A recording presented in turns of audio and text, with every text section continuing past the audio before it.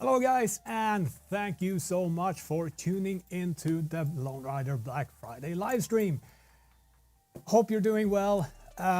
Let me know where you're tuning in from, if you're in Europe, North America, South America, Asia, or Australia, or wherever you might be tuning in from. I'd like to hear it. So, while people are getting settled, just gonna explain a little bit what we're gonna do here tonight. I'm gonna try to answer all of your questions, whether it's setup questions, it's questions about our products, any technical questions. I have 3 bikes here lined up for you tonight, so we can have a look at different setups and how things attach to the bike and how products go into detail. So with that said, we actually have no less than 4 cameras to be extra sure nothing goes wrong tonight. So we have this camera, we have this camera, we have a handheld camera, and we have, of course, a behind-the-scenes camera, a little bit production style. But this camera is the one I'm gonna use mainly tonight. So, did you buy anything? Anything from our Black Friday sale? 20% off everything, as we have every year. It's the annual once-a-year sale where you basically, it's no other way you can get a discount on Lone Rider products. So I'm going to get going through the comments and see what people are tuning in from. So, hello from Latvia. And we are also from the UK, welcome. And we have Italy, Los Angeles, Northern Cali, that's California, hopefully. We have from Greece, Athens, from Spain again, South Africa. There's a lot of people all around the world, so nice to see.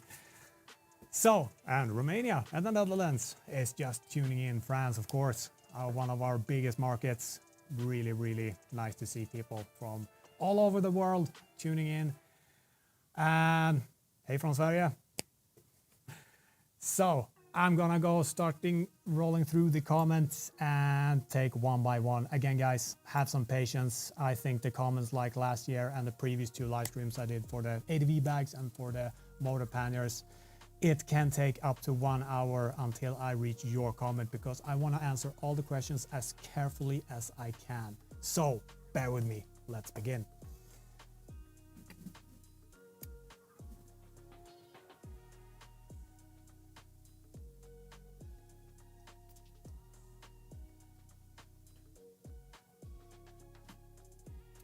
So let's start with the first one. Both 4 motor lights. I wonder if you got inspired by some of our people we're working with that put 2 motor lights at the top and 2 at the bottom. You're gonna have more than enough light, I can tell you that much. So thanks again, really appreciate it.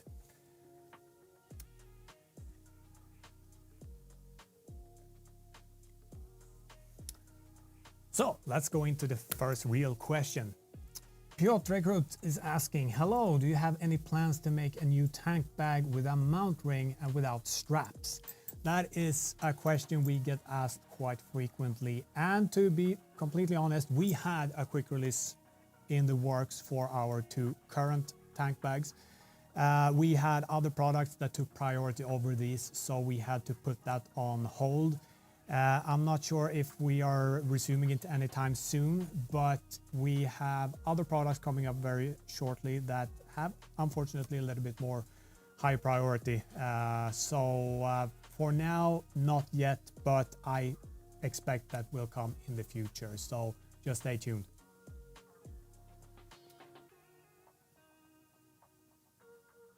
Dale Hunt, are you developing a brake light to go with the headlights? I don't know how much I should say right now, but possible, very possible. And not only a brake light, we have other things coming as well. So the lighting section is gonna be expanded, to say the least, within the next year. So stay tuned.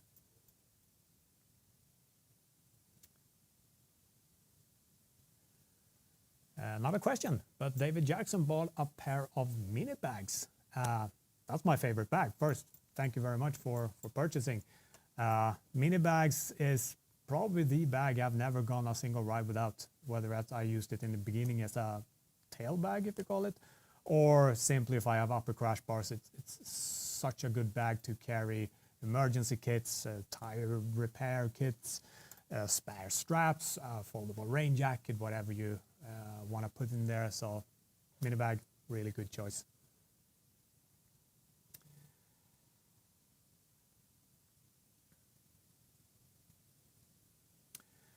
Phil Haddon, you are not going to be disappointed. Not sure quite when yet, but there are more sizes of the ADV bags coming during 2026. We are most likely, when it happens, going to do a pre-sale of the sizes then that we decide to make. Don't want to say too much quite yet, but stay tuned for 2026. It's going to be a wild one.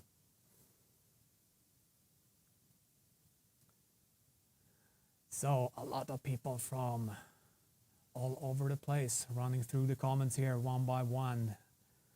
People from Spain, South Africa, Morocco, Romania, Netherlands, Poland, France, Dubai, Morocco again, Wales. Brian, thanks a lot for purchasing the ADV bags. You are not going to get disappointed that since we released the ADV bags, that have become my personal favorite. Unfortunately, I did not use it during my Norway trip, but my friend and colleague also, Joachim from Sweden, he used the ADV bags on his 1300 GSA while I was running my moto bags plus top case or moto case. And the reason I went with them because I wanted to be sure that I could lock away my camera equipment so it's not just cutting straps for the thief and running away. However, after seeing his setup in Norway and in Sweden, the trip we did together, next long trip is going to be with the ADV bags, 100%.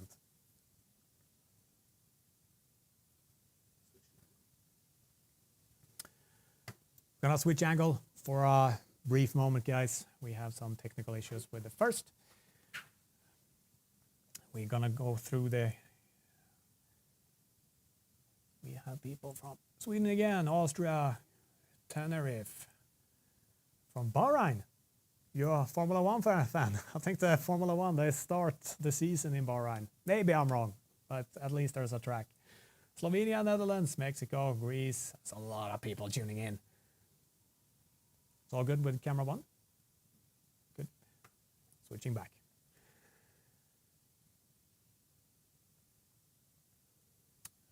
Okay, Dirk, order the lights for my 1300 GS. How can I program them to use as daylight plus keep the OEM BMW lights on daytime ring? Let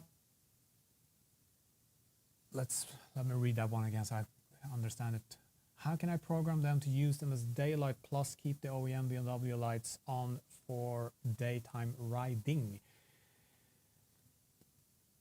Yeah, basically what you can do, you don't even need to use the software for it. I could display it on my 1300 to showcase how to activate it. Maybe we can do it, showcase the bike. So let's go over and have a look.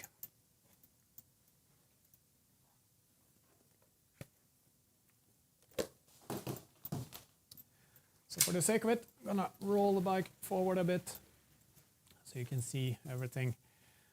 So first, fire up the bike.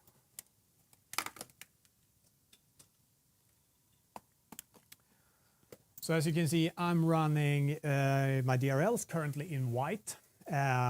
So if you want to have the wide beam activated, you could of course go through the software, not necessary on the BMW bikes. So what you do is that you have the Wonder Wheel. I don't know if you can see the Wonder Wheel up here.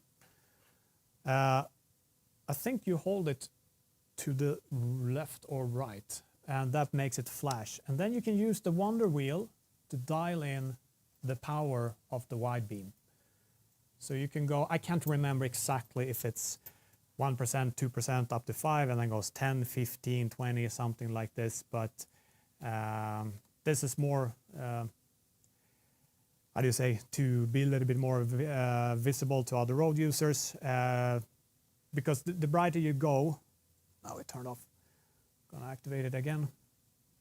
Basically, the brighter you go, the more you're gonna blind people because you don't really have this headlight cutoff on the wide beam. So I wouldn't go too bright on them, but definitely possible without the software to go. And the way to save it, you just let it be for 5 seconds, and whatever you leave it at, that's what the setting is gonna be. However, if you want to dial in difference between daytime and nighttime mode, depending on the sensor that you have in the TFT, then I assume you have to go into the software to dial it in if you don't want the same on both, that is. So hopefully that answered your question. Otherwise, just ask it again. I'll try to explain a little bit further. As you can see, I removed the OEM lights because I wanted my Lone Rider lights to be under the nose up here. I didn't want them down on the crash bars. And the cables basically from the OEM auxiliary lights, they're not long enough to be put down here. Not at least what I tried. So that's why I removed them basically. And when you do it, you're gonna get an error code. This is also something I mentioned in the installation video. So you have to go to a BMW dealer, and they have the software to turn this error code off, and that's also showcased in my video. So hopefully that answers your question. Paris photographer, why are the ADV pegs, I think you're referring to the Moto pegs, showing compatibility with the R1300 GS? The reason is that we have decided to discontinue this product for a few reasons, and we sold out the 1300 GS variant, and since that got sold out, we simply just removed it because we are unfortunately not resuming the production of our Moto pegs. So that's basically the reason why you can't see them in the web shop.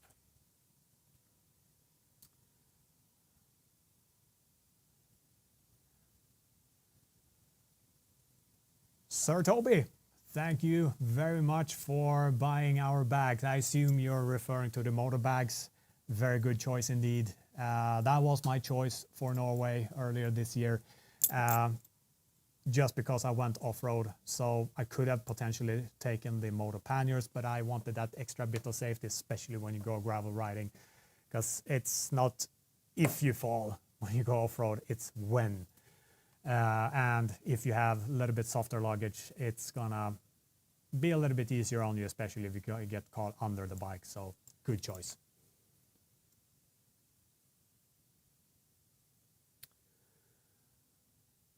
Blade is asking, do the Moto lights fit if you have upper Touratech bars on the 1300 GS? Yes, they should. If I'm not remembering it incorrectly, I think our bar clamp mounts are suitable for crash bars that have a diameter between 22 to 25 millimeters. Don't hold me to it. Please check the website.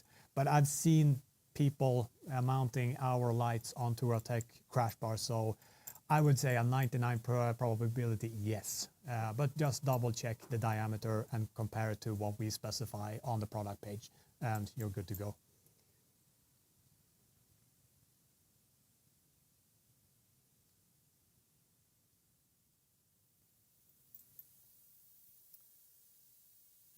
We have Kabi. I have a question, and then I have to click another 4 lights.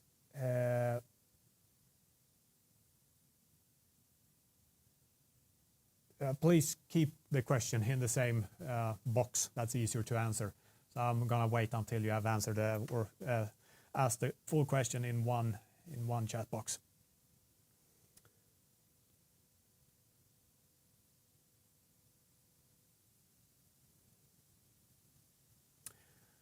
Yes, Uncharted Moto is definitely correct. If you type Q or question, it's going to highlight for me here in yellow, so I can really see when it's a question coming in.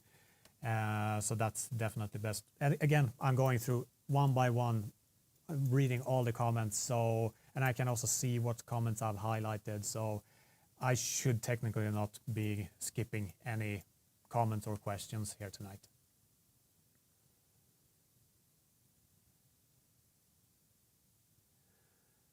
All too good. Question about your ADV tent. Will you make them in a different color in the future? Not a fan of red and black.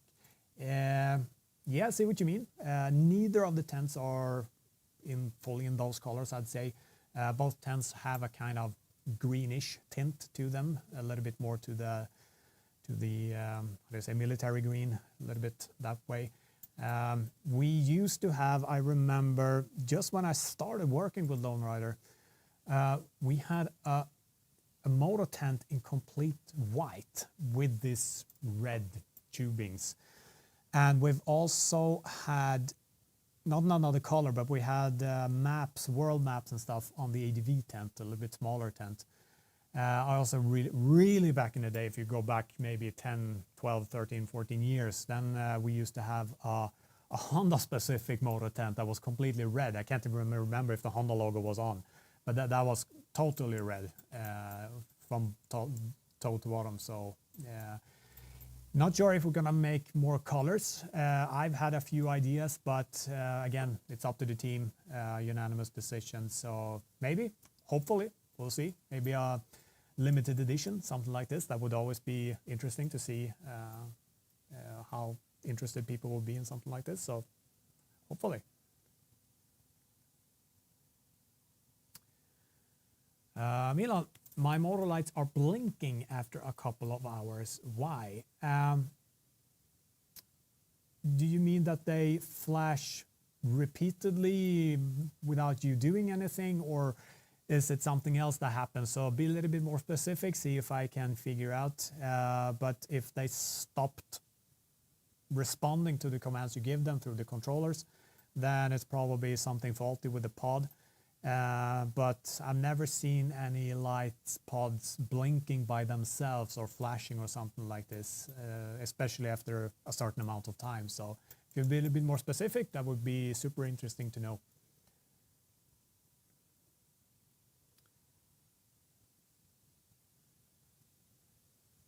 BG, I'd like to order the top case for my BMW R1300 GS Adventure. Do I need an adapter or a special bracket? I don't have the standard rack. I currently have a holder for the original BMW top case. So if you have now the top case rack, which is in steel, I think, or something like this, cast steel, I'm not sure, which means you have this floating adapter that the BMW original top case goes on top of, then yes, you just need to pick, it's the same adapter plate for the standard GS as for the Adventure, and that's a pre-made bundle on the website on the Motorcase page, so you can just pick and you're gonna receive what you need. However, if for those of you who do not have a top case rack from BMW, that means that the plastic rack will not work because you won't have any attachment points. It won't be strong enough to carry a top case. It's going to be a lot that's not correct. However, we hope that we could release our own top case racks during Black Friday, but time was too pressing. So very, very soon we're going to release our own top case racks for the 1300 GS Adventure as well as for the standard 1300 GS. And they are going to be resemble basically our motor racks, tubular steel shaped like any other top case rack that you're used to seeing.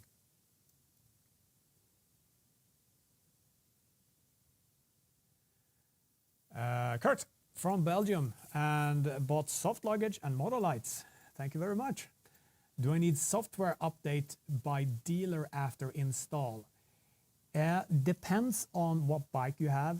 If you have a 1300 and you disconnect the auxiliary lights, then yes, you will need to go to the dealer for them to disable the auxiliary light signal inside the software of the computer in the bike. That's nothing you can do yourself. Not even if you go into the menu system and deactivate the auxiliary lights, it's not gonna solve it. because you really need to cut the signal completely to the cables. If you have any other bike, I don't know about the 1200 and 1250 or 850 or those bikes. I'm not sure if this error message is going to pop up. For the 1300 it does definitely. But if you have any other bike, I don't see it's going to be any issue. The lights themselves do not carry out any error messages on any bikes at all, because they are completely separate. You basically hijack the computer with our Moto Can. That is the brain of the lights, if you call it. And that's what makes you able to control them with the buttons and switches you already have on the handlebars. So no, you don't need any software updates made by the dealer. However, like if you watch our instructional video, you do need to update the firmware and most likely also the software. But everything is automatically prompted when you connect your Moto Can to your computer, and the lights are also connected to the Moto Can, and you fire everything up. Then the software is going to run you through everything bit by bit, tell you to, now you need to switch on, now you need to switch off, let this firmware update run, and so on and so on. So just follow the instructions and you're good to go. No, you don't need a dealer to install the lights because it's some software updates that's needed. You can all do that all by yourself.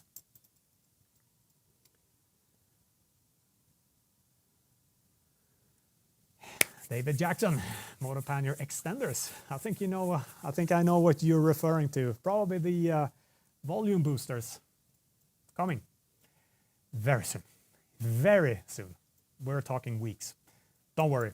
We're most likely gonna do something about the price as well, some kind of pre-sale discount. So don't worry. However, we didn't have time to launch these volume boosters prior to Black Friday or during Black Friday.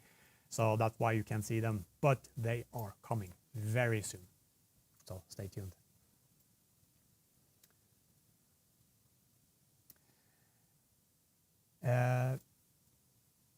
Just give me a second, guys. I saw now we have a French comment, which I've highlighted. So I just want to make sure to be clear that if you want to ask a question in French, we have David from our collaborations team in the chat here. So I'm going to appoint him as a moderator so he can answer your questions in French directly if you're not comfortable with asking a question in English or getting the answer in English because of translation reasons.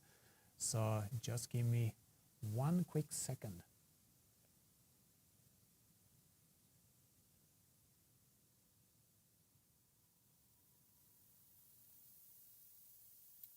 Okay, let's carry on.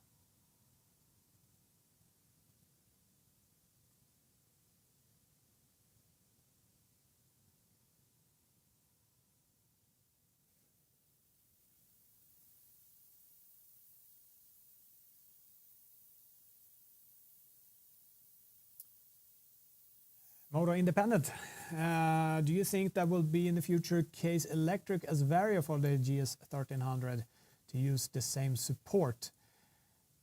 If we put it this way, we will probably never have, I will never say never, but it's highly unlikely that we would have internal charging that connects with BMW's own call it wireless charging, because it's basically two plates connecting, so you get a charging port inside the pannier or the top case. Probably not going to do that, but you never know. However, we are coming out with an attachment system that fits the 1300 GS Adventure to start with. The timeline is not clear yet. I know that the design team is working on it, and then we'll see when it comes out, maybe mid or late 2026. But as always, you're gonna notice when we launch that pre-sale, so stay tuned.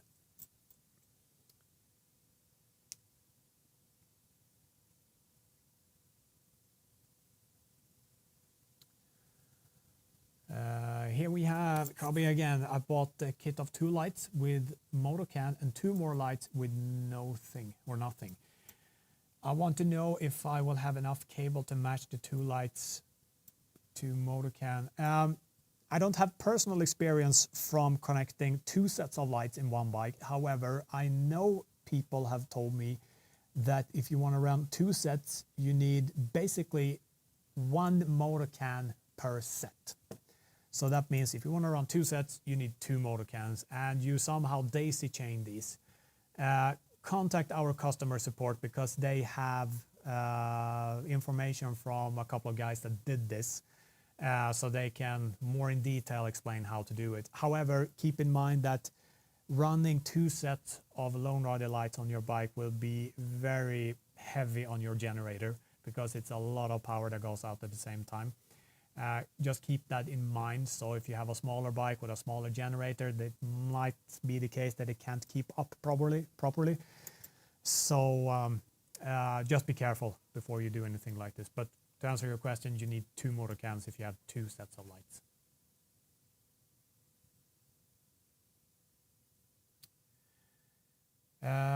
Here's a question I fortunately can't answer, but I'm going to highlight it anyway in case someone else has practical experience from this. Does the Denali B6 brake light work perfectly with a Moto Can on a GS1250 Adventure? Maybe. Should be. We have a lot of more channels. You have the red, green, blue channels besides the white. The white always have to go to the hour lights, while the other ones are for third-party accessories, heating, brake lights, the stuff like this.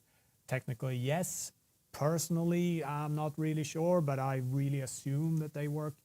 So if anyone else here in the chat have done this successfully, please highlight that, and hopefully I read it later and you know.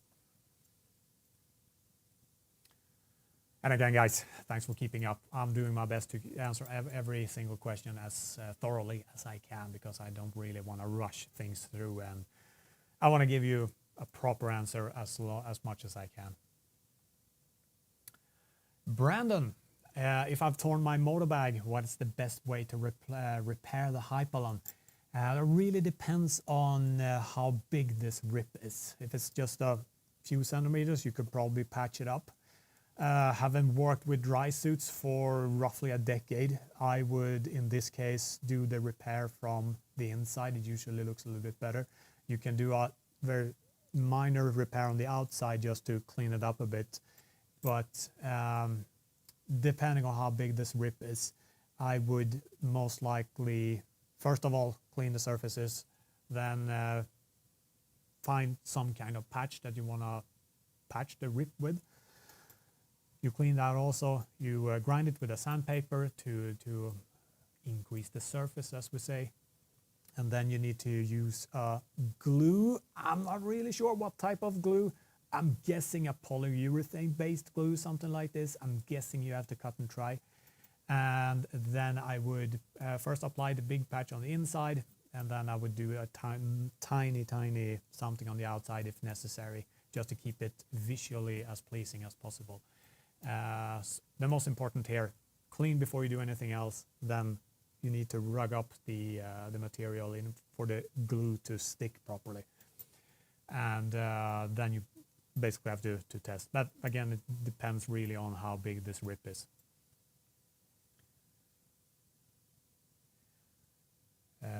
All too good. Will you make a magnetic tank bag? I think you answered about the strapless tank bag half an hour ago. Not planned, but you never know. We might at one point look into something of a new tank bag system, maybe. But for now, it's not in the works for the coming year.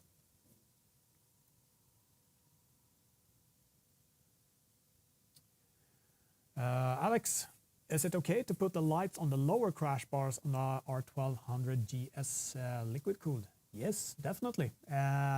We showcased that in our installation video, exactly how to do it, in what order, and how to use the brackets in what order, and what bolts that go in where, because there are different lengths. So just check the installation video, and then depending really on what crash bars you have, you might have to fine-tune the angles and stuff, but the principle is the same.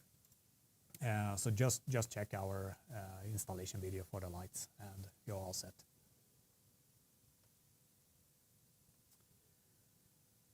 TBK Moto, will you consider having a distributor for Lone Rider in New Zealand? There's a market for it here. That's not really up to me for me to decide. That's usually we appoint distributors depending on the market. In this case, I can't really give you a fair answer because it's a little bit not my table, and I don't want to give any answers that I can't back up. So you can always reach out to customer service and they will pinpoint you to the right person for this.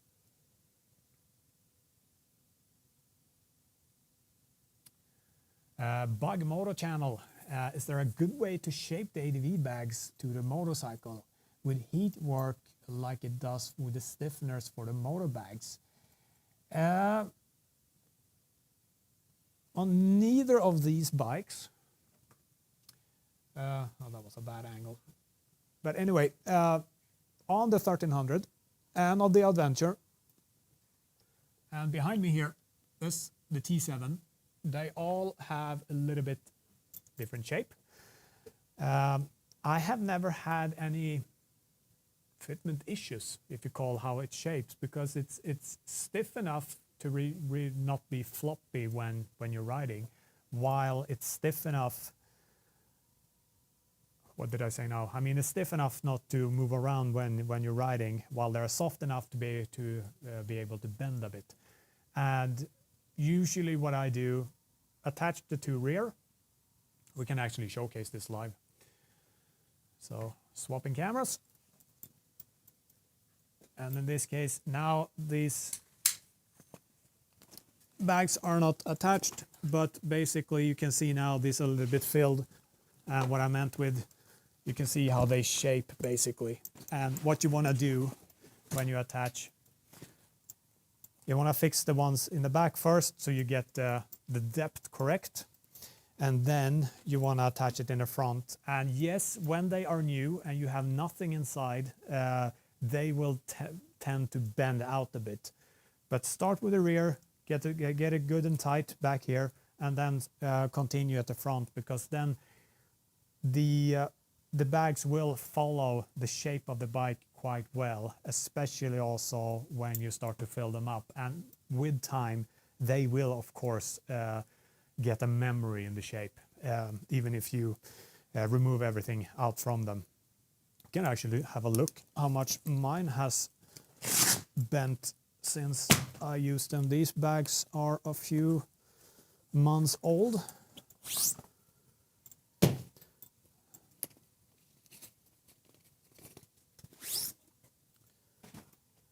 And now they are completely empty. So this is basically the shape, and if we do it upside down, you can see that they are still a curved shape. So I'd say you don't have to heat them at all. Just mount them to the bike, and time will bend them for you, basically. So yeah, hope that answers your question.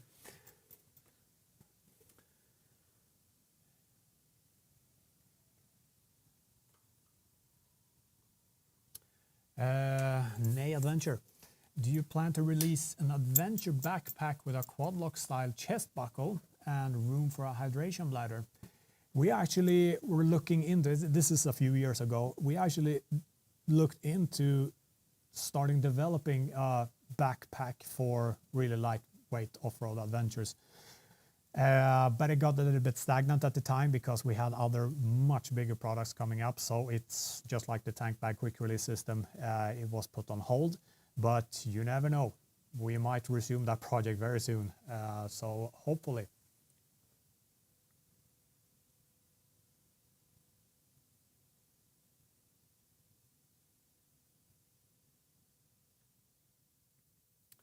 Another question. Something about the phone assistant service. I tried to call many times, but it can never have someone to answer. It really depends. I think we have several phone numbers, and if you try to call during Black Friday, it's our by far most busiest time of the year. Literally requests are flowing in. Lots of people calling, lots of people emailing, writing in the chat, writing on other platforms. So if you tried during Black Friday, I understand a bit, it can be difficult to get through, but if you tried several times over the course of the past weeks. Maybe something else is off. So it really depends what, if you're trying to call the English number, French number, and so on. So I don't know, because I'm not on customer service and I don't answer any incoming calls. So yeah, send an email to customer service. They can probably answer it a little bit more thorough. Another question, but I still want to point it out. We'll be using my ADV bags for the next leg of our journey, Mexico to Argentina. Pretty stoked for it. So would I be. Thanks again for purchasing, and hopefully they will come in handy, keeping your weight low and the packing smart, basically.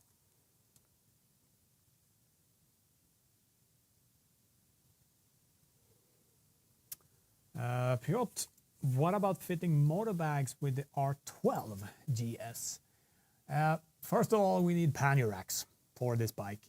I have not made any research if the established big brands have done anything for this bike yet. If you find someone with tubular shaped pannier racks by the big brands, then most likely you can fit our motor bags to that bike, because the quick release system in the motor bags is super universal. The only thing they need basically is a tubular shaped form and enough space at the top for the locking latch, which is it's this one here. I'm gonna take the other cameras, looks a bit better.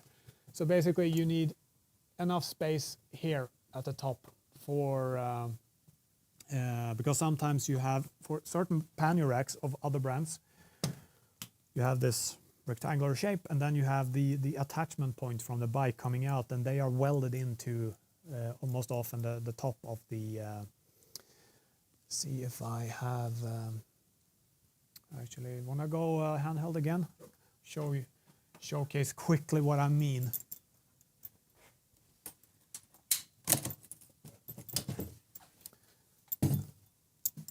So it's basically the distance here between these two bars. We have a very wide distance on this bike, not particularly, but all other racks also, because otherwise you can't fit our motor bags. But some brands, they make a more V-shaped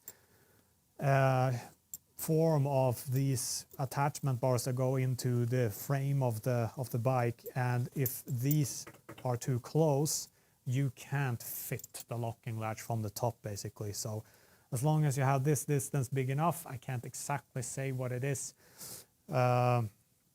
Customer service probably has this answered more than once, so check with them. But this distance here needs to be wide enough, and then you can fit motor bags to your R12 GS, as long as you find racks that suit.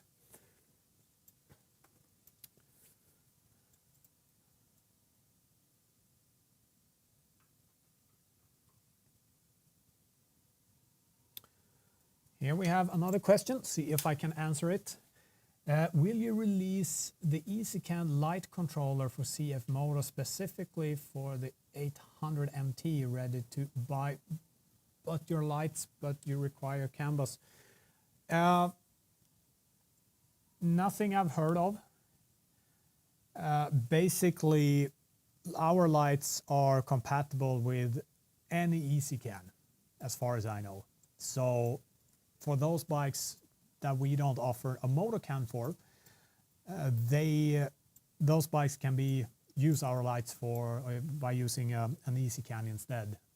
So not really sure what you mean here, but to keep it short, you either need a Moto Can or an ezCAN to use our lights on your bike.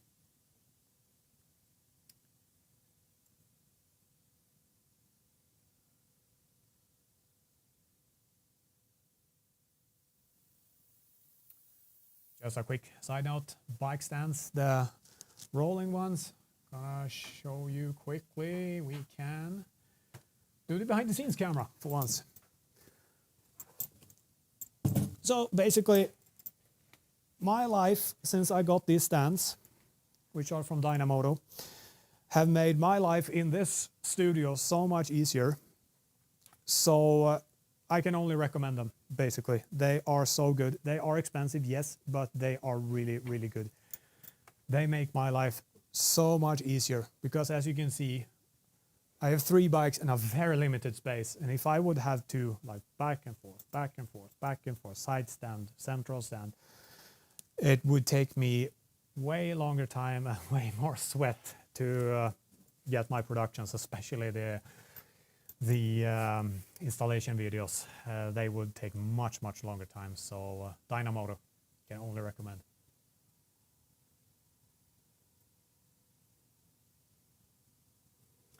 No question. Still just want to point it out. David, hello, I'm from Connecticut in the US. Just bought the motor lights yesterday. Can't wait to put them on. Thank you very much for purchasing, and you're not gonna get disappointed. They are really, really good. And if you haven't ridden with, if you call them auxiliary lights, but more or less full beam lights before, it's a night and day experience. I mean, especially, I do some tests sometimes just to see the difference when I'm out riding, because holding the turn signal cancel button for more than 3 or 5 seconds, that completely turns off the lights, completely off, fully off. And then you use the flash to pass or the full beam, and it's like you can see a little bit, it's not bad, but still, compared to when you switch the lights back on, the Lone Rider lights, it's brutal. It's absolutely insane, especially if you have the spot beam and you have a long straight, because you can see so far. You have 1 lux on 700 meters, which basically means, imagine everything is pitch black. And put this bike, you walk 700 meters on this straight, turn on the lights, and you make sure that the spot beam hits. You can read a book from 700 meters in complete darkness. That's how powerful these are. So I'm stoked for you.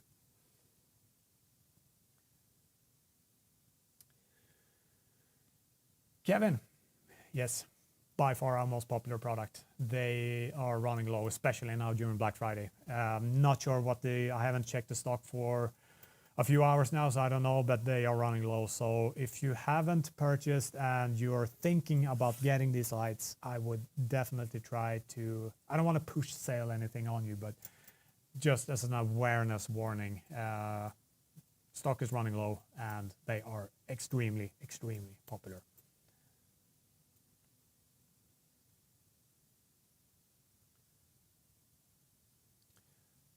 Man Cave Moto, thanks for tuning in. Just fitted some motor lights to my Africa Twin this afternoon, absolutely fantastic. And now I've got 3 spare circuits on my Hex ezCAN. Yes, that's the advantage of using our lights. Just takes up 1 single channel, which is the white channel, and leaves all the other channels for other electronic components, heating gear, brake lights, whatever else you can connect free. Yeah, definitely, you're gonna enjoy. Greetings from Italy, hello, and best regards from Croatia, North Carolina. Very nice to see people from all over the world. Dirk, just want to point out, obviously I managed to answer your question. Thanks a lot.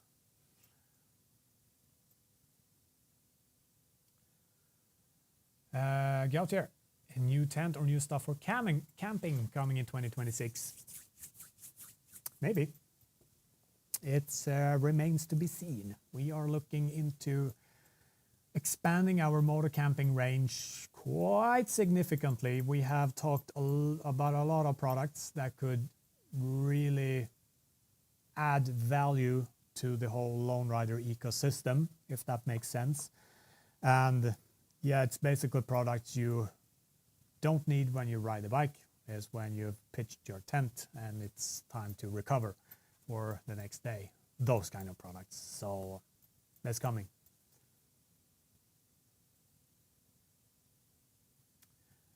TBK Moto, side note for regarding this distributorship for New Zealand, reach out to customer service. They will be able to pinpoint you to the correct person for this request regarding distributor.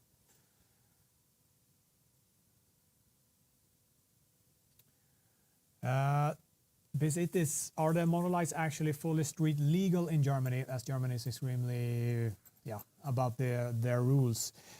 Yeah, the thing is with the lights in general is that they are technically legal in terms of the product they are, with the e-approval on all these kind of certifications they have.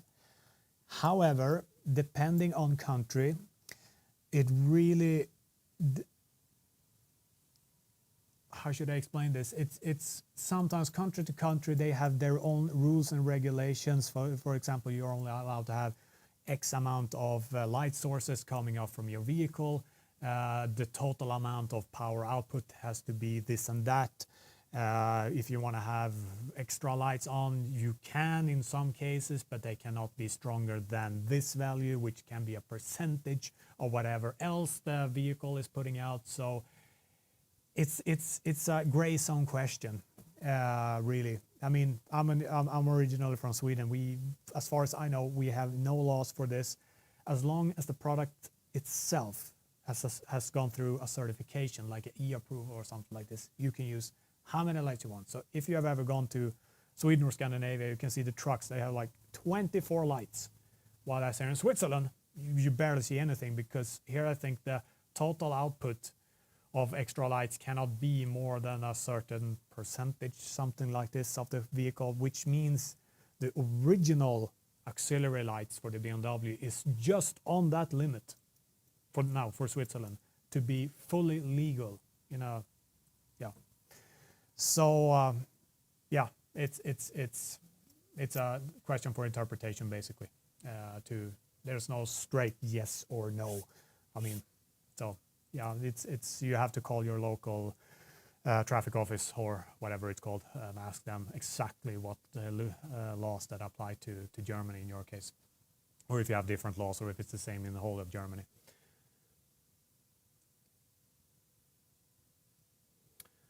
Skippy, hello from the US. Bought a set of lights from our R1250 GSA. Looking forward to installing them. Again, thanks a lot for purchasing.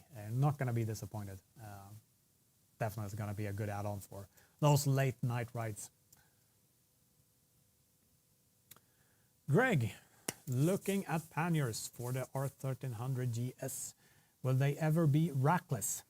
Yes, like I mentioned earlier tonight, we are currently designing a system for the Adventure racks, which is this 4-point.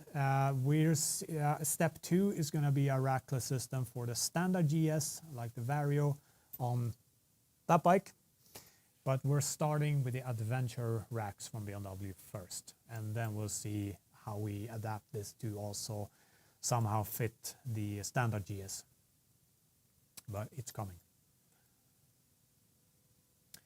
And Cameron, same question, same answer basically. So we are looking also to the motor bags are, I wouldn't say get old, but it's time soon or later for a revamp. And we are probably going to introduce a new rackless system there also. So, and in the meantime, while we do this, maybe even update the motor bags themselves a bit, some features. Yeah. Can't say when though, because I don't know personally, and honestly I don't know, but it's hopefully coming in 2026, the GS Adventure. Standard GS might take a little bit longer, but we'll see.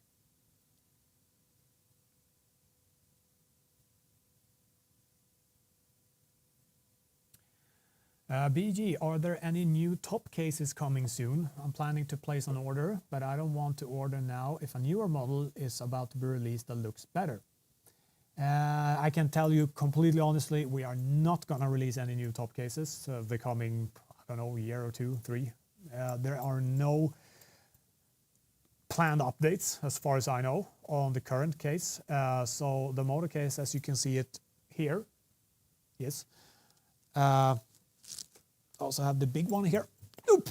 This is the motor case large. So it's going to look like this.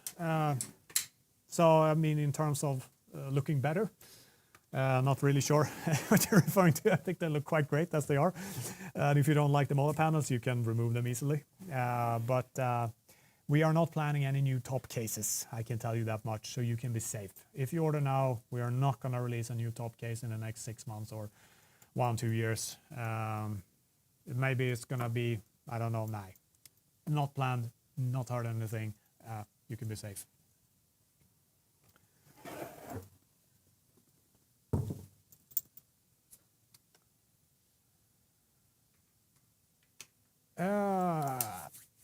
Plan to buy the lights, but I'm not sure if they're also compatible with the Honda Transalp XL750. Check the website. I think I saw something. I don't wanna promise anything I can't be held to. But I have a small memory somewhere that at least there are ezCANs available for the Transalp. I'm quite sure. Check our website, the product page. If you can't see your Transalp as XL750 now, if this is the newer Transalp, I don't know. If it's a newer bike and it's not listed there, reach out to the customer service. They will definitely be able to answer you. And if we don't have a Moto Can that fits this bike, I know that the Honda Moto Can works with the 1100 series, and I think it's also a transition over to some other models, but I'm not 100% sure. And as long as there's an ezCAN, you can fit our lights to this bike if it's the newer Transalp. So check with customer service and browse our product page to see if you can find the Transalp mentioned. If you can find it, it will work. Wayne bought the motor lights for my 1290 Super Adventure Sports. What's it called? Had a KTM for 1.5 years. I'm already starting to forget the model name. Anyway, very excited. Thanks a lot. Appreciate it. Definitely. You're not going to be disappointed.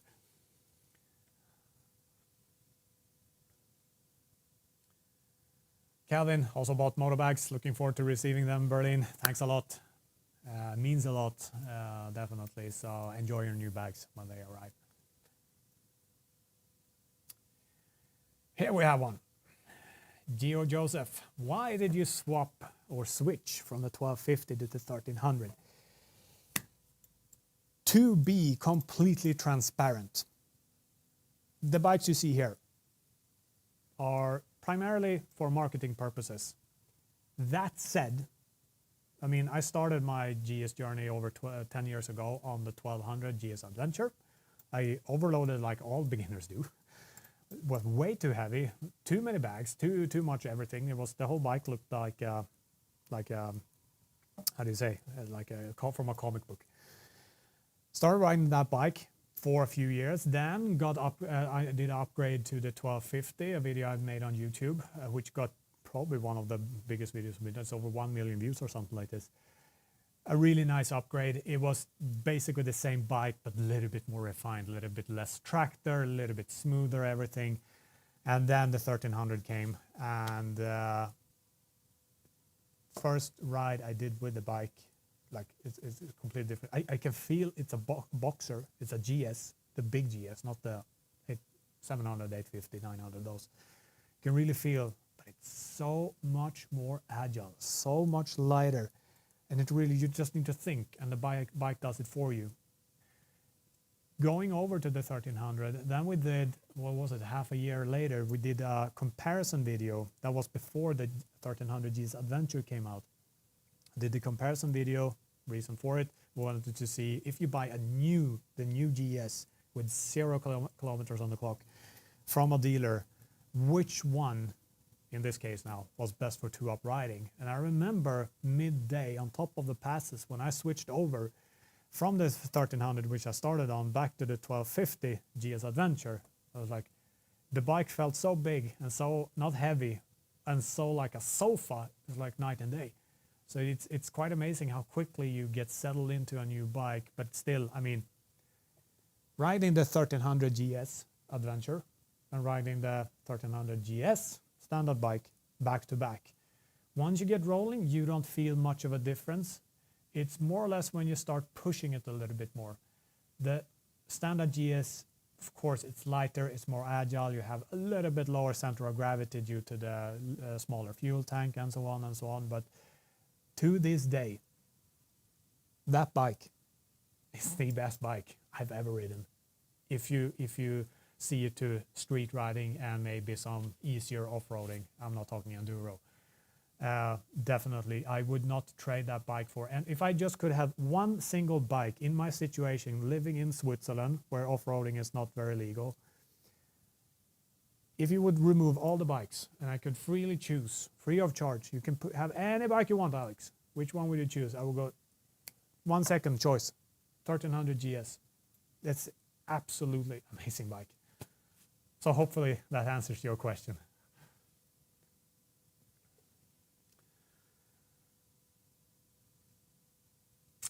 Reno, yeah, I think I've answered this already, but I can do it again just in case. Any news about top case and side case for the R1300 GSA for original mounting?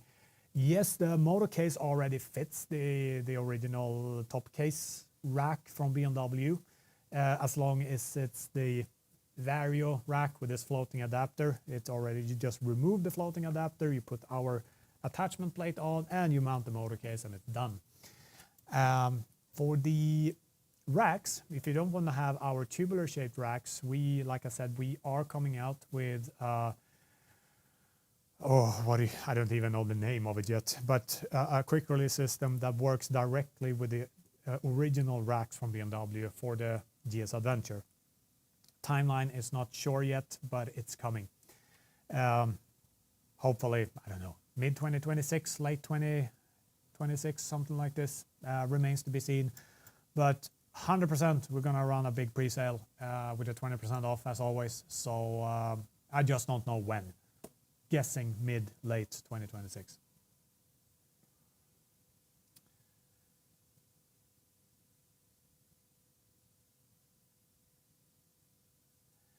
Barry, is there an update on the base plate for the 2024 Triumph Tiger 900 GT Pro?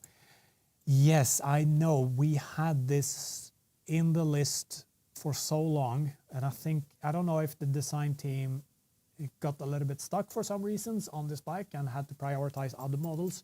I know it's in the pipeline. I just don't know when. It will come at one point. We've already prepped for it. I just don't know the release date. Reason being, I don't know if there are so many different rear racks, top case racks for the Triumph that made it a little bit difficult or something for the design team. I don't know. But it will come at one point. So hopefully not too long.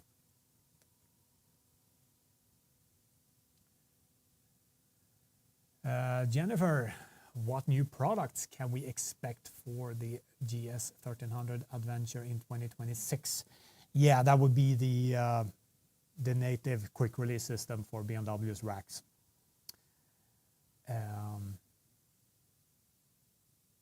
Let me think a couple of seconds.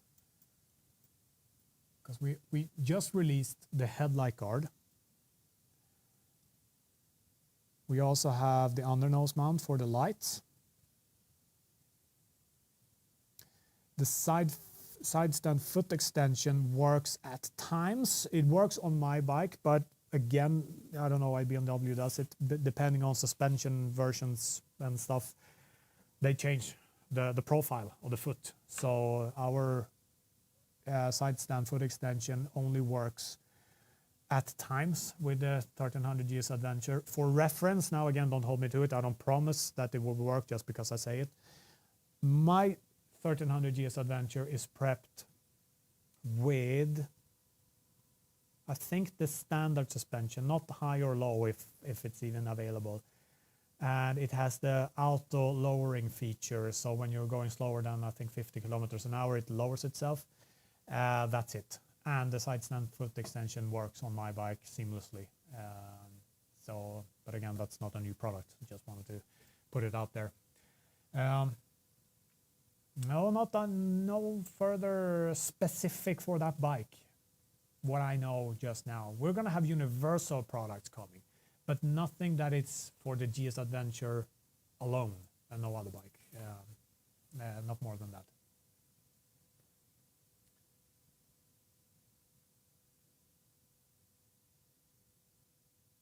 Let's see, let's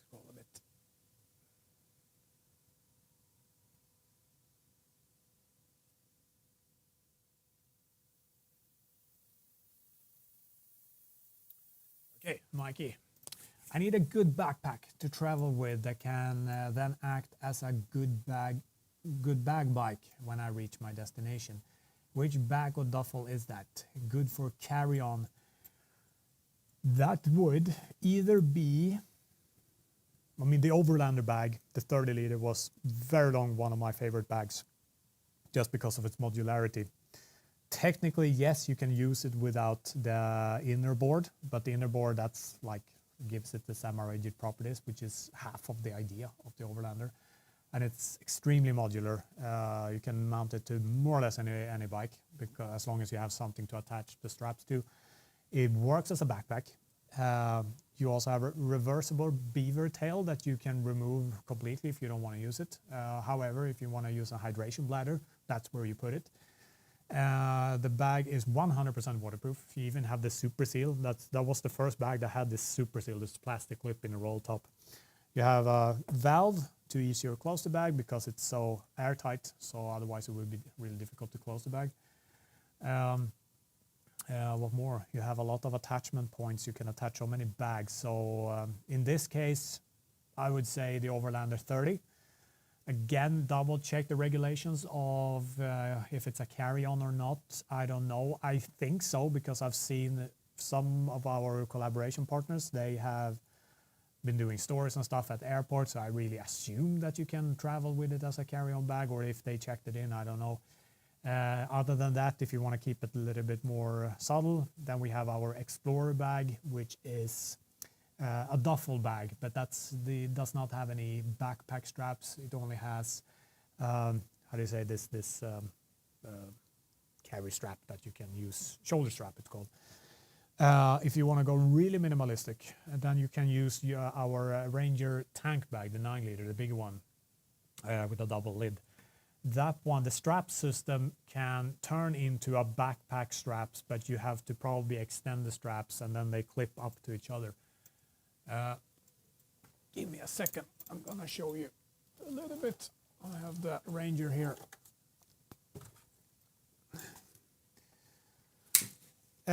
Now these, I cut these. I cut these a bit, so these are much longer, but basically it attaches to your bike like this. This goes down the side, this goes to the front, underneath the handlebars, and once you leave the bike, I can just run you through quickly here. Here's the first lid, where you can have a little bit stuff, and you also have a watertight pocket here for whatever.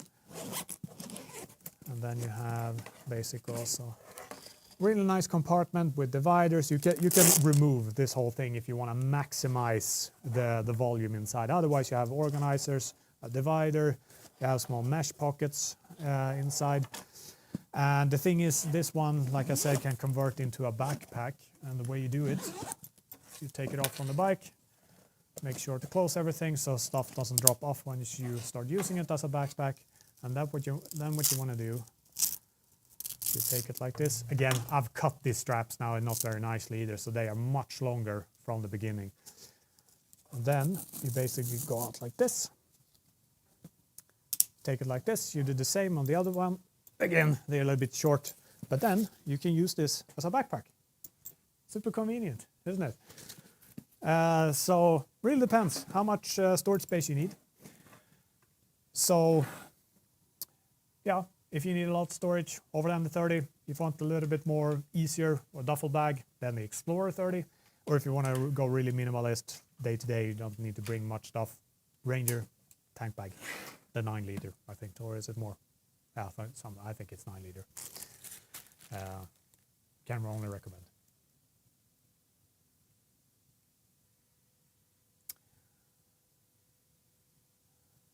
Danny, my soft luggage cases are going a gray color. How can I get them back to black?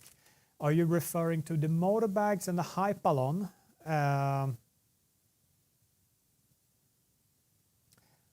Let me know how old your bags are, and if it's only the take up here so I can show you better what I mean. If you're referring to this material,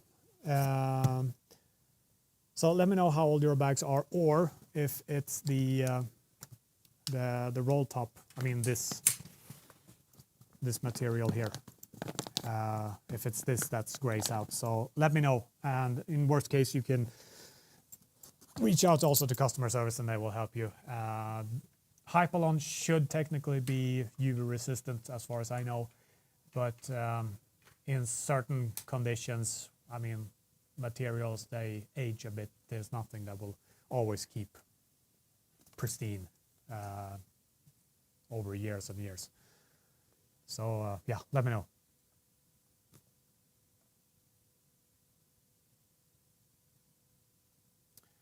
Another question, gonna see it anyway. About motor lights, and already had an ezCAN on my 2010 F800 GS. They are excellent with no faults and yellow DRLs, etc.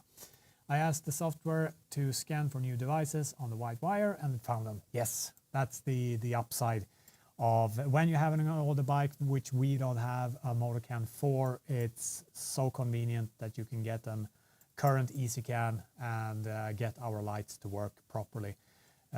Sometimes you might have some functionalities not, you won't have some functionality available depending on because of physical limitations in how everything is wired in your current bike, but you can at least get the base function out of the lights. And here's David, it's our colleague. He is the one answering your, I don't know, I'm so far up in the list for, I will come down halfway, so hopefully he's answering all the French questions. If you have any, ask David, he will be able to answer.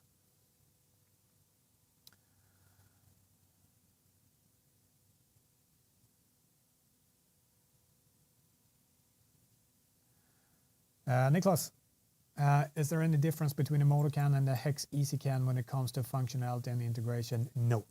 It's the physical product. It says either ezCAN or Moto Can. Otherwise, identical. No difference whatsoever. Exactly the same. Apart from maybe our Moto Can, I don't know if it limits that you can only use our lights. I don't know, but you won't get any more features with the Moto Can or the ezCAN or the other way around. So feature-wise, there's no difference.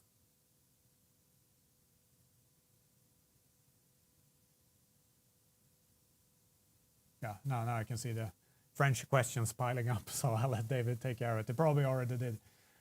This is 45 minutes ago, so not so badly behind, I'd say. It used to be less. Like previous live streams, Alex, you need to hurry up, people. It's 1.5 hours. It's like, yeah, take time. We're coming there. Usually these live streams tend to be 2-3 hours long. We'll see how long it is tonight. We're already 75 minutes, so we're far from finished.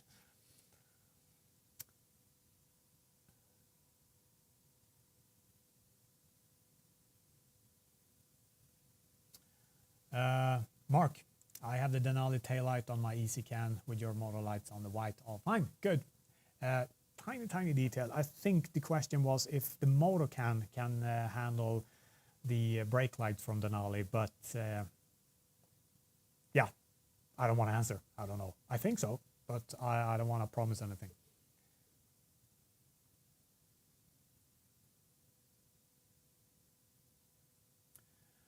Claudio, is the universal dial dim lighting controller from Denali compatible with the Lone Rider lights? No, it's absolutely not.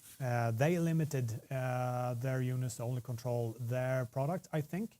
So if you're using their equivalent of our Moto Can, our lights will not function properly, if even at all, with their Moto Can or ezCAN. If it's the dial dim, I don't know. Maybe the dial dim is something else. Let me have a quick think. Maybe the dial dim is what you put on the handlebars. It would surprise me if it works. I don't think so, but to be honest, I don't know.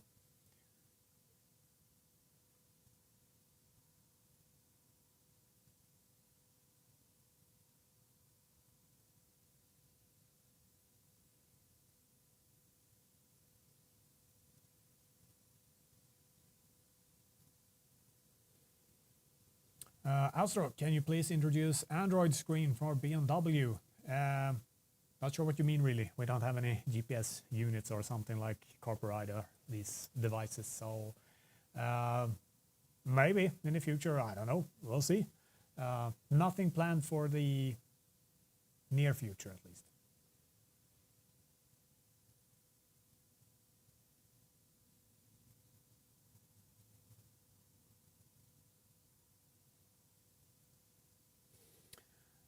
Let's see, maybe I missed something in the blade is asking, do you have bar clamp mounts? Do the bar clamp mounts have adjustment on them for the angle of the light, just in case the bar mount position is not horizontal? Now the thing is, to explain this, I don't have any on the bar clamp mounts right now, but first you have the bar clamp mount, and then you have the L bracket if needed, and then you have the C bracket that holds the light pod. And all these, first you can adjust the bar clamp, which is like gonna move everything up and down. And then you can also, when you attach the C bracket for the light pod into the L bracket, you can turn this one around the what axis? But yeah, goes from side to side. And that way you can get any kind of angle. You just need to check the installation video. You're gonna see in what order to set everything up. And first you tighten it a little bit, get the position right, and then you can fully tighten so they don't move from that setting.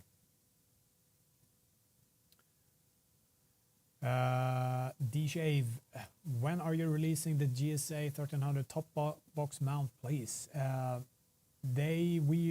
If you're referring to the top case rack and not the attachment plate, it's coming very soon, probably in December, for both the standard GS and for the Adventure. If you already have a top case rack from BMW on your 1300 GS Adventure, then you can already mount our motor case on it using the attachment plate, which has been around basically since the bike was released, because by coincidence, the same plate works for both bikes. So we have not a separate plate for the GS Adventure. It's the same plate between the two models.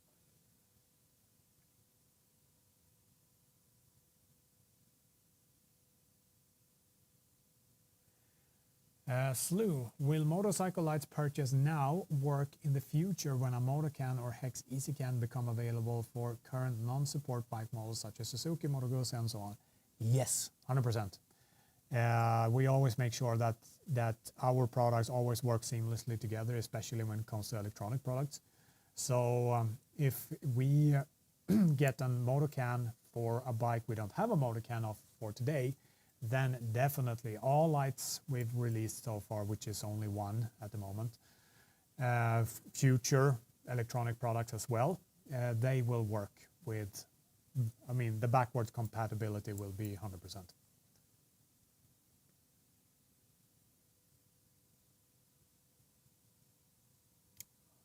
When will the new lights come? I don't know what you mean. What do you mean new lights? Other lights? Updated version? Oh, I don't know. We'll see.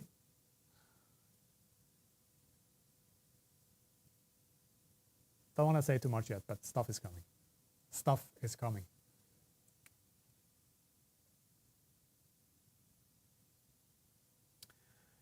Tony, are you ever making a center case mount for the Pan America? Center case mount. See if I should interpret this. Can you be a little bit more specific? I don't know what you mean really. If it's a top case mount or something else. Yeah, ask again. More specifically what you mean. I will be able to answer it.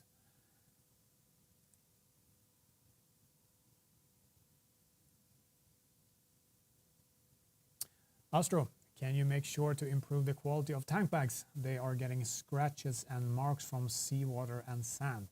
It should be weather resistant. Yeah, the thing is, you can never really protect yourself for all eternity from wear and tear, especially, sand when that grinds. It's, with time, it's gonna wear down any kind of material and fabric. However, with that said, if you have issues with the zipper getting difficult to open and close, then I would definitely recommend, first of all, when everything is dry, take a old toothbrush and rinse the teeth of the zipper. And after that, you lubricate it very carefully with some, I don't know, non-fluent lubricant, some kind of, I don't know, silicone grease, or just be careful, don't get a whole mess out of it. And that will definitely help the zipper open and close easier. If you have any other issues after a short period of usage, reach out to customer service. They will be able to look better into it than me here in the live stream, and they will be able to assist you as well.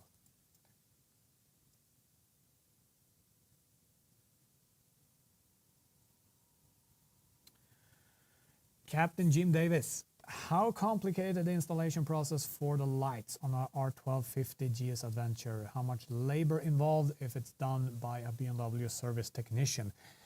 I personally have never installed the lights on a 1250 GS Adventure. I expect no less than that for a very clean installation to be equally amount of work as it was for me on the 1300 GS Adventure. If you haven't checked the installation video, please do so, and you're gonna see exactly what to do. I mean, you can also do a faster installation by not removing the fuel tank and like pulling the cables and hide them away as much as you can. That potentially will shave off a good amount of hours. It's just how neatly do you want the result to be, basically. And when I did the video, I mean, as a manufacturer, we can't just pull the cables here on the side and it's going to be a little bit visible at the frame, but that's no worries.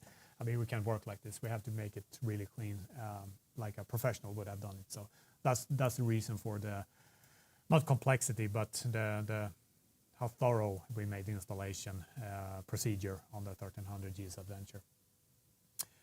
I'm guessing for if you don't want to do it yourself and you want to hand it away to a professional, for a BMW technician, guessing maybe they will charge you 3 hours, 4 hours. Really depends if this guy have done it before. But yeah, ask your local dealer if you don't want to do it yourself. They will probably have done it in the past, and they can probably give you a fair estimate of what it would cost you to install a full set of our lights on your 1250 GSA.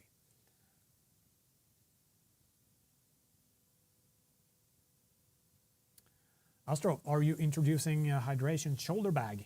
If you're referring to a hydration kind of backpack, it was up for discussion recently, but it was just something we mentioned quickly. So maybe, don't know when in such case, but that means I see why not. Could potentially use the beaver tail of the Overland right now, but it's going to be a little bit of a DIY solution. So a dedicated backpack, hydration backpack, I can't remember what they are called specifically, but that would definitely be something neat to have for those who ride in very, very warm temperatures. Yeah, hopefully not too far away.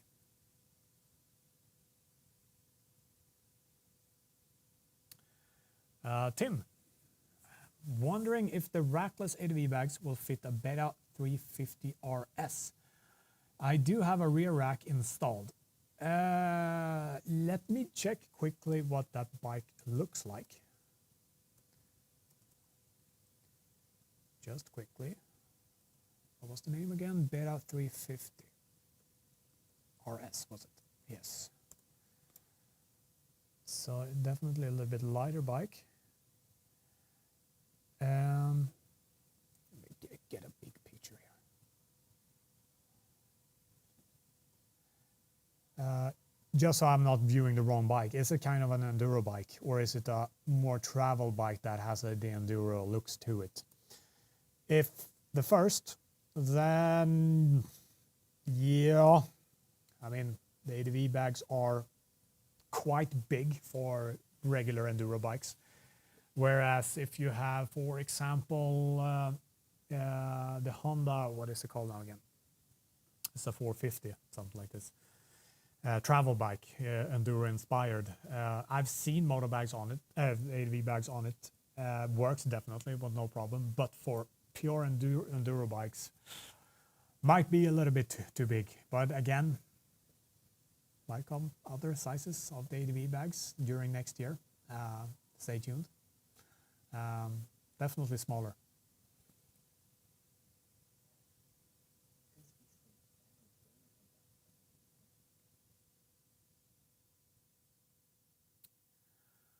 Astro, you are busy tonight. That's good to see. Do you guys onboard team members from other countries? Yes. Our team consists of so many nationalities. I mean, I'm Swedish, but residing in Switzerland. We have people from the US. We have people from Poland. We have people from the UK. We have people from Portugal. We have people from France. My team is gonna strangle me for this because I'm probably forgetting people. But yes, of course, our video guy back here is Swiss. Then we also have our, head of the design products, Andy. He's from New Zealand, for example. And we have also people from living in Luxembourg, and we have people from Netherlands. We are worldwide, and we don't have really an office. Everyone is working remotely, and that's what makes us so efficient in what we do. We are not locked to a specific office with opening hours. Everyone is working from where they reside, and that's what makes us a little bit unique. So yes, we onboard team members all over the world.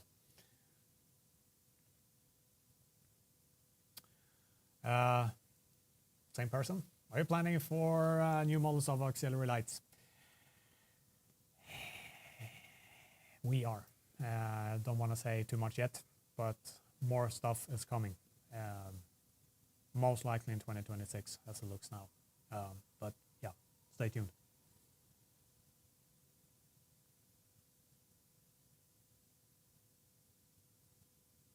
Scott, currently I'm running a GV top box 58 liter with a GV plate for your large top box.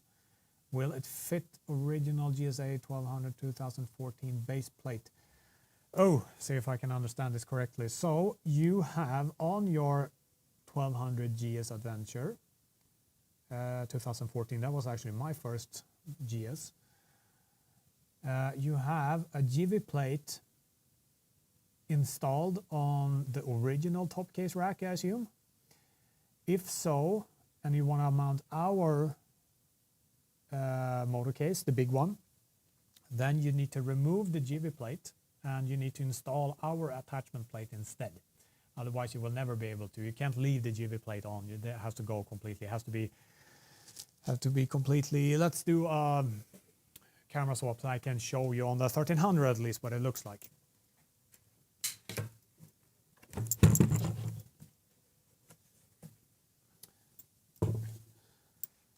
So now this is the attachment plate. This is what is bike specific. Neither of the top cases are bike specific. It's this plate that is completely bike specific. This one attaches to the top case rack here. And this is our rack that we're about to release any day now. To be able to mount this plate to the rack has to be empty from everything else. So if you still have the original top case rack on your 1200 GS Adventure, then you just need to order the rack plate that fits or is made for that specific rack. And after that, you remove the GV rack, you install our attachment plate, and then you mount the top case or the motor case to this attachment plate. And that's it. And the way you mount it is you align these pins, pull it a little bit back, and locked and loaded. And you don't need, for road safety, to lock it with your key. You just need to lock it with your key in order for no one to steal the case. Second, this is a little bit off topic.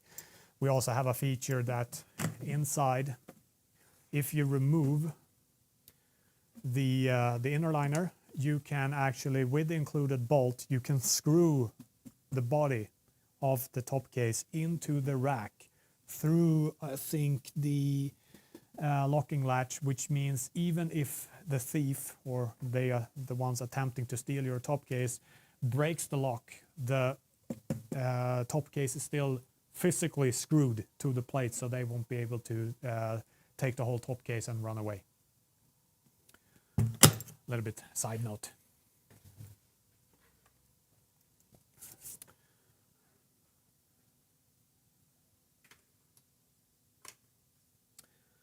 I have a good question. Do you ever think to launch a kind of CarPlay? You never know. Maybe in the future. Nothing planned for the coming year or 2 years at least, but maybe in a few years, who knows? Maybe we'll do something, but that remains to be seen.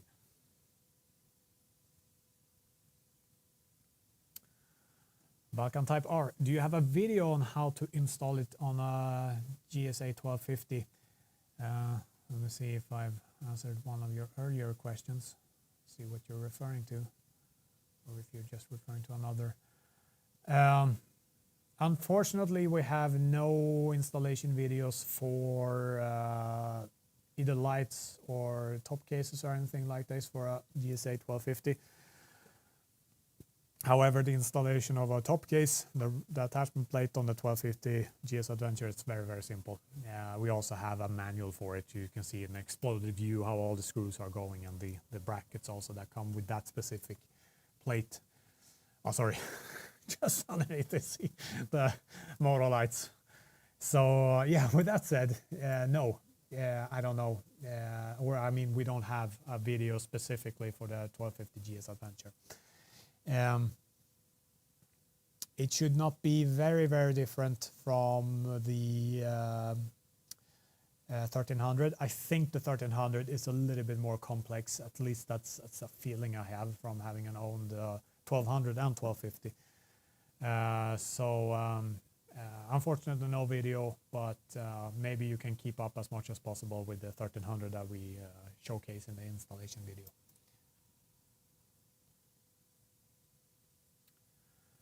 Azad, have you increased your prices a lot over last year? Not a lot, I'd say. We had to make some price adjustments. When was that? During the summer, last summer, I think, of a few select items due to increased shipping costs, and some other increased costs as well, but not by a lot, I'd say. And it's only for a few specific markets, which I can't remember which ones, but not a lot. Some tiny minor adjustments here and there, but yeah.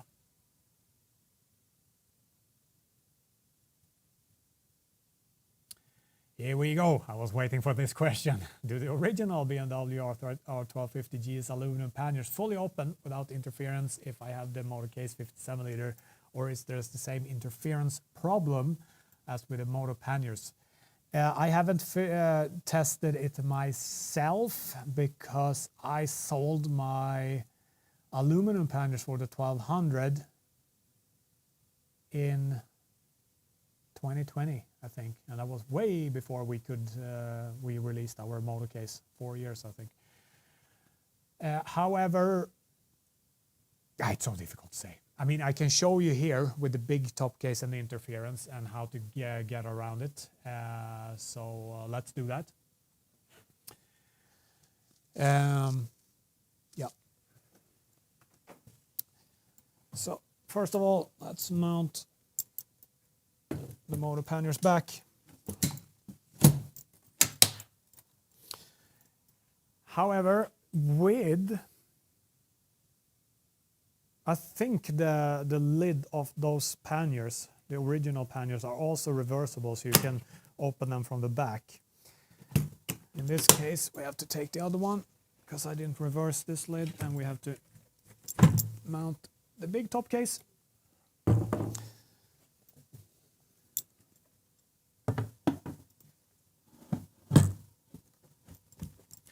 So, all mounted. And the thing is, you can see here, this is the interference, but what you do, you just pull the lid out a bit. Oh, here was also Let me just undo the retainer straps.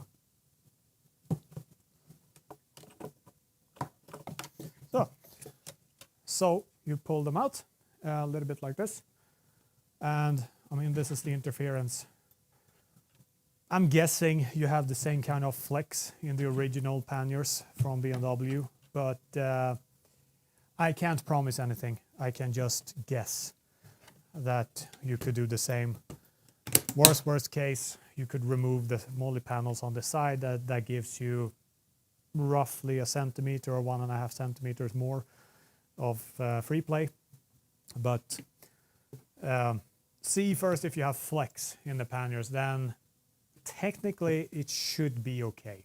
But I can't promise, but it should be okay.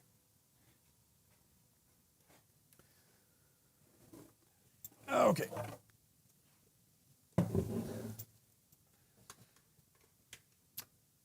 Let's continue.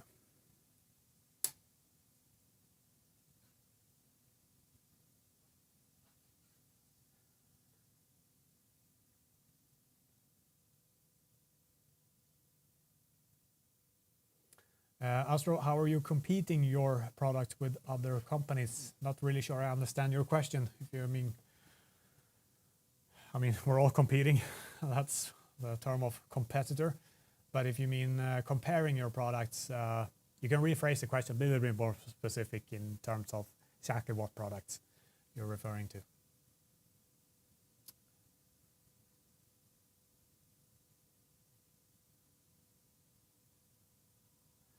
Assad, my semi-rigid bags on the 1250 GSA don't come off and on easily anymore. I took it to a dealership from where I bought them. They just tweaked a little and said it sometimes happens on some bikes and I have to live with it. This is really difficult to answer without seeing your bike. If you have the original racks, I mean, our quick release system on the motor bags comes pre-set up for them. But if some tweaks have been made prior, for reference, so you better understand what I'm referring to. Now this quick release system here is made for our racks, which also means identical to BMW's racks for the 1200, 1250. As you can see, at least up here, you have slots. Yes, I think you can see them. There are 2 slots here and the third one behind this latch here. Behind this plate, I think it's a third one. That means you have 3 positions of where you can have a fixed placement of the locking latch. However, when you have other racks, like for example, I think Touratech and Wunderlich and those brands, when neither of these fixed positions work, then you have these sliding slots. That means you can fine tune to the 1/10 of a millimeter exactly where you want the locking latch to end up. And by time, if, for example, it's not tightened enough or it didn't use Loctite or is a big hit, so the whole locking latch moves a bit, that can affect the fitment and how well the bags sit on the rack. So if your bags were really hard to get on and off the rack, that means that probably the locking latch went up a bit, because then increases. If my finger now is the pannier rack and the latch goes up, that means that friction here gets higher. And a little bit more close up. And yeah, with that said, you can, if you need to use the slots, then at times you might need to fine tune the setting of the whole locking latch. And also these, I think they're called bumpers. They are also very, very important, because the rack, this is what keeps the bag from moving forwards and backwards when you accelerate or brake, because the vertical racks go in here and the lower hooks are just for resting everything while you put it on, and not make the lower part of the bag like come out from the bike when it's bumpy. So hopefully that answered your question.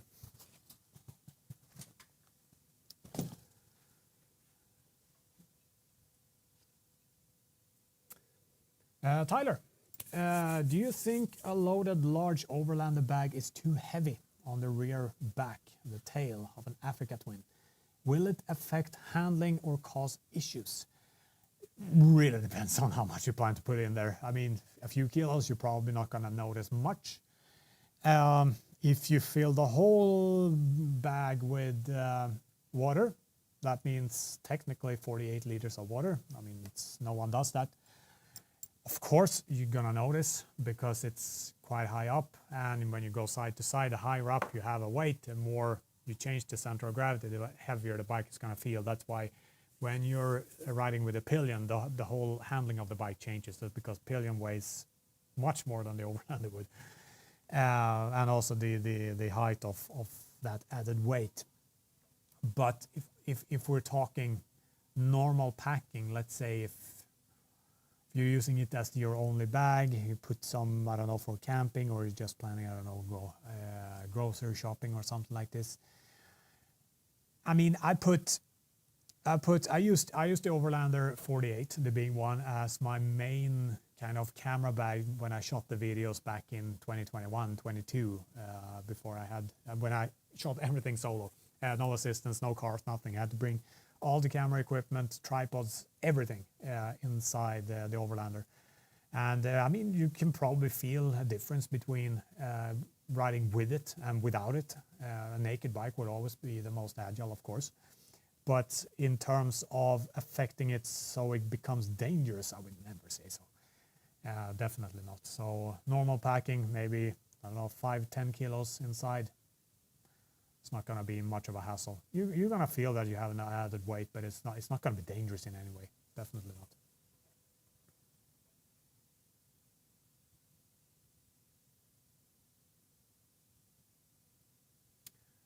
Just pointing out regarding the 1250, Sebastian says that he installed the motor lights on his R1250 GS Adventure by himself.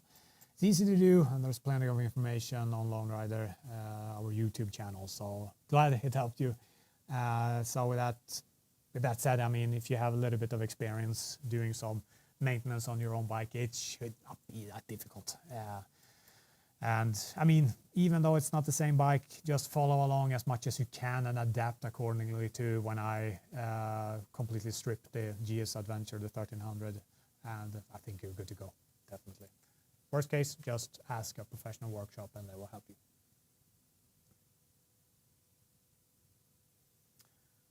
No, I'm afraid this is becoming a thing that one guy started. I can't remember, to be honest, who was first. If it was Andre here in Switzerland that started with it, or if no, I think it was a guy from Turkey. That was the first time I saw 2 sets of motor lights up and down. And since that, I think we shared that reel on Instagram. And now it seems like everyone wants to have dual sets of motor lights on their bike. So it's going to be interesting to see if we get any reports of potential, errors, or something is not working as intended. I mean, maybe the generator's not keeping up properly. So we'll see.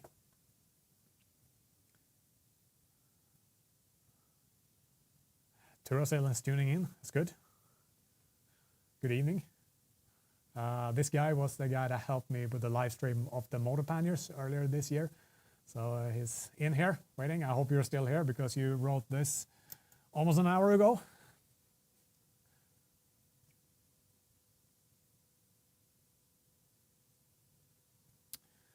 Piotr, how to adjust the height of the motor lights so as not to dazzle others on the road, especially when using ESA.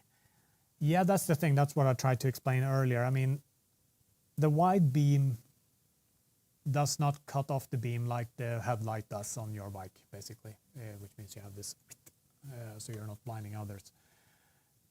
Daytime, you could go harsher with them because the ambient light of the sun is gonna even out the light differences, as of if you're going, like say 50% during the night or evening when it's dark outside, then you're definitely gonna get people flashing back at you because you're flashing them or blinding them with your lights. So yeah, the only way you can do it is dim it down. Personally, I don't even use the wide beam when I'm riding nighttime because the headlight of the 1300 is good enough. So even when I had the original auxiliary lights before I removed them, it was not that much of a big of a difference riding with and without the original auxiliary lights. So I'm just staying with them. I just keep the DRL rings on for added awareness, to be a little bit more visible to other road users. But in your case, you just have to dim it down, basically. So I don't think, even if you go at them 100%, how much, of course it's going to make a difference, but it's not nice to the others on the road. So for now, just dim it.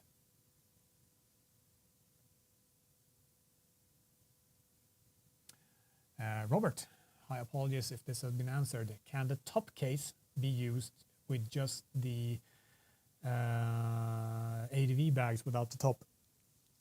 Yes, we can have a look. You will have to compromise some stuff in one way or another, but I'm going to try to do this the best I can. Now, the Pannier racks, I can't remove them for this demonstration, but I'm gonna show you anyway. So we have to remove top case first, and then we remove both panniers. I'm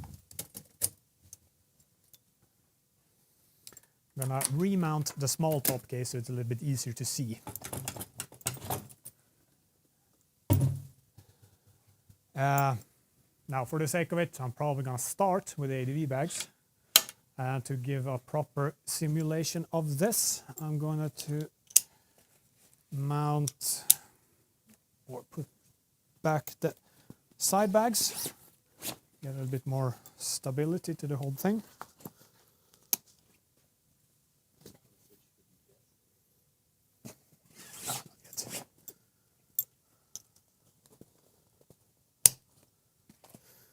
So what I would do, this now is the compromise I'm talking about. So what you have to do is that you have to put the ADV bags, yeah, this is the problem. You have to put the ADV bags here somehow. I would probably get the straps down around, hard to see for you maybe, but there's a bar here that I can pull them through. And then put them as high as possible. I'm gonna mount a top case.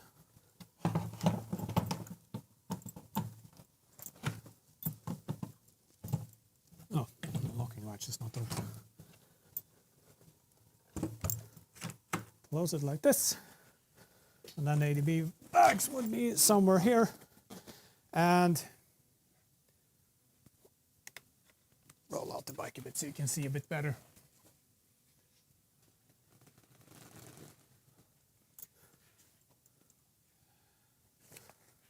So hopefully you can see this. So the compromise you will have is that you will maybe, depending on the size of yourself, maybe it's gonna be, oh, maybe not. But yeah, it's gonna be a little bit of a compromise. The bags are gonna come quite far forward, but yeah, definitely possible. We can run the BTS camera. You can see a little bit better from the side. And we still have German flags from our German channel. For you who speak German, we have a German YouTube channel. We just relaunched, so to say. And Oliver is the guy here taking care of that, and I'm behind the camera, so he's the one presenting all the products. But with that said, yeah, possible. Not optimal, but possible. See if we have a better angle with... no, we don't. So, yeah, I mean, this is what it looks like. A little bit odd, but you can definitely do it. I mean, then you just remove the beaver tail here, and then you can put something else, a tent, maybe. Definitely possible.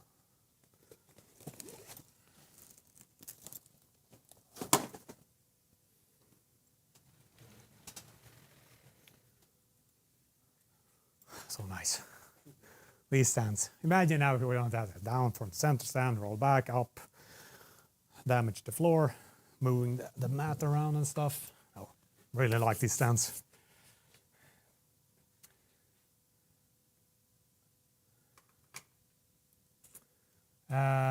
Mickey, I purchased the semi-rigid bags for my R1200 GS. If I upgrade to the 1300 GS, can the bags be reset attached to the R1300 GS, or would I need to buy a new set? No.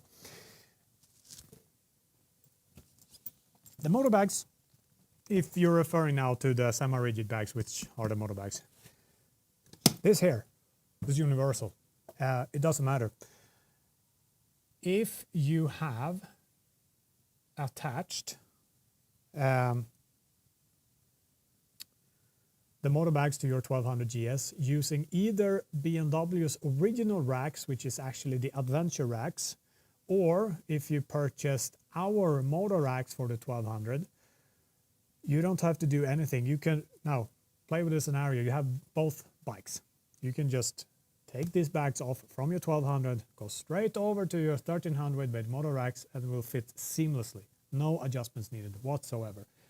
So, and in cases you have a minor kind of, not misfit, but on one bike the system is completely solid, you move it over to the other, you have a little bit of play, you can easily just adjust the components here. In this case, it's going to be the locking latch, and it's going to be the two bumpers, I think they are called.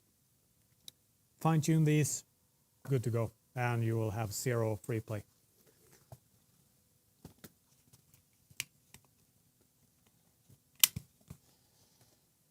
So let's move on.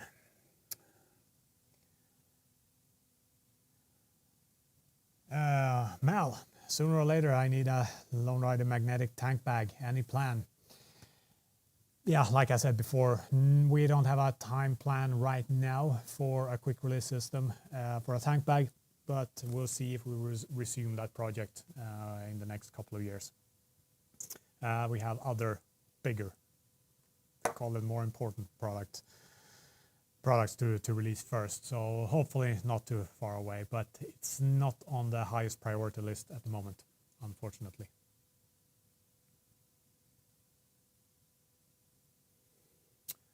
Alan, when ordering a new R1300 GS, do I need to tick the box for a top case rack if I want to fit the large motor case? If you haven't ordered your 1300 yet, when you order it, do not pay extra for the Vario mount right now, because we are releasing, give me a second.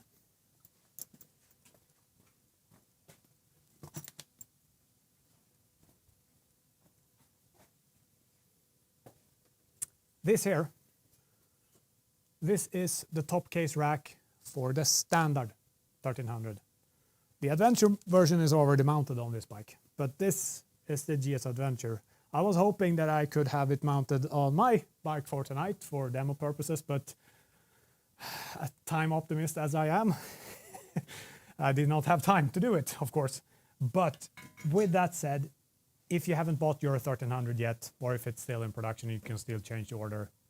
Do not pay the expensive extra money to buy the Vario top case rack if you're not planning to use a Vario top case in the future, because our rack will be way cheaper than the whole Vario system, definitely. Launch for these two racks, as I said, we were hoping to release it for Black Friday. We didn't have time because there's so much to prepare for a product release in terms of back-end planning. So we are going to release them in December instead. So stay tuned for that. Gerald, will you make a Wales flag removable patch? I don't think so, to be honest. We always refer people to online. You can most likely find it quite cheap as well. Amazon, those kind of places. But we will probably not do any more patches than what we have on the store right now.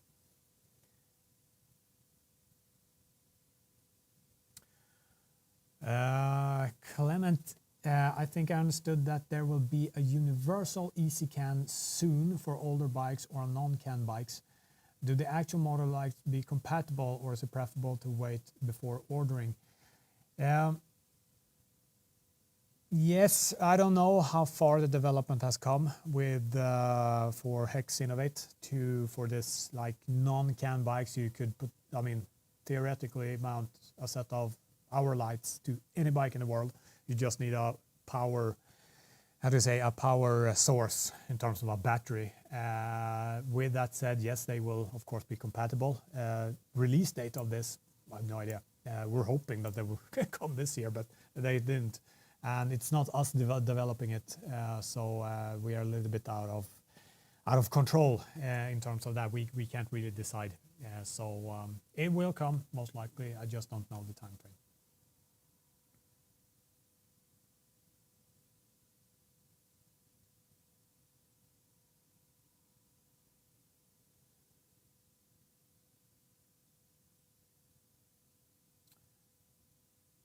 Here we have another. I think I already answered this, but you can do it again. Greetings from Mexico City. Have you ever thought of launching any CarPlay?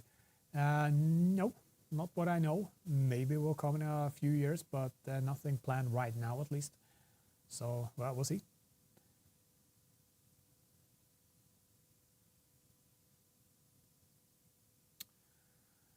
Here's one. Any plan to color the crash bars in black?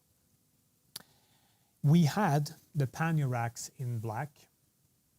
Problem with paint, as in comparison with when you do electroplating or whatever the method is called, what we have with these racks, kind of. This is not just pure stainless, this is kind of surface treatment to it. The problem with paint is that it comes off.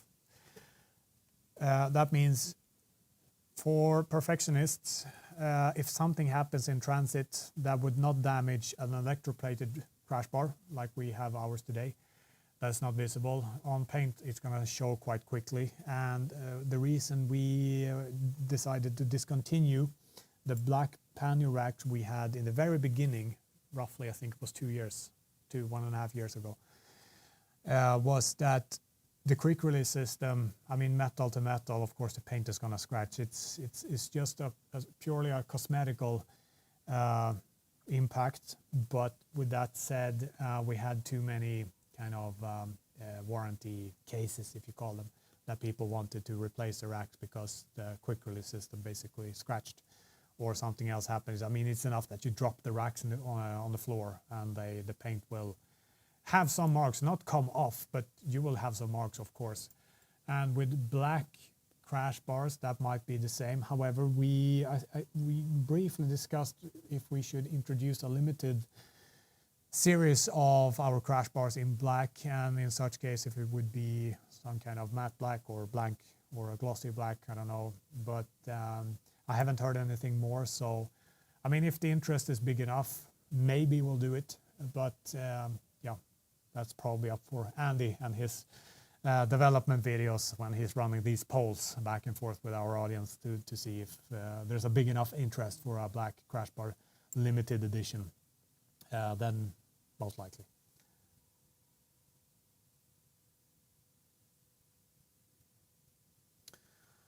Here's a good question, Peter.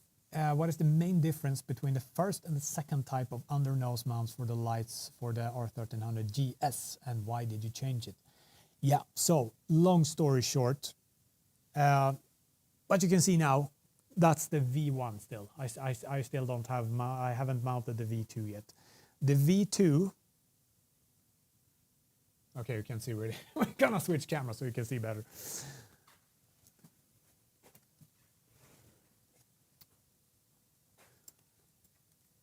Take out the bike a bit. So this is the V1 mount. The V2 makes the light come out a little bit more. And what we noticed on a very few amount of bikes, now this bike has a sport suspension, it's a taller suspension, which means the distance here is larger. So what happened with this suspension that lowers itself under 50 kilometers an hour was that the lights at some cases, certain angles,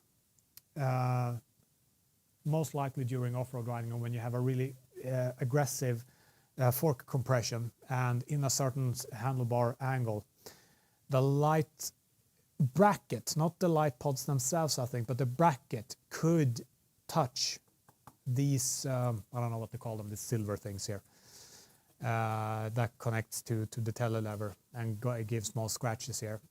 So what we did, even though prior we obviously not, but we thought we tested it thoroughly enough to see that the original V1 mount would not cause this issue. However, for the V2, the light comes out a little bit more and now it's completely safe. So nothing from the motor lights or the brackets will ever come in contact with the forks. So that was basically the reason that we decided to do a V2. And the same was for the GS Adventure. So whatever you buy on the website today, they are completely safe to use. They will not scratch or damage your bike whatsoever.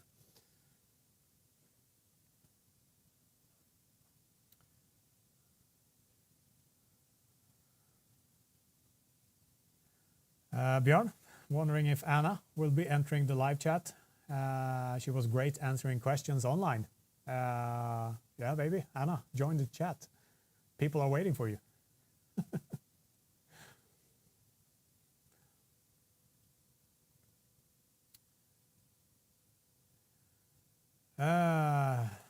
What is the diameter of the filled tool roll? Could you show it to me? Get an idea of its size. Yeah, I mean, depends on how many products you, or how many, not products, how many tools you fill it. I'm gonna get mine and you can have a look.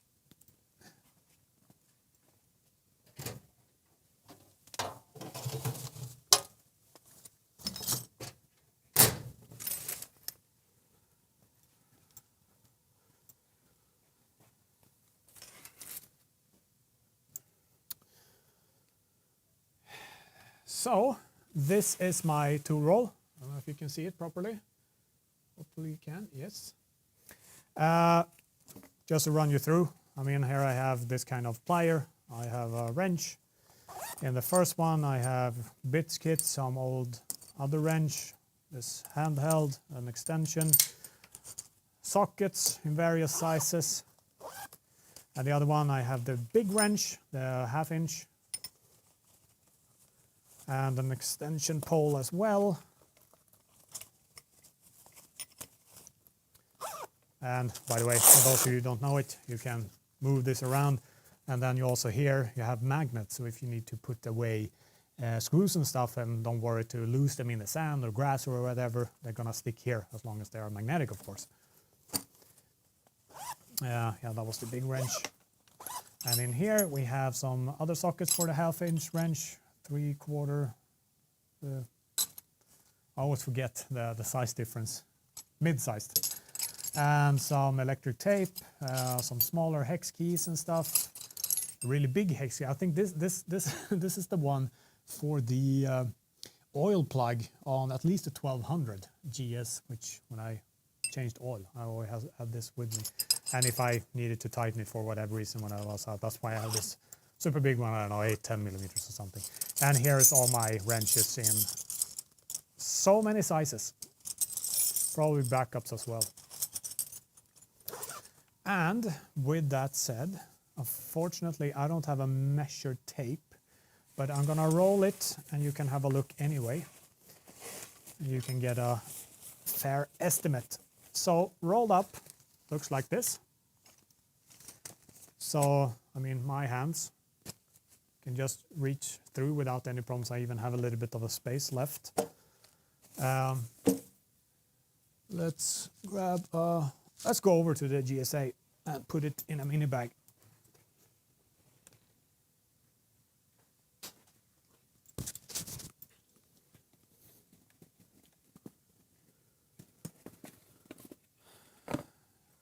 Now, again, guys, I would not put a tool roll in this mini bag for so many reasons. So if you want to put a tool roll, make sure that you tighten. I mean, I would try to put a tool roll lying on top of something else inside a mini bag, for example, just for the weight reasons. Because I don't know, what can this be? 5-6 kilos maybe? It's quite heavy. It's a lot of steel inside. But you can see it fits perfectly inside. I can still get, I mean, this width inside the mini bag in here. No problem at all. And it closes very neatly. But if you do this with a mini bag, you could probably squeeze it into a tall bag, but you have to fight a little bit more with this many tools inside. So a mini bag is really good to keep your tools dry during your travels. I remember I had a little bit more, I have a little less tools before in this.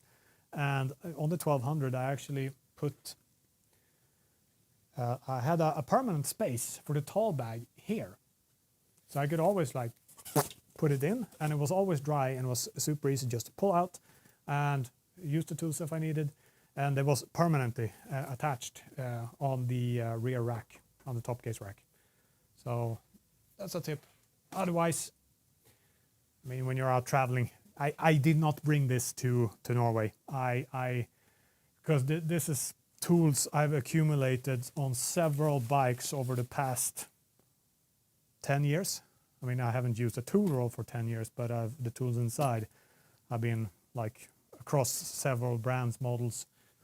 But what I did for Norway, I mean, I had tools that could fit inside my hands here, if even. It was half a kilo, 1 kilo tools maximum.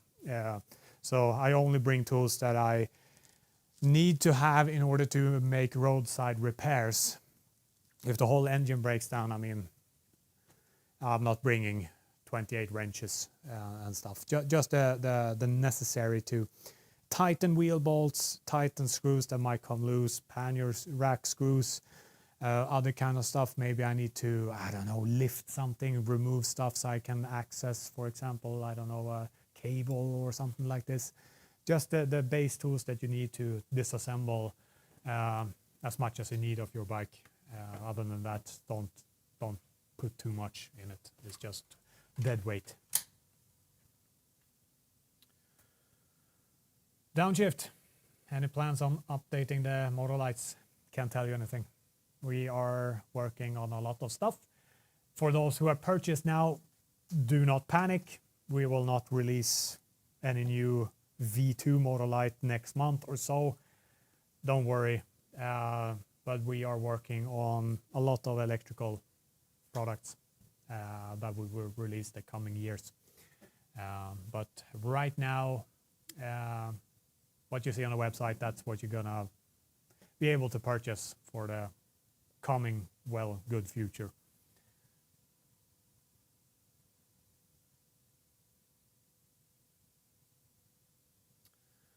Landy, is there any plans to sell a black pannier rack for the Africa Twin? Only being available in silver is the only reason I'm considering GB panniers and top case instead of Lone Rider. Unfortunately not. We are not going to have any more black pannier racks for that simple reason I explained a few minutes ago of the paint scratching and people wanting new racks because claiming warranty.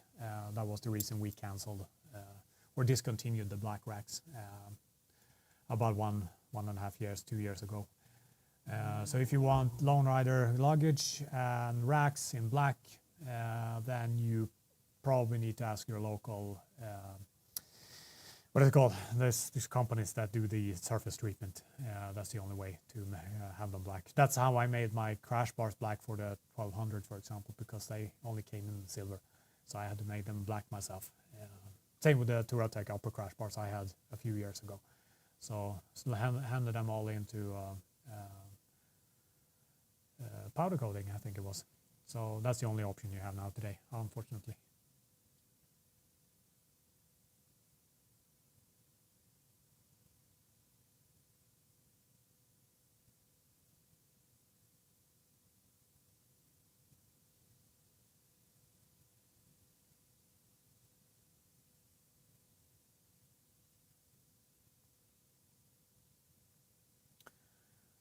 Any plans to add more countries to the Lone Rider flags or patches? No, I don't think so. At least not what I know. I mean, this is just an accessory. That's nothing really we push. It's like a fun add-on, basically. So otherwise, I would definitely recommend go browse Amazon. They have a ton of patches. I mean, sometimes you can even make custom patches for yourself, depending on what kind of suppliers you can find. But definitely possible. A little bit more expensive, but you really get what you want. So I've seen friends over several times having completely unique patches to them that they designed themselves. So that would be my recommendation.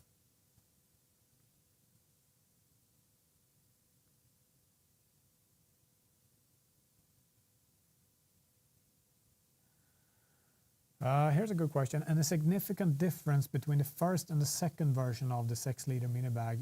We are actually at version 3 to be completely correct. The first version I can't show you because I don't have those bags anymore. They look completely different. They didn't have any real molded panels anywhere. Then we made the second version, which now I think you are referring to as the V1, where can you hand me the mini bag? That big one. Yes. Thank you. So this is the V2, but the V1, we had these straps connected basically to these molded straps here. And then instead of plastic hooks that are gated G-hooks as they are called, they were in metal and open. These are closed or gated. What happened was that when you weigh down when you pack them too much and you attach them in a vertical position, which they always or usually are, for example, on other bags or on the upper crash bars or stuff like this, is that when you have the attachment points here and they weigh quite a lot, you tension these straps more and more and more, and what happened after a while, this one here, they ripped completely. And it happened too many times, so that's when we decided, okay, it's time for a V2. So basically now you have the straps, it's going in here and then it's going behind and coming out here. So now the straps, instead of tearing the bag from the sides, it completely hugs the whole bag like this. And that's why it's so much more durable. Second thing was also going over from metal G-hooks that was open. They could at times come out. Happened to me a couple of times when the tension is relieving. I mean, for example, if you take stuff out and you continue riding, that means the bag is less loaded and it collapses a bit. And then what happens is that the friction lowers here, and then slowly this could creep out. But with these gated G-hooks, it's impossible. I mean, once these are locked, they are good for 70 kilos of force. And I think here also it's the same. You can see the strap. Now there's two straps because this is the loop here, and then you have another here. But basically it's two long loops hugging the whole bag and the weight it carries. So that's the difference between the V1 or the V2. Actually V2 and V3.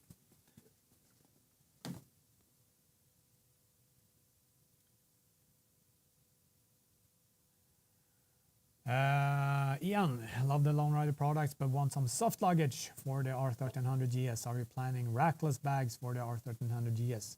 If we're going to be very specific, we actually have rackless bags for the 1300 for any bike. That's the ADV bags. They are rackless. If you're referring to not soft luggage, but semi-rigid luggage and our motor bags, then we, like I said earlier tonight, we are designing a 1300 GS Adventure quick release system for the native fitment, so you don't need our tubular shaped motor racks. But for the 1300 GS, it's probably going to take a little bit more time because the subframes on the two bikes are not the same, which means the attachment point is going to be completely different in terms of the XY C axis. So we need most likely a completely separate quick release system for the standard 1300.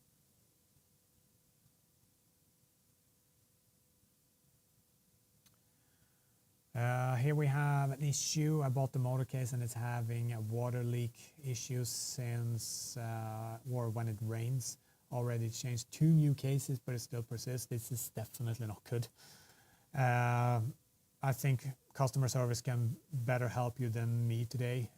In my case, when I went to Norway now, we had severely bad weather for a couple of days, and my motor case was completely waterproof.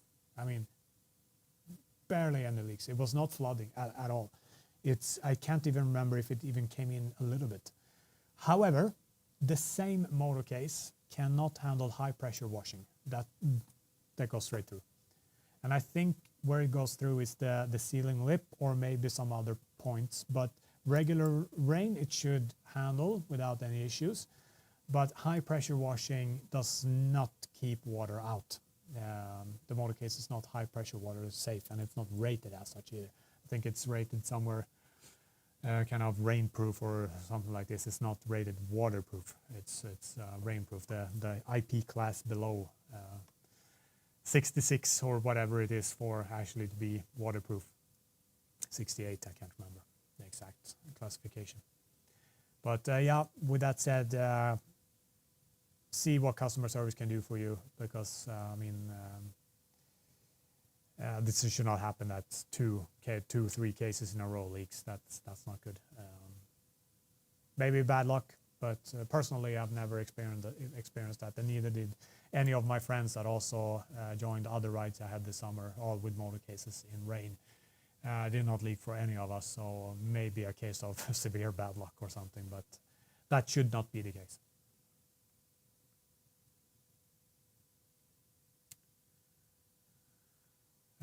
GS Trophy, any plans for a tank bag for the R1300 GS or GS Adventure? Yeah, the thing is with the GS is that the distance between the tank and this kind of, I don't know, call it crown for where the handlebars attach, that space between is too tight. So basically it crushes our buckles. I've tried. I really wanted to install the Ranger Mini on my 1300, but I could not in a safe way do it. However, the distance on the Adventure is different. So on the Adventure it works, but not on the standard GS. But we're not planning any model-specific tank bags for the 1300. Order the model lights. Thanks a lot. Hope I could answer your questions. I think I recognize your profile pic, so hopefully my answer could make your decision easier. GS Trophy, are you planning to introduce a Lone Rider backpack? Maybe. Like I said earlier tonight, we had some plans a few years ago, even made a design group for it, but we canceled that because we had so many other products coming out. I think this was 2022 or something like this. It's laying there latent at least, so hopefully it's going to be resumed at one point, but not for the nearest future at least. So maybe in a couple of years, something like this.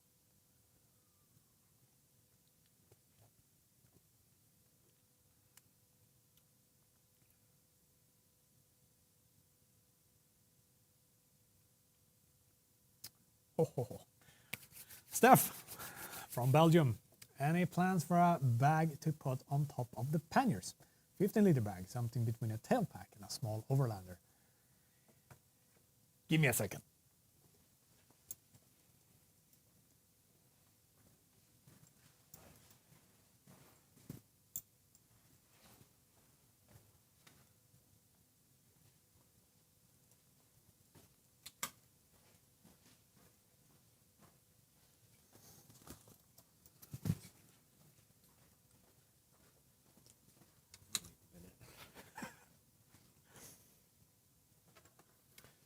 So behold, the resurrected version of the, what is it called? Pannier pack. I think it's called Pannier pack. I can't remember. For those who was with us, when was this? Oh, 2021, 22 maybe. We did actually a Pannier pack. This was way before we had our Moto Panniers. We had this product for a very brief moment in a way more simple design. And we decided to discontinue that product quite early just because of there was no point. We wanted people to use our motorbikes instead of third-party aluminum panniers and stuff.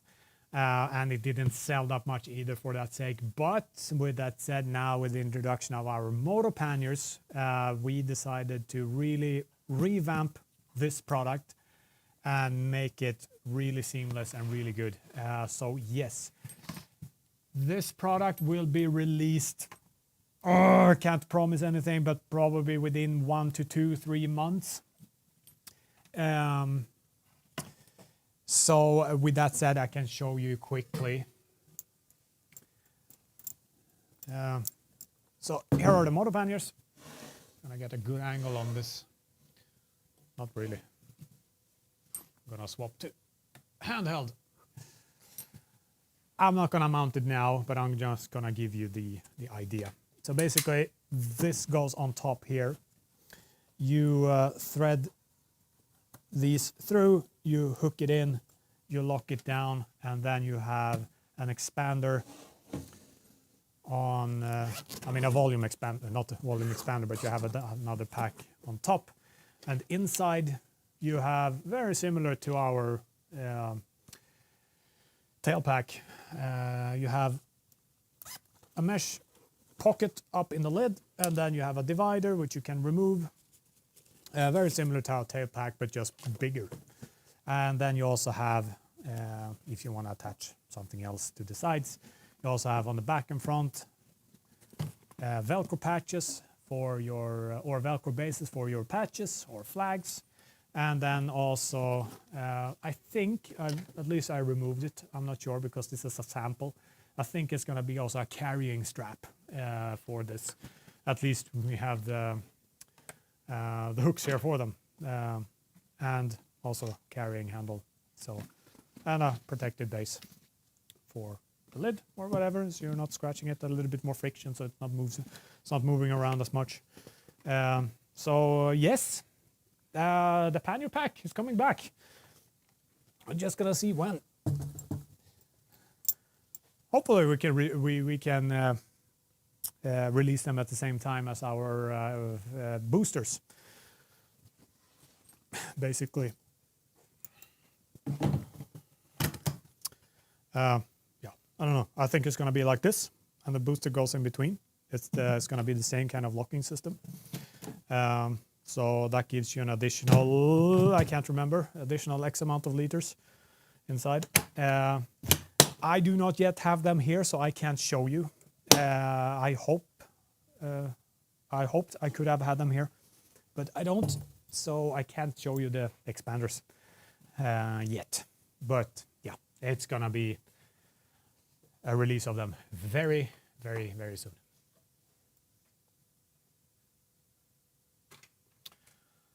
Roberto, used your moto tent and it's the best I've ever had. For my kind of travels, it's the best of the best. Yes, thank you very much for those kind words, and I agree. The thing is, people think in general of the moto tent because it's so big and so bulky that it's so tedious and time consuming to set up. But the thing is, I'm faster setting up a moto tent than the ADV tent, even though the ADV tent is smaller, it's less parts. But it's the thing is, with the moto tent, if you prep everything from every time you finish up, and then when you roll it out flat, so from above it looks like a D. You put in the 3 poles, and you can mount them as you put them inside the loops. You attach 2 ground pegs on each short side. You flip the tent over, and then you just pre-attach or pre-thread the 2 spikes at the front, the ground pegs at the front, and you just walk backwards with the whole tent, and it's up. And the thing is, if it's not windy, you can leave it like this. If you want to be extra sure, you can use the additional guy ropes just to make it a little bit more resistant to like wind gusts and stuff like this. Other than that, 4 ground pegs is what you need to literally raise the motor tent as it is. So the guy ropes just fine tunes the setup and makes the fabric stretch a little bit more nicely. It's not necessary, but if you want a little bit more neat setup, I mean, motor tent. I'm so happy I took the motor tent to Norway. I was like back and forth. Should I take the ADV tent? So maybe I'll try, because my friend, he was taking the motor tent. Like, maybe I can take the ADV tent. With fact on hand, with that weather we had in Norway, we had one morning. It was the last day in Norway. That morning, I was like, okay, let's go up, make some breakfast, check the weather radar. We're going back into Sweden from Norway. Like, it looks like it's gonna rain. I mean, packing a wet tent that's like dripping wet. It's not very nice. I mean, it spreads. You can spread in during the day into the inner. It's not nice. Okay, let's wait out for the rain. And we waited, and we waited, and we waited 2 hours. Looks like it's clear between the mountains there. Okay, how much time we have? It says it's gonna rain in 10 minutes. Okay. And then we saw, and then next rain. So I think we stayed all in all that morning in like 5 hours of rain. And just sitting in the garage area with the awning kit going outwards on the short sides, just sitting there enjoying, having a coffee. I could stand up, everything, all the bags, everything was completely unpacked, no rain coming inside. Compared to if I would have the motor tent, I would be either sitting or lying down and waiting for the rain. I could not sit outside or anything because the tent is so low. So I'm really, really happy. Sorry, long story about the motor tent, but it's a really good product if you can handle the extra bulk it takes compared to the ADV tent when you're packing it on the bike, and the few extra kilograms otherwise. For me, it's worth it every day of the week.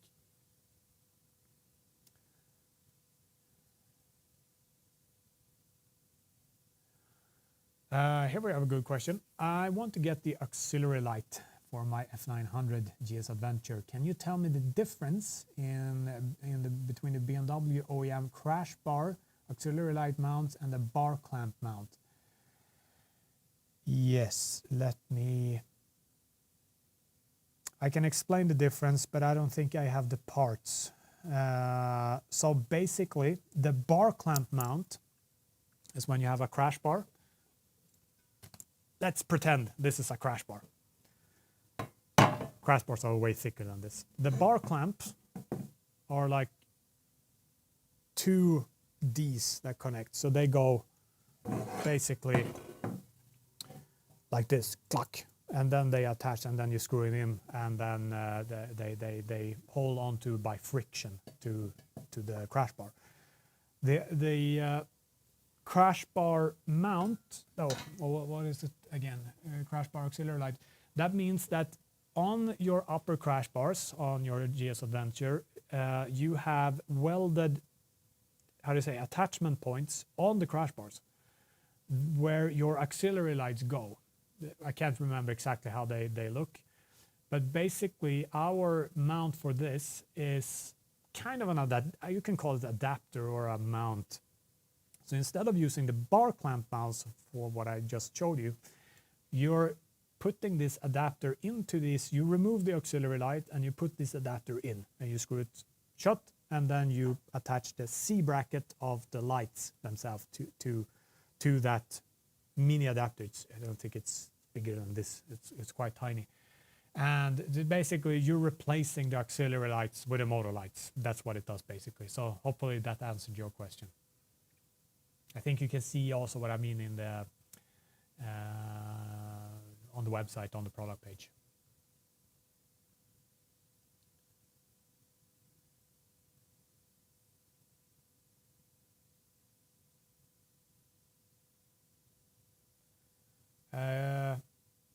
My motor case is having issue with the hinge. Over time, it's getting hard to open and require more strength than usual. Yes, I've heard this. I've seen it myself even. Reach out to customer service. They will replace these hinges for free. So just reach out to them and they will send you new hinges so you can replace them.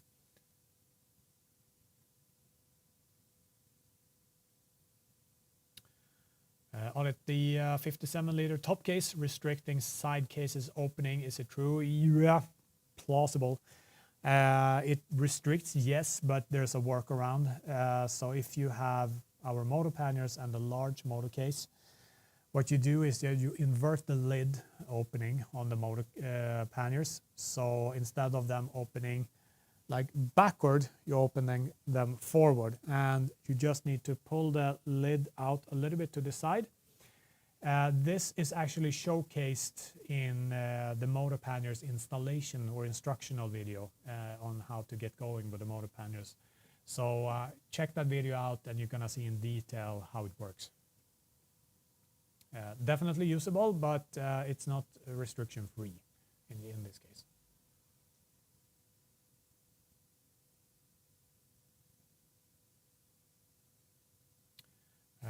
James Scott, just the same question. Left motor pannier will not open with the 57-liter top bag. I think you're referring to the motor case.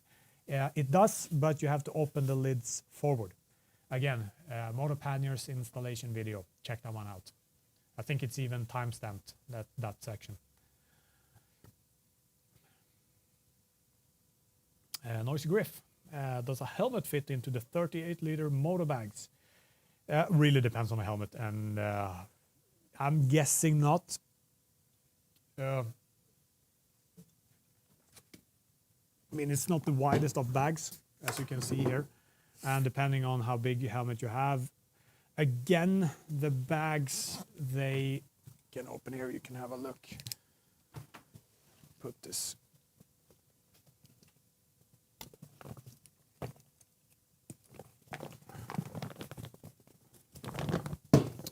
So as you can see here from the side, I mean, you can flex the bag.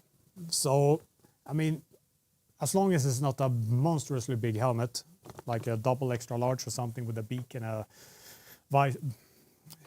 this kind of dual sport helmets, then potentially yes, but yeah, maybe depending on the size on the helmet, basically.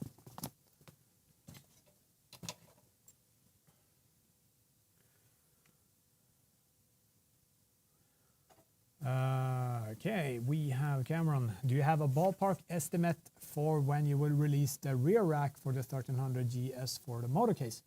I want to buy one, but it's useless until I have the rack. Thanks. Yes, I think maybe not next week, but definitely in December. Yeah, December, we're going to have it available, definitely. We'll see what we do about the pricing. I don't know yet. I need to talk to the team if we do some kind of post-Black Friday discount, because we didn't have time to implement it for the Black Friday deals. We'll see. We'll see. But it's definitely going to be available very soon. It's even, I think it's stocking up right now, if I don't remember it incorrectly. So we just need to actually launch the product. That's the thing. Basically, I have to take photos of it. I first have to install it on my bike and then take some photos, prepare the product page, this kind of stuff, and then we can launch it.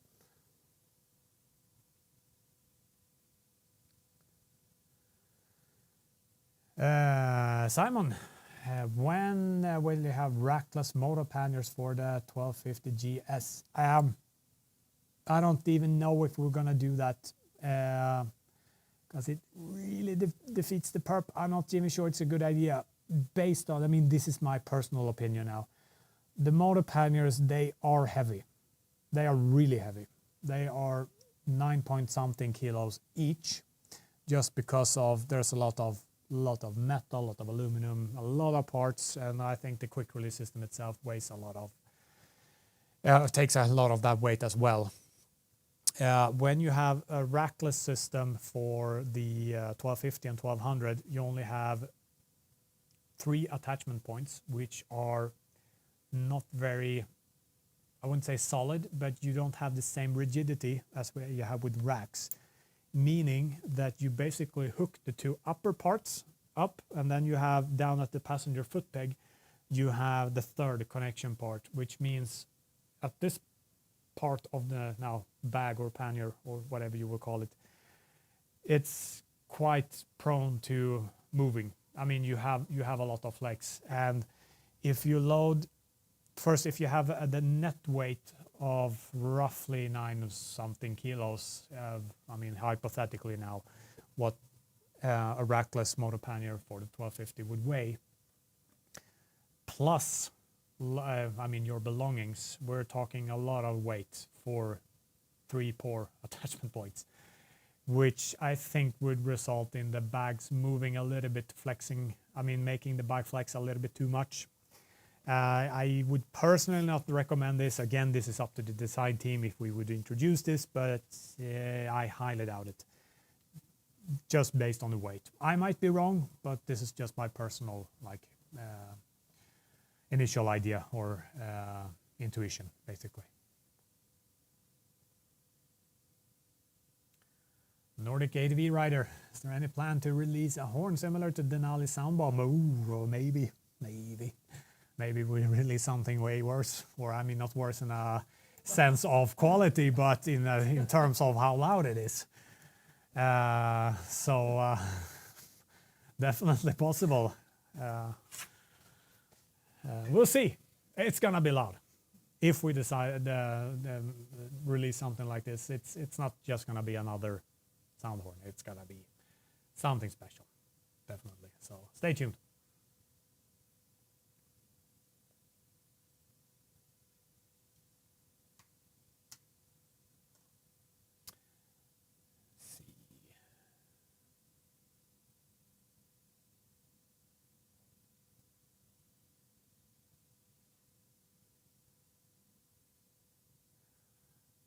Mini side bags for the window deflectors, such as the cockpit hang pouch for the 1250 and a contoured tail bag for the BMW 1300 would be useful. Yeah, maybe. I think the hang pouch set was designed in a product sprint with a lot of other tiny products as well, like the taillight pouch that we have both for the 1250 and 1200 GS and the GS Adventure. Maybe we'll introduce something like this, but nothing I'm aware of at this point, at least.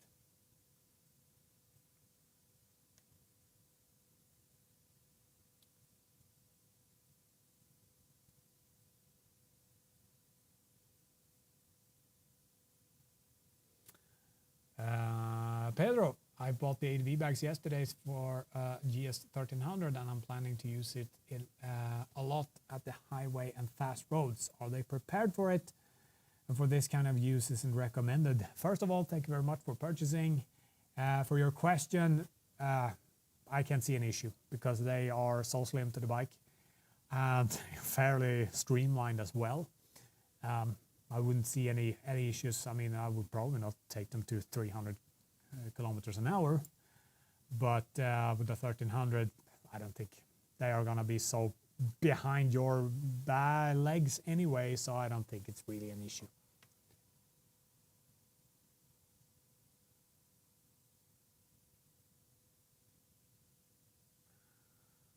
Trade Squatch, happy Black Friday to you as well. Good to see you tuning in all the way from the States. So I hope you're doing well. And we have our friend from down under, Boomerang Biker. Thanks for support and for all the videos you help us to promote our products. Really appreciate it. Keep going, and yeah, looking forward to see more.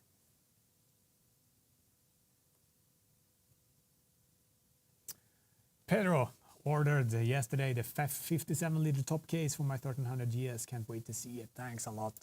You're not going to be disappointed. It's a great tool, I would say, for any kind of ride, whether you're going commuting or traveling or day rides or long trips. It's a really good one, definitely. Super versatile, and it looks great.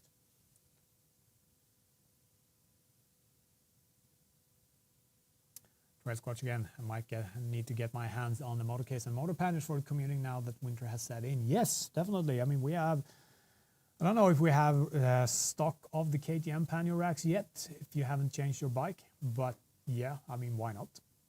Definitely. Just be careful. You're going off-road. I don't want you to get caught under between the ground and the pannier. It's going to hurt a lot. So for on-road, perfect. Looking forward to see.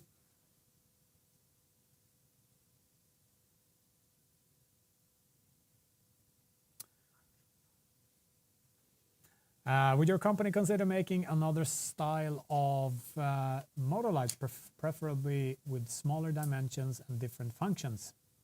Shh, don't talk too loud. I don't know, maybe we have other lights coming next year. Maybe, maybe not. We'll see. Maybe they're smaller. Maybe they have more functions. I don't know. We'll see.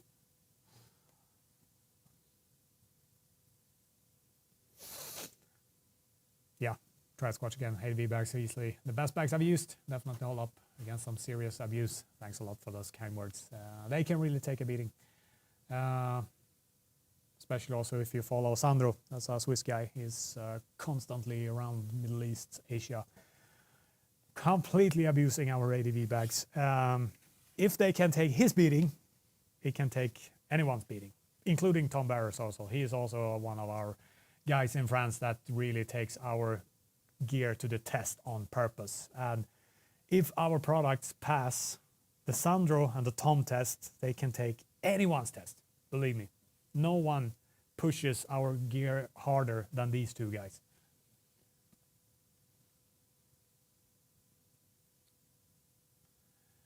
On the road, Netherlands, what about the promised upgrades for the motor lights? More functionality and control by app. Can't say anything yet, but stay tuned. You're gonna like what you see in with time.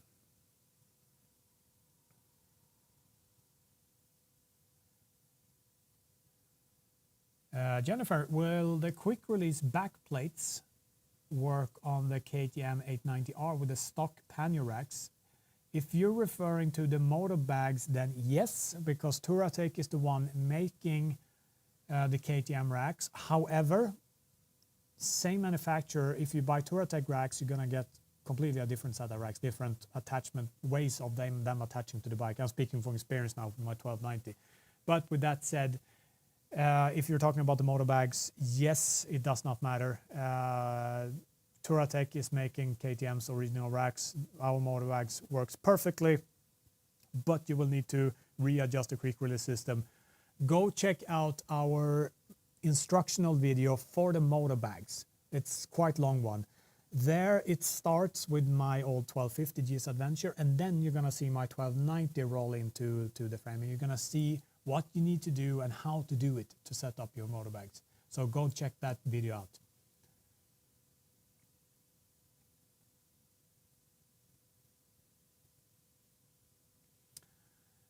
Any plans to make windshields and wind deflectors, mirrors, exhaust mufflers, and handguards for the R1250 and 1300 GS series?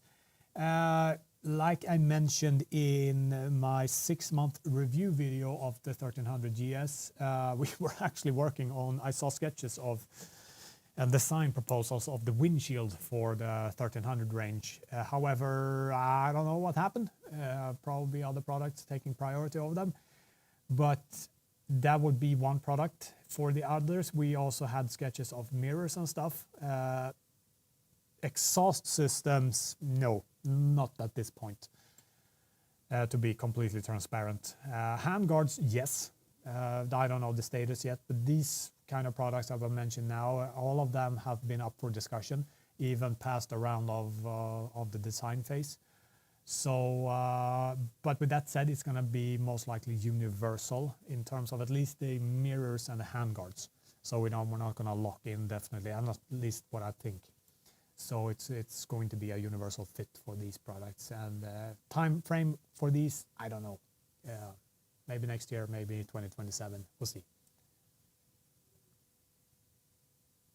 And we are catching up.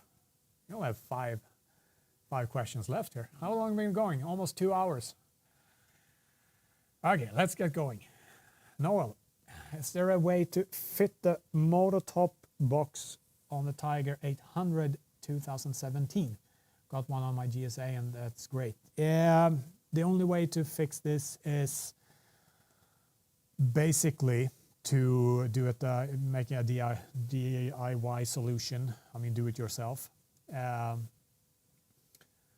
Compare your top case rack on your bike, in this case the Tiger 800, make sure with the attachment points, somehow try to figure out based on the attachment plates we have available as kind of spare parts on our website, compare the pictures we have of them there and figure out which one is most likely most suitable for your top case rack, and then you most likely need to drill new holes yourself. Might be risky if you don't know what you're doing. So if to be extra sure, you could ask a professional workshop or a dealer or something like this. But I've seen other people do it with other bikes that we would never do a rear rack plate for. I mean, old bikes. I think it was somewhere in China. He did a super do-it-yourself solution. Worked perfectly. So just make sure that you know what you're doing. We don't want to risk the motor case flying off when you're riding. So it's a do-it-yourself solution, basically. What happens if the issues with the motor case persist after 2 years of warranty ended? That's a question for our customer service team. I don't know.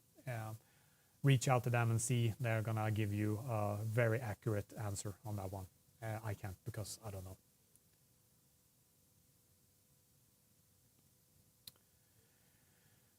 Any plans to develop a connection to the original Pannier carrier of the R1300 GS Adventure? Yes, we are working on it. The release is going to be sometime next year.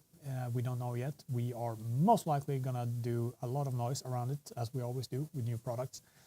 And that also includes a pre-sale price with a 20% discount. So yes, Moto Panniers for the original BMW racks for the 1300 GS Adventure. They are coming 2026 sometime.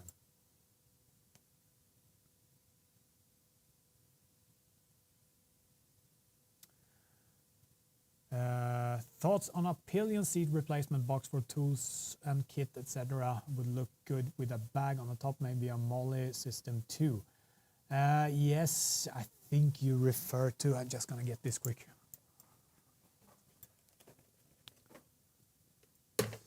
So this is, I forgot the name. This is on my 1300 Rally.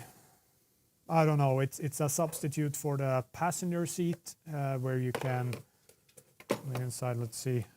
I mean, here, for example, I have my documentations. I have the original tools and stuff. But I'm not sure if we're going to have something like this in our offer because it's very, very specific. And you didn't mention what bike. But with that said, if we do it, it's most likely going to be for the GS. But not sure if it's a big enough product to spend time in development with. That's up for the design team to decide. So we'll see. Are the ADV bags suitable for riding on a 1290 forgot the name again. Super Adventure Sport. I forgot. Anyway, SAS 2018 with a Pillion. No, they are not suitable for a Pillion in any way. Possible, yes. Recommended, no. Just because. Super Adventure S. Thank you very much. I had the R. I already forgot what the brand model is called. Anyway. The reason why the ADV bags are not suitable for Pillion riding or two-up riding is because where the ADV bags go with the top bag, that's where the Pillions sit. even if you would put the ADV bags on top of a top case rack or something like this, they're gonna come so far back that I think the side bags would hit the passenger's legs anyway. So, and yeah, not gonna be a good compromise. Definitely not. Not suitable to answer your question. I would prioritize ADV bags for solo riding. I mean, they are made for off-road riding basically, and you never go to up riding off-road unless it's for a specific spectacle or something like this. But yeah, hope that answers your question. And we are getting down to the bottom. We have one last question. And does the connections for the 1300 GS Adventure does those connections for the R1300 GS Adventure came to for the semi-rigid bags? Most likely, because that quick release system is most likely going to be transferable over to the motor bags as well. You just need either the current backplate and use whatever fittings we have on it, or make a completely new backplate like we did with the Rackless motor bags for the 1200 and 1250. Yes, they are most likely going to be not interchangeable, but it's going to be the same for the two different systems. So I think that was it. I'm going to give it a few minutes to see if anyone else is popping up. I'm going to see also, I can only read the comments, so I'm going to see if someone else has something to ask. Something like this. We are still 70 people watching. Spectators, ask me a question. Otherwise I have to sign off. I'm getting really hungry also, but I can keep going another hour if you want me to. The record was the Moto Panniers pre-sale. We kept for 2 hours and 52 minutes, I think. Last Black Friday was 1.5 hours, I think. That was my first live stream I ever did. So, see if any more questions pop up. Oh, can I have a banana? Until I haven't eaten dinner yet. So until we have another, sorry for eating live stream, but I'm really, really hungry and I have no questions to answer so far, so.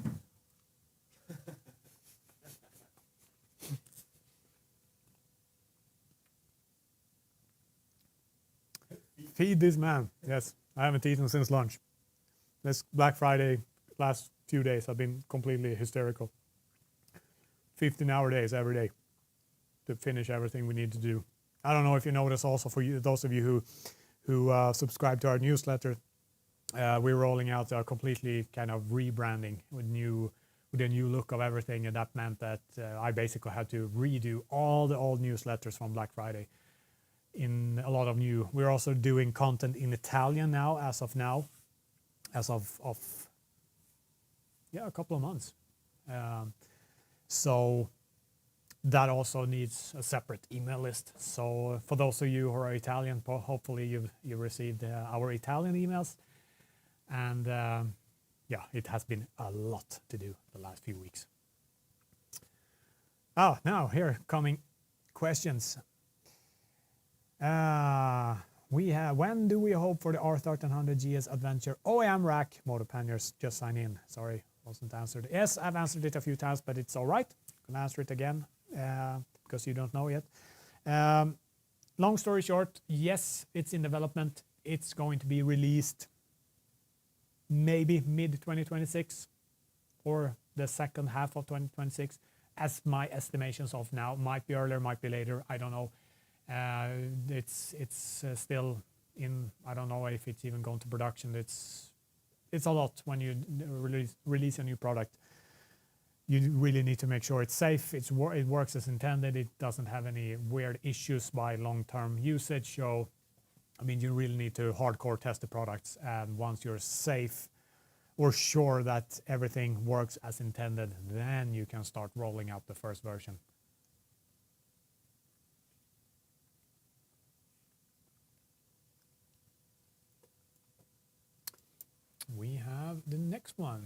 Will the large motor case hold a helmet? Yes, definitely. Holds 2 helmets if you have 2 big helmets. What do we have? Could probably even fit 2 helmets. Let's switch cameras first so you see. Oh, sorry, I was on the BTS camera all the time. Anyway, back to this one here. So this is the motor case large. We take up my climb helmet, Cryos Pro, the biggest shell that you could buy. So it's a really big helmet. No problem whatsoever. If you want 2 helmets, this is where it can be a little bit tricky. See if I can remember this. This is showcased in our motor case launch video. So basically, I took my girlfriend's helmet, which is a Shoei Neotech 2 in size, I don't know, she doesn't have the biggest head, so not the balloon headed like me. So it's a little bit smaller helmet. See if I can figure this out. I think I had to lie one helmet down and the other one was standing somehow. See if I can figure this out. This worked once. Maybe it was like this. A little bit of willpower. No, that was not the right technique. I mean, it's a really big helmet with a beak and everything. Maybe that was the one lying down. Can test again.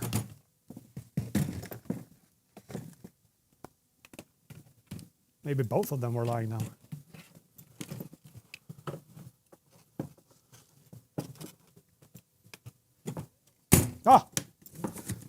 There you have it. 2 helmets inside. One Cryos Pro, biggest shell, and one Shoei Neotech, probably mid, small shell. So definitely possible. And just because I know you're gonna wonder if the helmets also go inside the small motor case, and I'm gonna showcase that. Just gonna reset this here first, and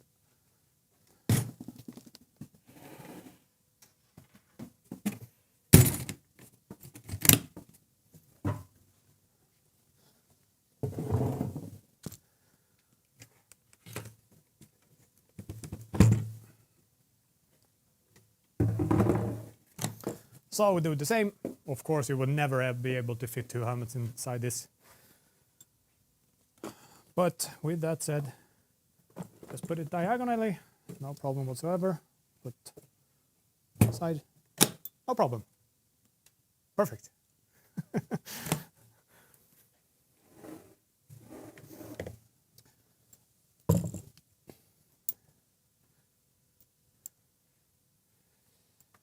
So, let's continue.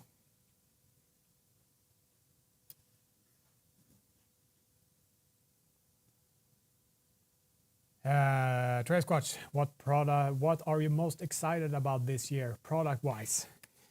If you are referring to product we released this year, that's how I interpret the question.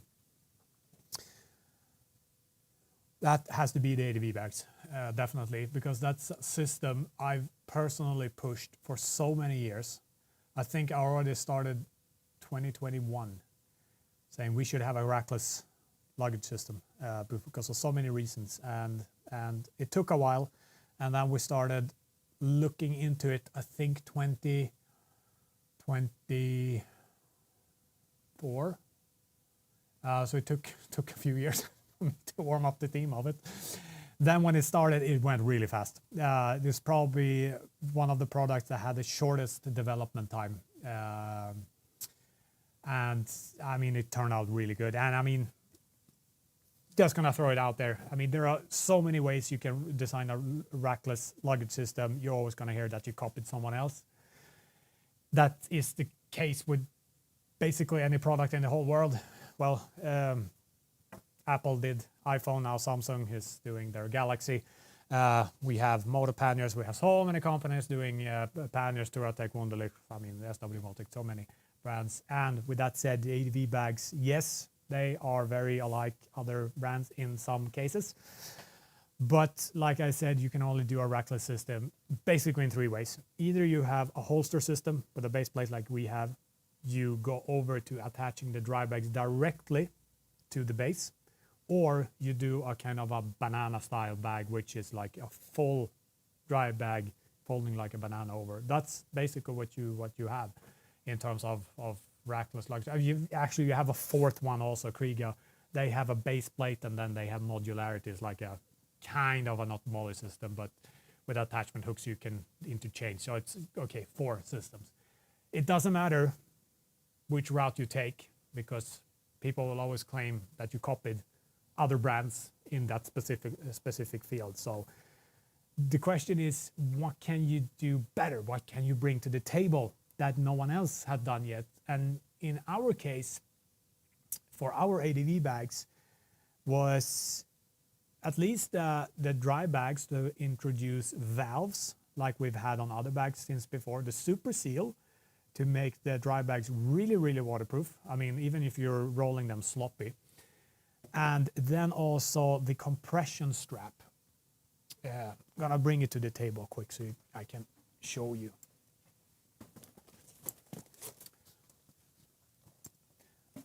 So basically, when you ride, and if the inner bag is not fully filled, so you can see proper. Do it like this.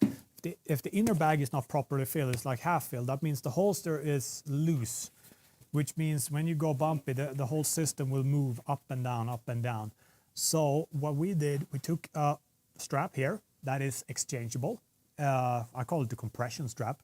It basically goes from here, from that base plate, round here, inside the holster. And then it comes out here. And what this does is when you tighten it, you squeeze the whole holster in and you minimize this movement of the whole side bag system, basically. And yeah, that's, and also magnetic buckles. I mean, that's not how to say, rocket science, but it's a small, a lot of changes here and there makes a big difference in the end. I mean, these magnetic buckles, they are absolutely, they are so nice to use, so easy to use, and they are way more durable than I expected, because when I first saw them, I was like, there's gonna be issues with sand, mud, water, in and out. It's gonna jam, it's gonna fail. It's like, I was proven wrong. I mean, these have been through so many durability tests and so much abuse, and they still work. They are so nice and so well functioning. And what else? I mean, it's base. I mean, for those who are interested to see the whole development phase of the ADV bags, we have a whole playlist on our YouTube channel. Just go to our profile and you have a look, and you can see, together with Kevin Gallas, that helped us with this development project, and also to push out the product to his wide audience. Go check that playlist, and then you can see how everything started and how it ended up, including the finished product. So, long answer to a question, but that was my biggest excitement of this year, definitely.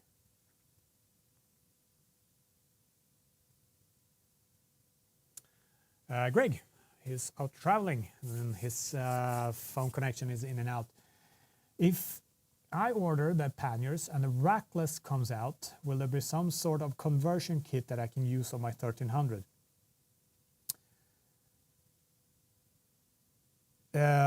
If you're referring to the Moto Panniers, I need to check. What does it look like?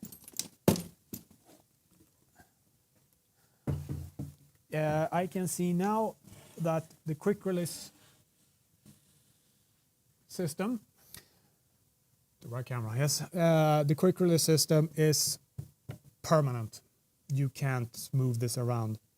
With that said, if you buy the Moto Panniers, and then we release the later now, if it's gonna be in 6-9 months, I don't know. The Moto Panniers for the R1300 GS Adventure, you will not be able to just purchase that conversion kit. As far as I know now, you will probably need to purchase a new set of panniers. For the motor bags, it's going to be different because there you have a back plate and you have the Hypalon shell, and basically you can see that in our instructional video also, how to remove the whole back plate, because that's what you need to do when you set up the quick release system to access all the screws. There definitely we're going to have a conversion kit, I assume.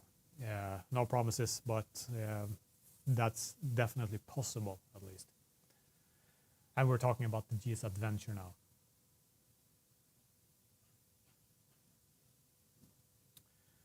Robert, in which case may I need the extended buckle straps on the Overlander? That's when you want to strap a tent, for example, in front of the bag. If you're now referring to the straps that have a loop, they have one buckle on one point in one end, and then you have this loop on the other end. These are basically made for other dry bags that you want to put either in front or behind the Overlander, or most of the cases a tent. Again, referring a lot to my instructional videos here today, but they are really good to really explain each and every detail of our product. So in the Overlander instructional video, you can see the use case of that particular set of straps.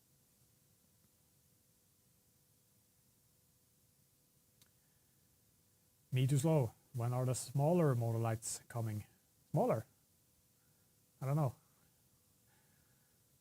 What smaller lights? Have I mentioned any new lights coming here? Maybe. Maybe smaller. Maybe different. Maybe the same. We'll see. How much smaller? How much bigger? The same size but other function? I don't know. Stay tuned.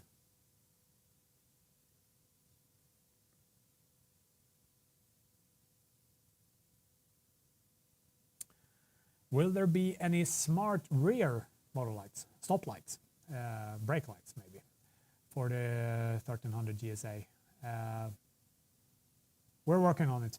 A lot of electrical components, products in our electrical line. I don't know what to call it really. We are working on it, and other products as well, which I can't disclose quite yet. But a lot of electrical products are coming the next year or a couple of years. Robert, here's a very valid question. How can we make the ADV bags anti-theft? Nothing is really theft proof, I usually say. It's just, the question is for how long? How many additional seconds, in best case minutes, can you delay the thieves attempting to steal your stuff, or have them not give up? Because once they're determined enough, they're just going to succeed, basically. We are working, or we have a few ideas at least, how to make the ADV bags a little bit more, delay the thief a little bit more than just cutting the straps as of today. But yeah, we'll see. I can't speculate too much, but we are working on some things that make the system a little bit more permanent to the bike without being slower to attach or remove, so to say. So yeah, with that said, it's gonna delay the thieves definitely. But again, you still have that. We're just talking the base plate now. How do we make them not steal the inner bags? That's the question. And I mean, there are already products on the market that could solve that issue. It's just how can we take that make it better, so it really works. And yeah, it's coming at one point, definitely. Just see when.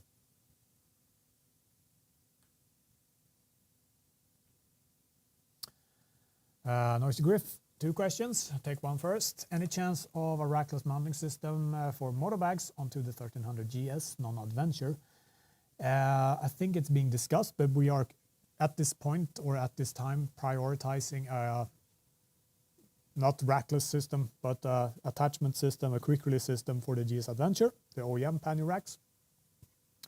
And then we'll see, once that is finished and released, if we're going to do something similar for the standard GS, which I think we most likely will do.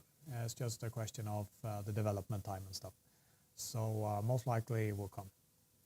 Second question, any chance of connectors for the motor case to connect to the bike? You need our rack attachment plate, the black plate you can see here. This one, you need this plate, otherwise you cannot attach the motor case to our bike. And for the, if that relates also to your 1300 GS, we already have all the products that you need for it. And if you don't have a top case rack, the Vario rack from BMW on your 1300 GS, this one is getting released in a couple of weeks, if not even earlier. So no problem.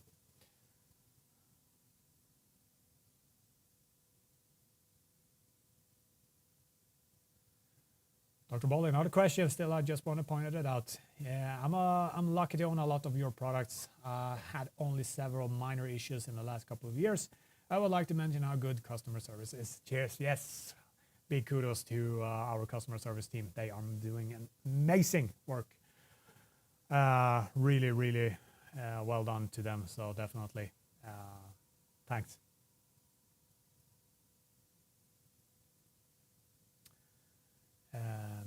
Going back, let's see. At electrical connectors to power USB in the box. Let's read your previous question. That was our electrical connector. Sorry, I interpreted your question wrong. No, I don't think so. Like I said briefly before when I was juggling the model cases here, is that they are universal, which means if we do something like this, that means we would have to completely rely on how the BMW system is working. I hardly see that we will do it. Well, you never say never, but it's quite unlikely at this point.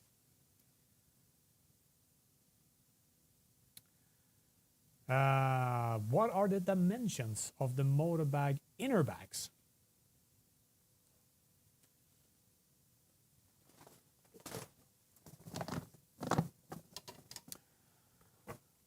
I mean, they should be the same as, because we have two inner bags, we have one for the 38 and one for the 31. The dimensions are specified on the website for the Hypalon bags, and I mean in reality it's more or less the same for the inner bags, and they are also soft. So I mean, if you make an exact box, then it will have exact measurements, but you know it's soft, it's Hypalon, it's gonna move. So check the product page for the motor bags, scroll down a bit, you're gonna see all the specifications, and there you have the volume. Again, the current inner bags for the motor bags, they have a big roll top, so in reality they have a much bigger volume if we want to use them for something else than what the motor bags have, because they go up much higher. So yeah, they have a bigger volume basically just because of the roll top.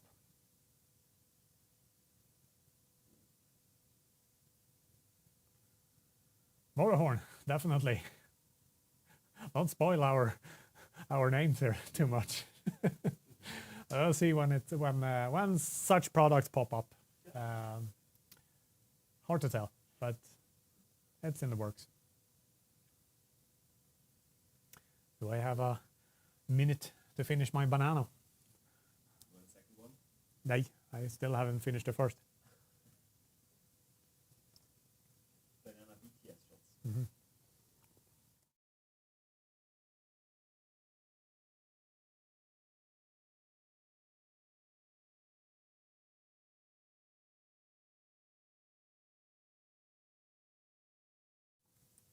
So, cut the audio while I was eating. Not very nice to listen to someone eating.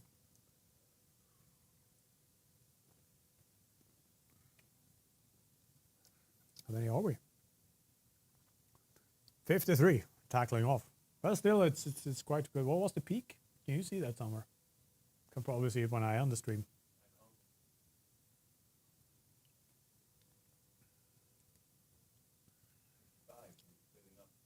Mm-hmm. You're still on Moto Can, right? Oh, that was zoomed in. Now that's your handheld camera.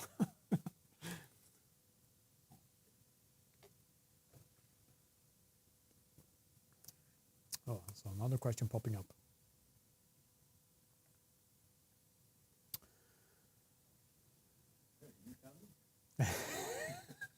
Will there be any instructional video for the Headlight guard kit for the BMW R39 GS Adventure? Yes. We were just discussing it a couple of weeks ago that it's probably good to, now that we've introduced both headlight guards, that we do a video around it. I actually bought two completely fresh boxes to the studio here tonight, so we can shoot that video, I don't know, maybe next week or so. What did we plan? We have it on in 2 weeks. In 2 weeks. Okay, so give it another 3 weeks, roughly, give or take a few days, and then we will upload a full video for how to install the headlight guard and get the most out of it, and how to exchange lenses and tips and tricks around both the standard GS and as well as for the Adventure.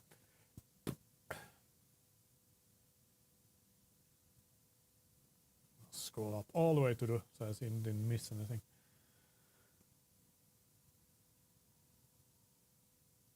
Oh, oi. I skipped one from 2 hours ago. I'd like to order top case for my BMW R39 GS Adventure. Do I need an adapter or a special bracket? I don't have the standard rack. I currently have a holder for the original BMW top case. I think I answered this. Maybe it was posted twice. Yes, you need, if you don't have the top case rack from BMW, you need our rack, which is going to be way cheaper than you going and buying the top case rack from BMW. I think that's going to be 3 times the price, probably. So you need that rack. Gonna release it in a couple of weeks, maybe, if even, maybe next week, we'll see. So, and with that, it's of course fully compatible with our, it's basically designed for the top case. So it's coming.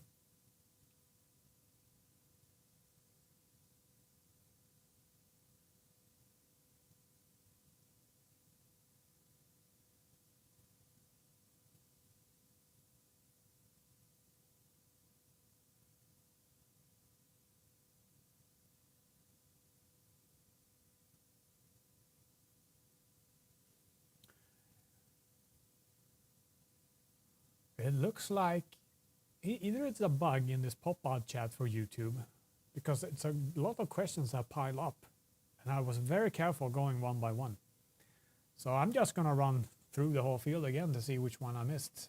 James, good evening. Great to see you. Does the questions have to be in the Lone Rider range, or I want to ask about the beautiful beard? Hope you're in the team. If you want any beard trimming tips, this got weird. Keep it Lone Rider related, please. I want to keep the other things private.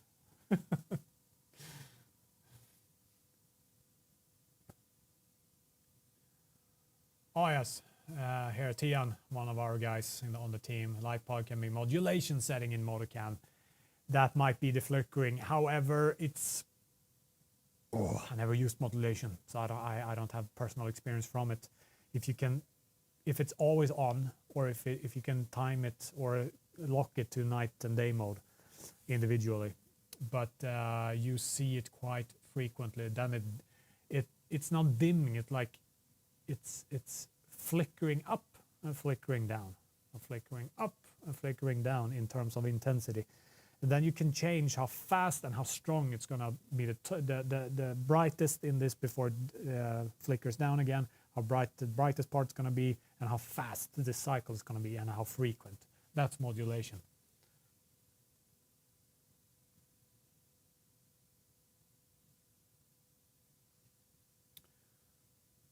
There's a lot of questions that have weird. Anyway, I go through them. Fitted Moto Can and lights. Light won't come on, both connected to the extension's Y piece cable and direct to the white wiring LED. Lights 12 work light.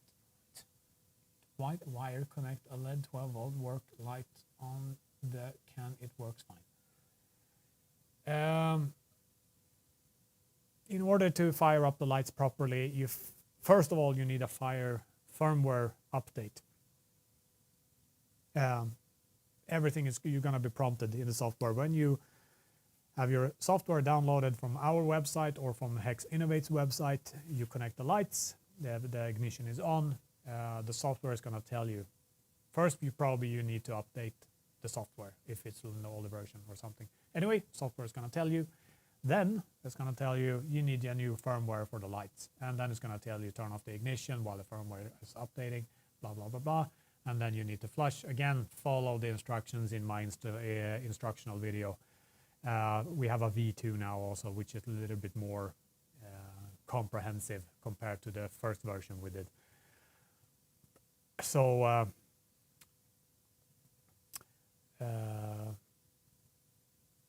follow those, and if you still have issues, reach out to our customer service. That's the best that we can do.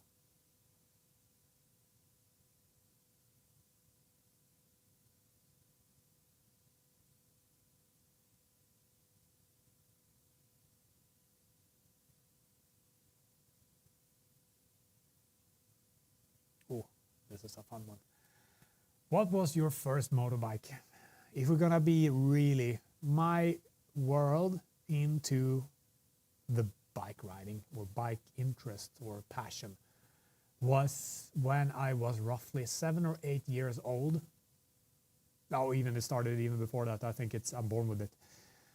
Because before I could speak, my mother took me to the playground, and the janitor of the place, he had an really old Vespa. Now we're talking late 80s. And he had this teal Vespa scooter. And before I could speak, I was like running from it, like, I want to ride this bike, like shaking the bike. And my mother had to take me away from it. You can't do this.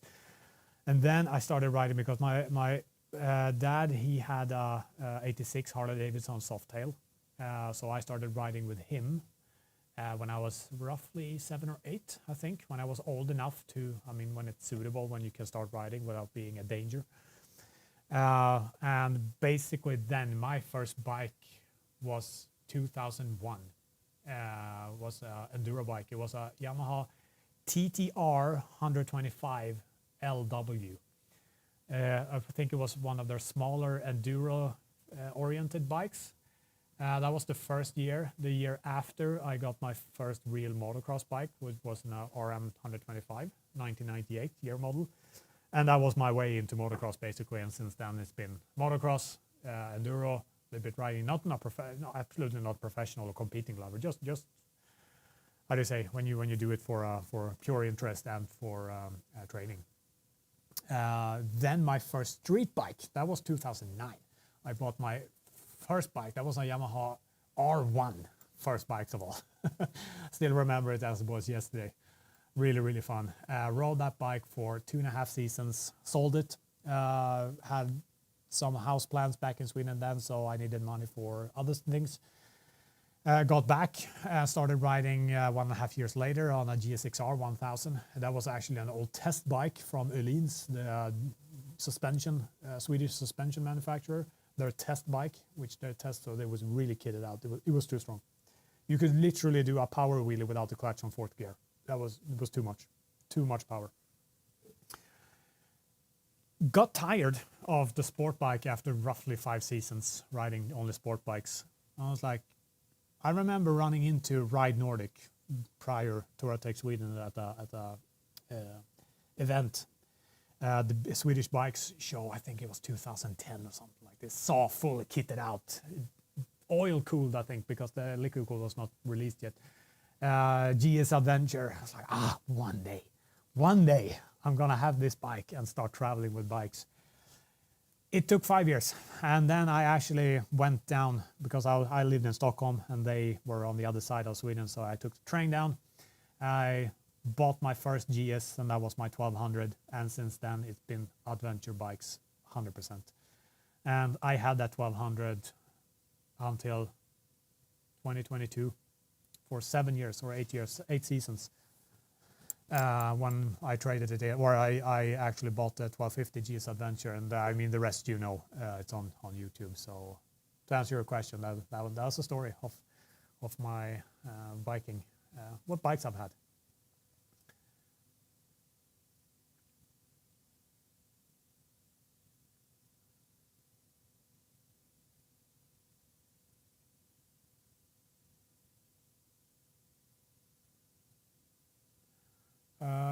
Just a quick one.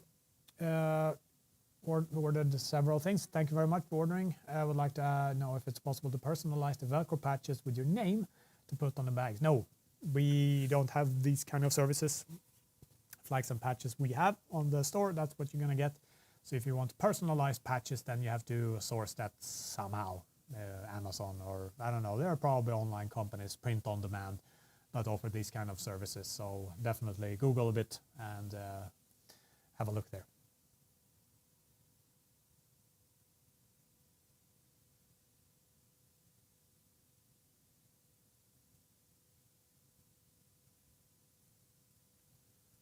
Oh, now I have some new questions. Now I will ran through all of them.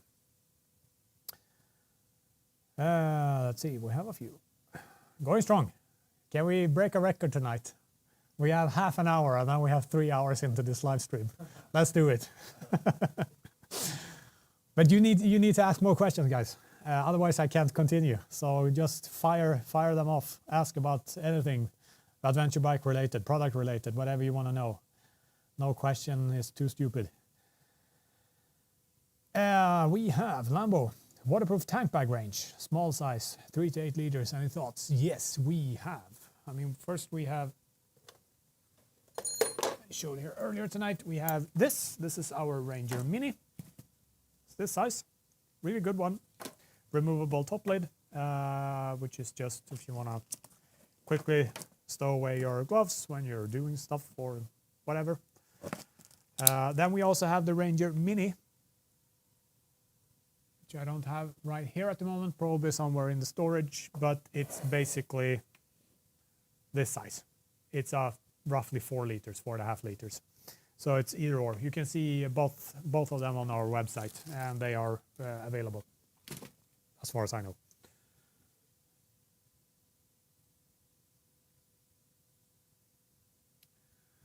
How can I buy the inside light for the motor case, the small one from the lid? I don't think we have this on the website, so contact customer service, anna@lonerider.com, and definitely it's available as a spare part, 100%, definitely. So just reach out to them and they will get it sorted for you.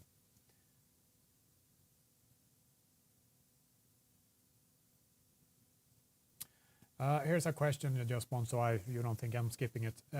Would like to order some parts for a 1300 GSA, payment, company data, blah, and so on. Tax refunds. This is 100% a question for customer service.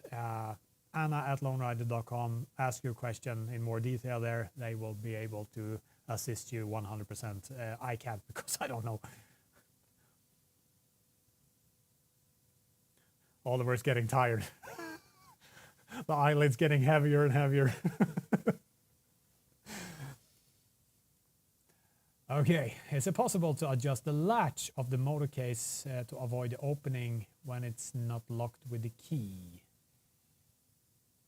I've seen this issue a few times, that the latch is, when it's not locked with a key, that with bumps and stuff, that it can like flip open.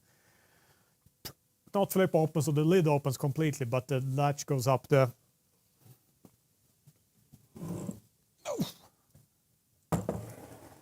so it's like from here it comes, it opens like this, kind of.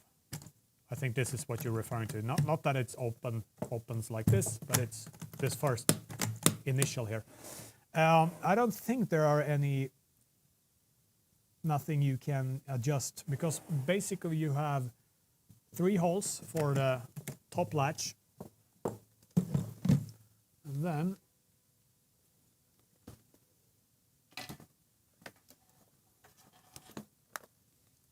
you have, I need to check inside, you have 4 screws for the lower part, and they barely have any move. So whatever it's on, it's it is what it is. I tried also to fine tune this at one point for another reason, and it's really makes no difference because the holes are so exact for the screws in the aluminum shell, so it's not gonna make any real difference. I mean, you can try. It's what is it? Torx 20 looks like. So try here. It's at least not this one. I don't know if the other ones have security Torx. Should have. And then it's 8 millimeter nut on the inside. Test. It's those 7 screws at least that you, in such case, adjust to see if the latch gets a little bit more tension.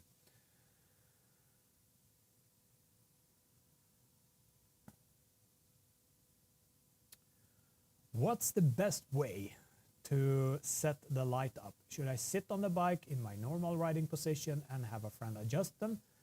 Or is it fine to just put the bike on a center stand and aim them from there? Yes, very good question. This is explained in detail in our installation video, but I'm going to summarize it anyway. So what you want to do for the ultimate angle of your light pods, you want to sit on the bike and have a friend adjust them for you. Reason being that now, depending on what bike you have, it's different self-adjusting suspension and stuff. You want to sit in if you can, a full gear, if that makes any difference. So the suspension compresses according to your weight and how the suspension is set up at the moment, because that's how it's going to be when you're riding. Because if you put it on the center stand, first of all, it depends on how much does the rear wheel go up, and if you have any luggage. And on a close range, that small movement doesn't seem to do much.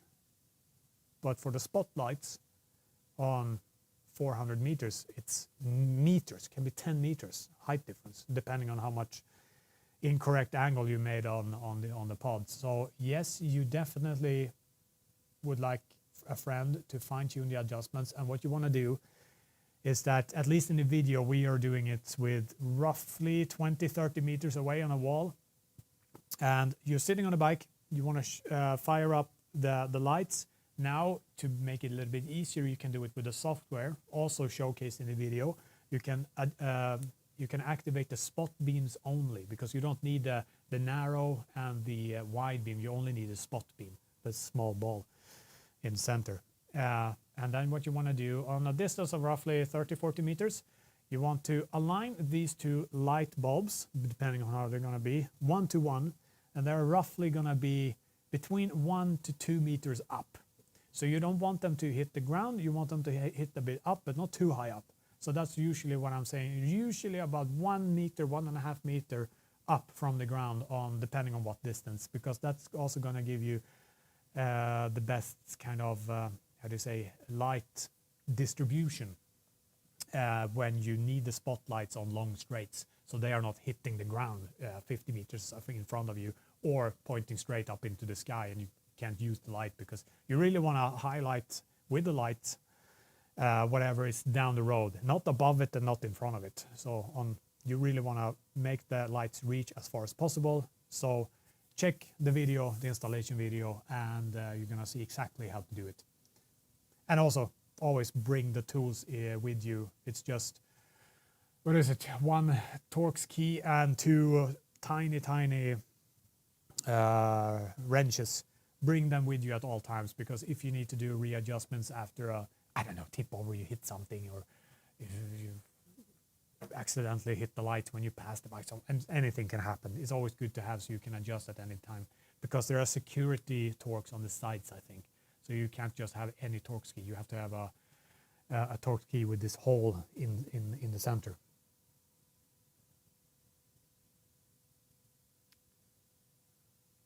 Steve, do you have an Only Beards page? That would be something. How much money can I make as a side hustle? Yeah, we'll see. Still waiting for the beard struggle to reach out.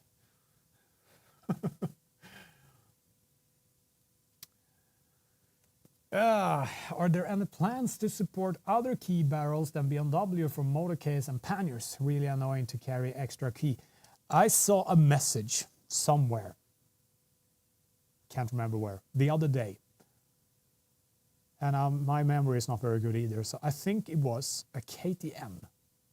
Someone managed to make the KTM key work with our barrels, basically, which means they BMW and KTM seem them to share the same kind of key system, but not confirmed. So with that said, I mean, making other barrels, I don't think so, for many reasons. I mean, first you have our own keys, and then it's probably not a coincidence, but it's like BMW. It's a very popular brand, a very popular bike. So the majority of Moto Panniers and Moto case purchases have a BMW GS. And for other brands, which the keys are completely incompatible, we just supply universal keys. But introducing barrels for other brands, it's gonna be a challenge in logistical terms. So don't think so, but you never say never.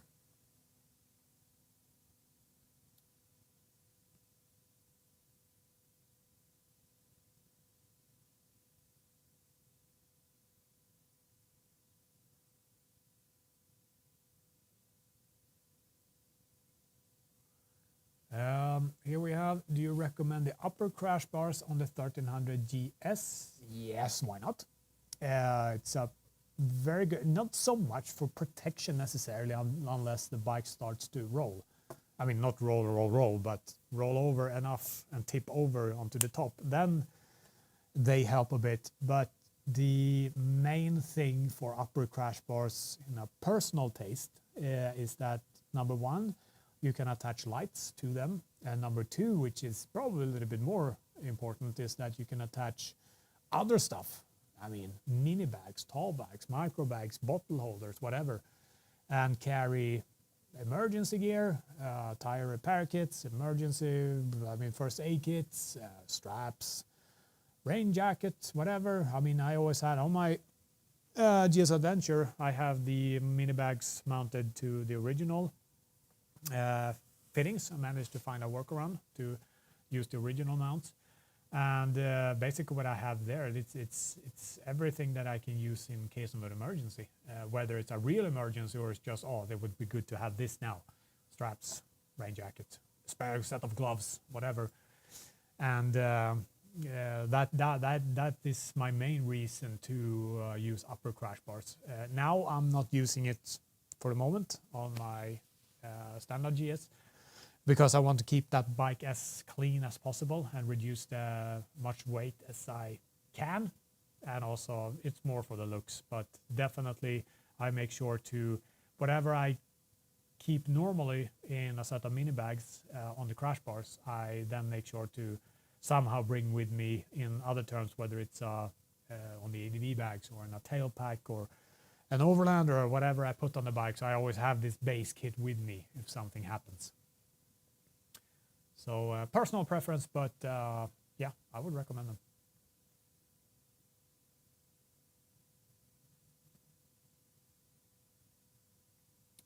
Yeah, to follow up, base backplate and lower crash bars, big work model says the upper crash bars are really not needed. Yes, I mean, it's a personal preference. Protection-wise, yes, he's right. You don't really need them, because the hardest and the first impact is going to be the lower crash bars or the skid plate, depending on, I mean, crash bars when you crash or tip over, skid plate when you go over a log or something and something hits and you get a smash from below, then the skid plate. I mean, skid plate and crash bars are essentials or crucial, if you ask me. Upper crash bars are optional. It's good to have for those reasons I explained, but they are not as necessary in a protection sense, if you know what I mean. And to follow up here from another, any upper crash bars for the 1300 GSA? We worked on it, but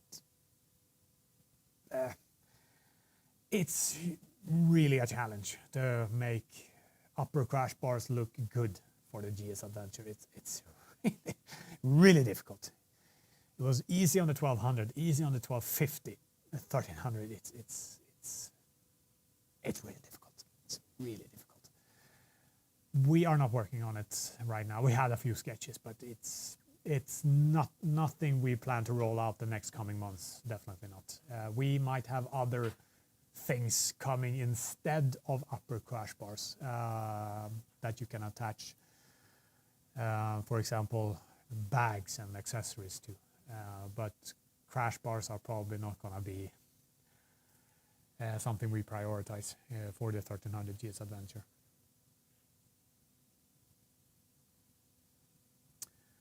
Are there any plans to support smaller BMW motorcycles like the F850 GS, F900 GS with crash bars and custom bags?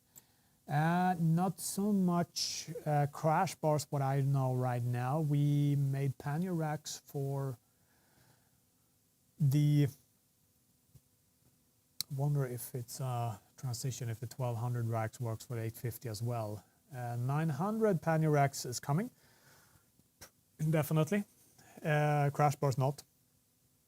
Custom bags, not model specific, no. It's going to be the universal bags in such case.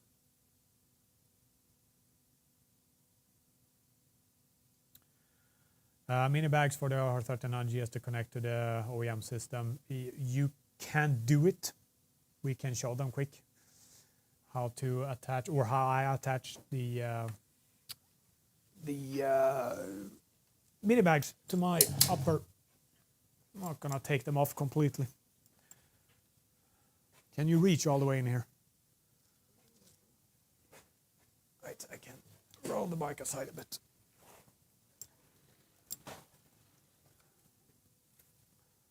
Okay, so hopefully it's visible enough. I'm gonna close this one up.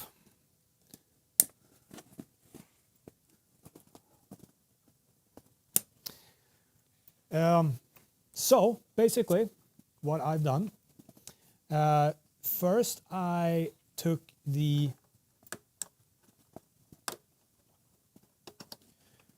molar straps and fed them through this upper. I mean, you need to have these hooks first. That is for the original bags from BMW. So I took both straps, and it's the same in the front. In the back, I managed to get the molar strap through both loops. That can be really challenging, but I made it work. And then basically down here, there's really nothing for the lower G-hook strap to attach to. The upper one I attached to this loop, and we turn this around so I can have a crash test.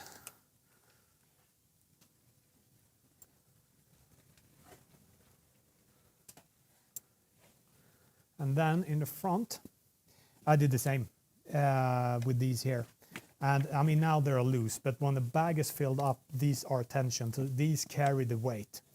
And I mean, it worked from Switzerland all the way up to Norway, up to mid-Sweden, and back down, and no problems whatsoever. So definitely possible.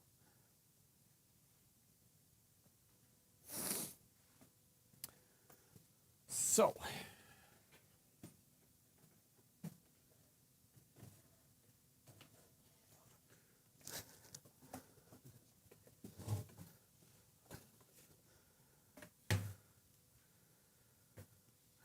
Okay, we have someone thinking of buying a motor case. But I'm worried that it will hit a pedestrian. I can see how should it hit a pedestrian. It's completely safe.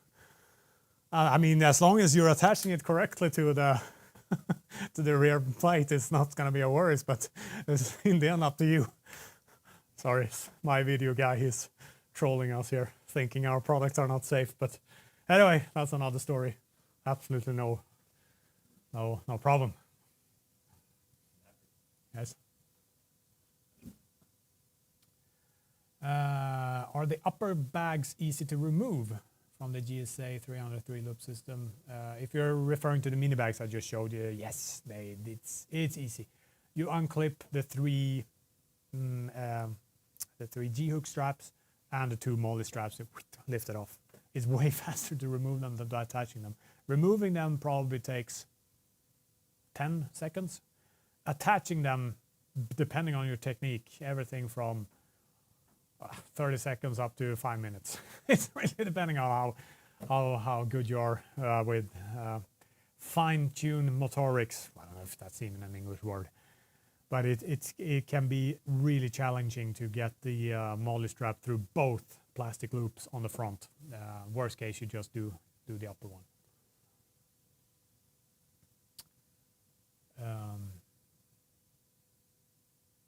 We are so close at breaking this record. Guys, come on.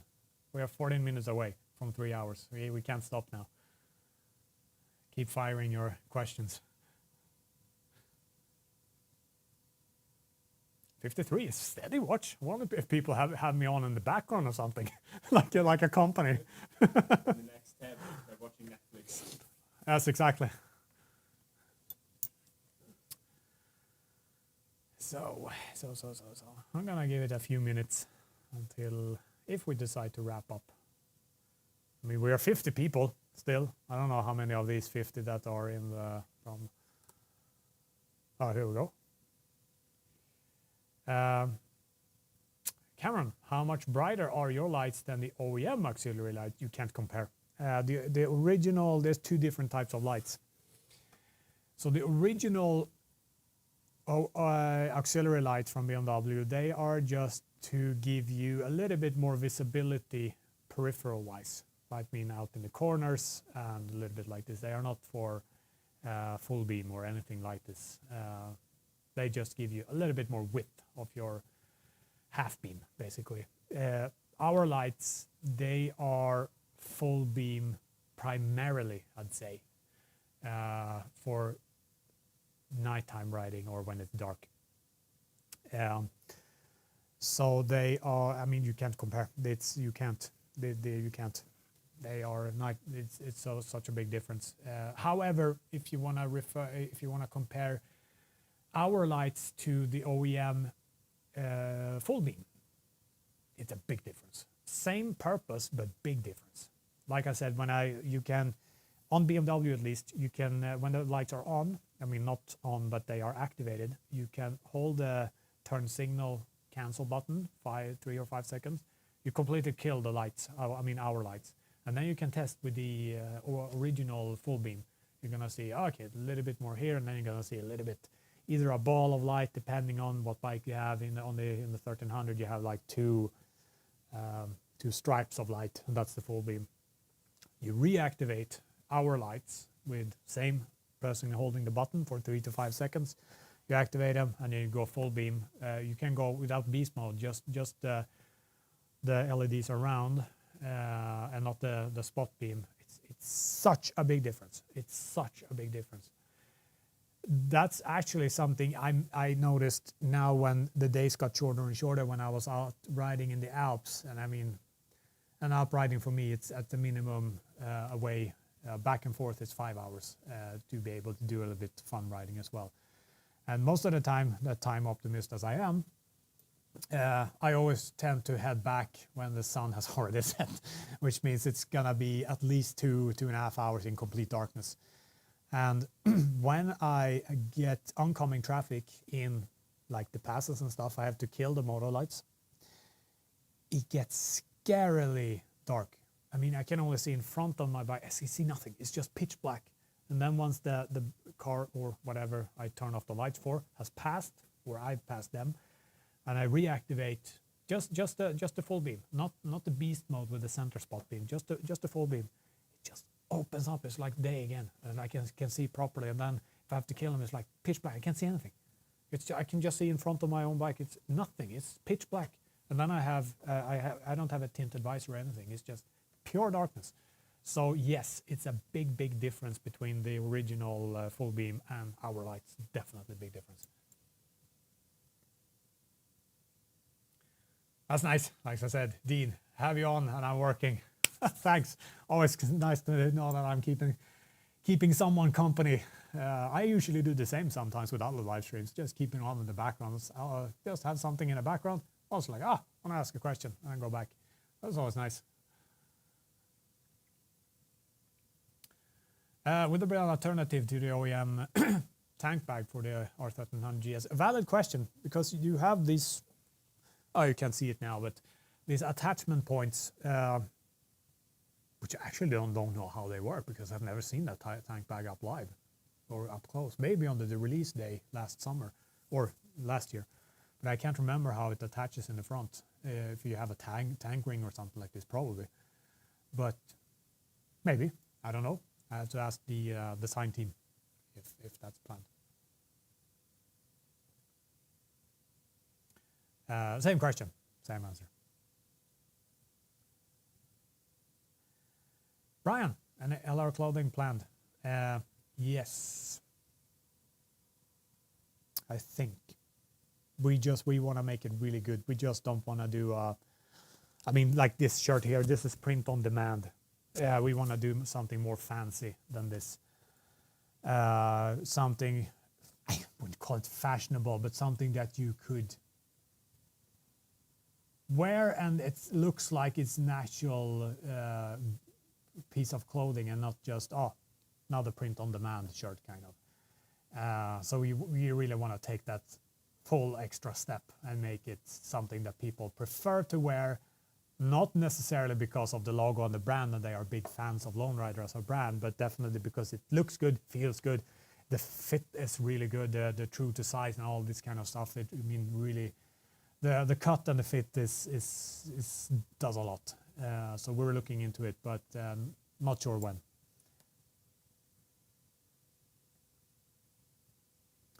Cameron, is it hard to install and set up the CAN system? I've never done anything like that. If you're referring to the lights and the Moto Can, it's setting up is very, very easy. You just follow the steps on the computer screen. You can check, if you haven't checked our installation video for the Model Lights yet, just go have a look. We go through, there's modules in that whole video. I think the video is 45 minutes long, including the full installation process on the 1300 and on the Adventure. And then also all the other software run-throughs, stuff like this. Go check. It sounds, for someone that hasn't done it before, it sounds very intimidating, but it's very easy. Just follow the instructions. That's it. Paul, any software updates for the motorcycle lights? Yeah, I have some stuff I want to implement in the lights as far as I know. Tiny, I mean, really not functional. It's just aesthetics. We'll see if and when they get implemented, if even. But software updates in this case, it's a little bit up to Hex Innovate. Usually they do bug fixes for certain brands and models. Primarily of the ezCAN, I'd say. I mean, we're a little bit locked. Sometimes we can have aftermarket bug fixes, but I think most of them should be cleaned off by now in terms of the Moto Can. So we haven't planned any software updates, at least it's Hex Innovate that does it.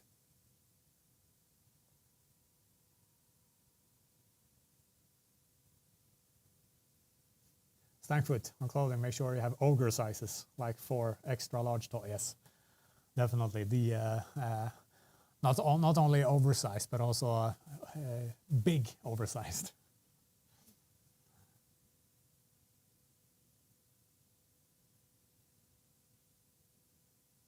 I see Baptiste, our French developer, has joined the chat.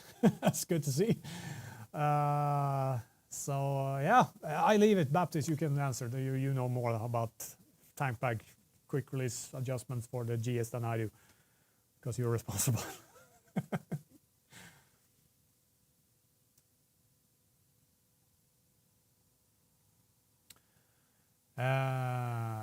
I've already watched a video about warranty. If the lights fail later and need a warranty claim, do I need to send them back to the US? I'm in Melbourne and I already bought it. I don't know why you got them sent from the US. Melbourne, that's Australia, isn't it? We have an Australian warehouse, so it should go back there. And you should not have anything sent unless it's a very specific reason that was requested somehow, or stock issue, and I don't know. But you are supposed to get your stuff sent domestically.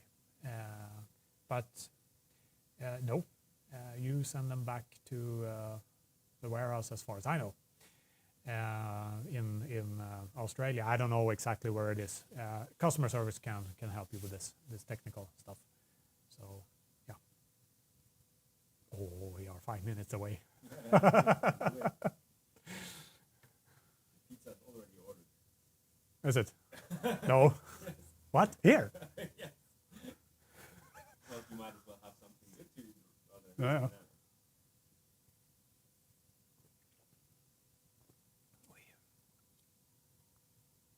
Time is it? 11. That's good. I thought I was supposed to demo more of the luggage. We demoed quite much luggage. Huh? No, I'm not muted. I don't want to mute because some people think the audio broke and I was like, oh, that was it, and they exit. They were quite hesitant on demos and live stuff. Mm-hmm. Usually more it's when we do product releases, then that's when all technical questions come in very specific product. This is more general. Yes. Crash bars for the 1200 GS, unfortunately not. It's a little bit too old bike for us to, we are too small company to being able to include older bikes in this case. I mean, the 1200, I think, when did the production stop? 18, was that the latest 1200? And 1250 came 19, I think. I'm not sure, somewhere around there. But it's unfortunately not. We don't have the capacity. We have to focus on the latest bikes.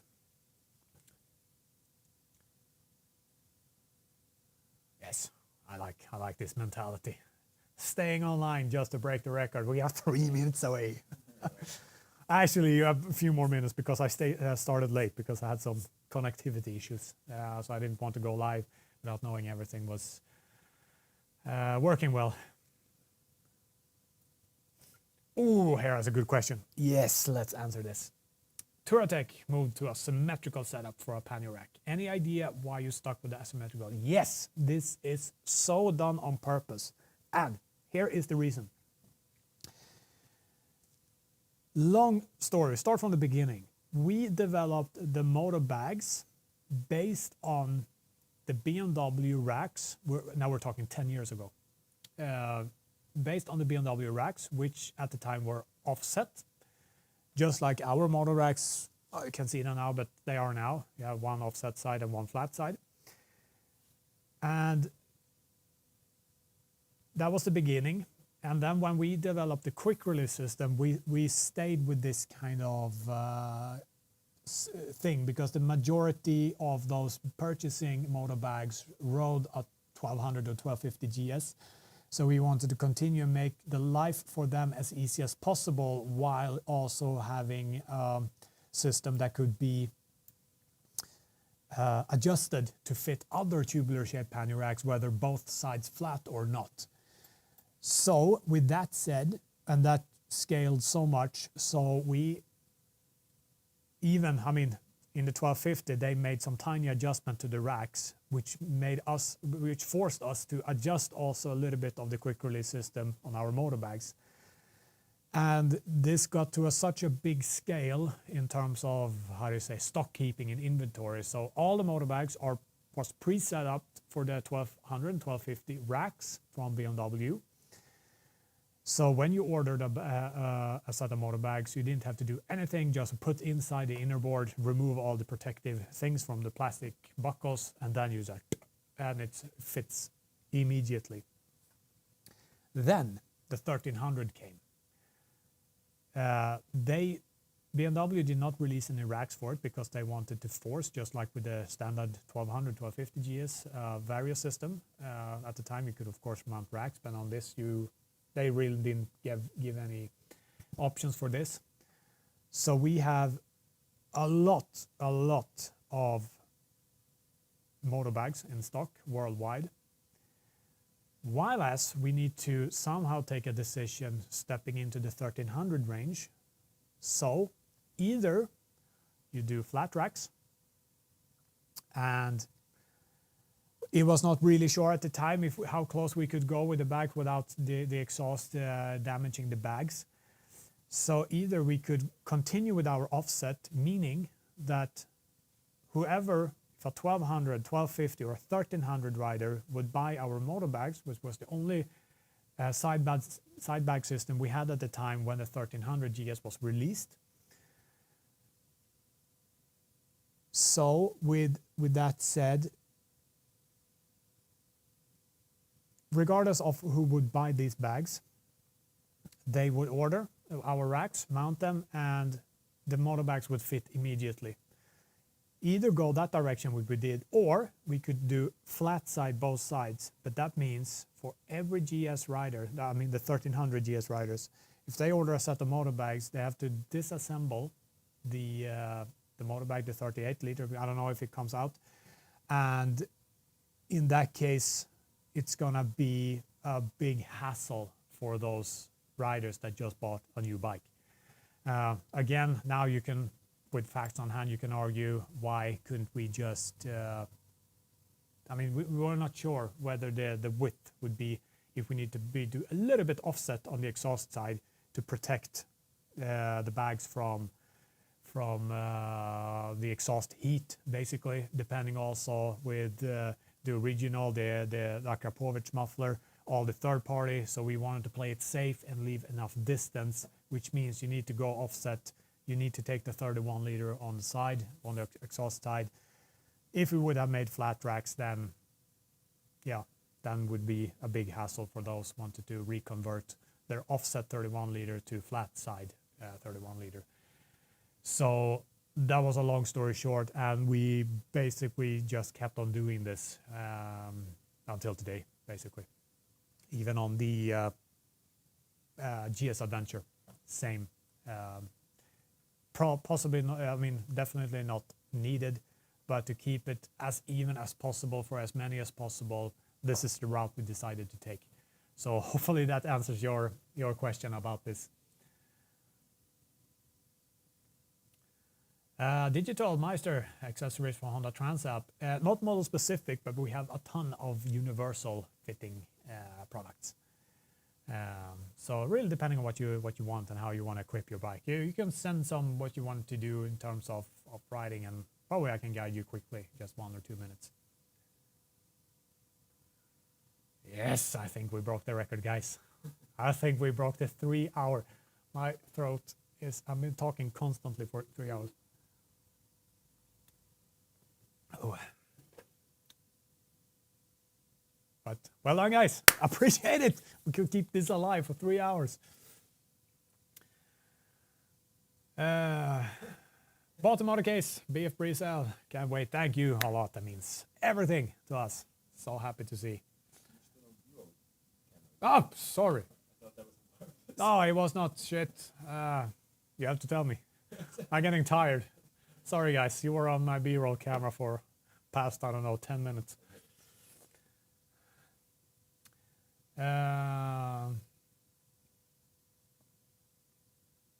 Does the motor lights fit on the crash bar place of the original BMW R1250 GSA fog lights? Let's see, I want to interpret this question correctly.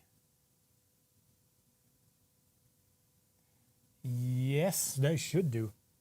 With this OEM auxiliary light crash bar mount something, they should, yes. Double check the product page.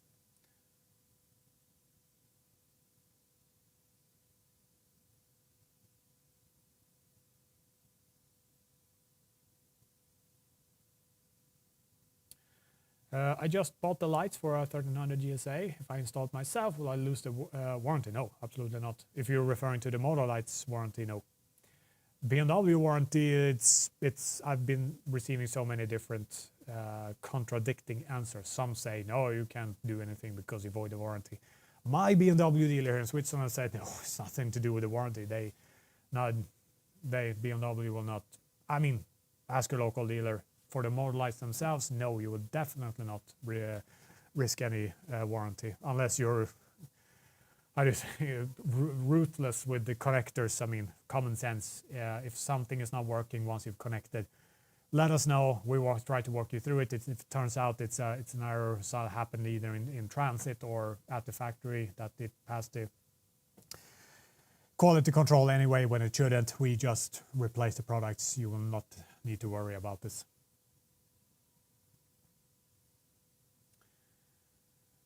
Once again, why don't you consider making a robust suspension system and custom endurance wheel for the R1250 and 39 GS series?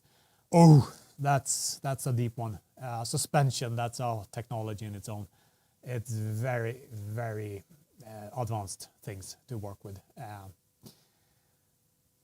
You never say never, but I highly doubt in the next coming years that we will offer any suspension to these bikes, unless we're starting a collaboration with a manufacturer, but nothing planned at this time. Endurance wheels, we'll see, maybe, I don't know, might be, if it's for a very good reason, maybe.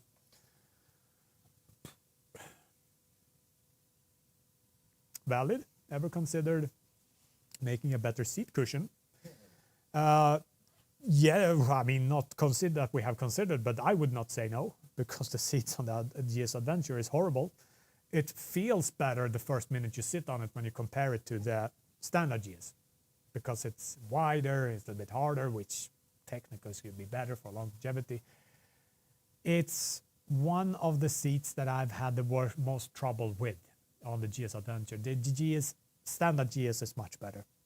The T7 is way more narrow, but at least you're given no choice. But the GS Adventure could be much better. So valid question, but nothing planned now. So we'll see if we do something in the future, but yeah, see.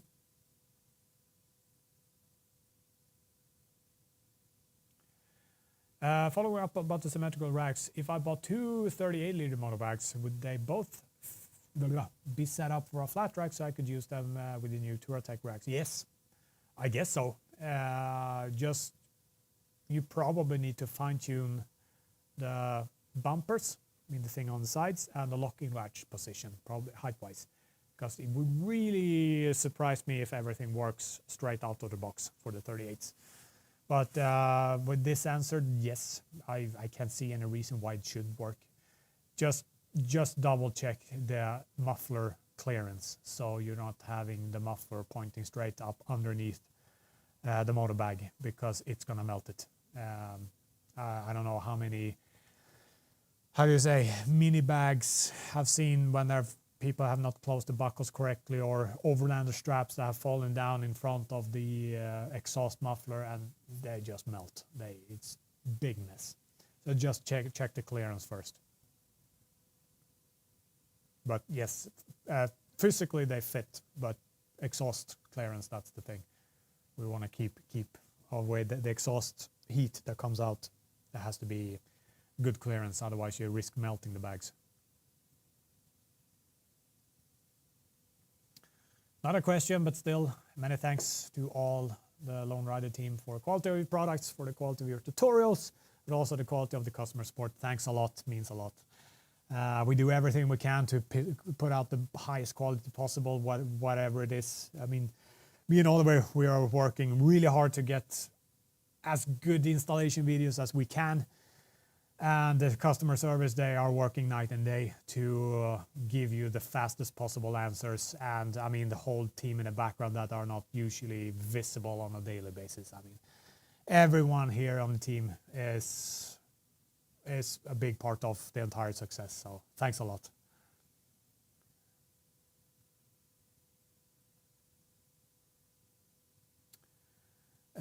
Have just bought and installed the motor lights. However, the lights are fading and not consistent. How to fix this? First of all, thanks for purchasing. Second, check your firmware update, and also check your that everything works as intended. If you're having this modulation activated, check in the software.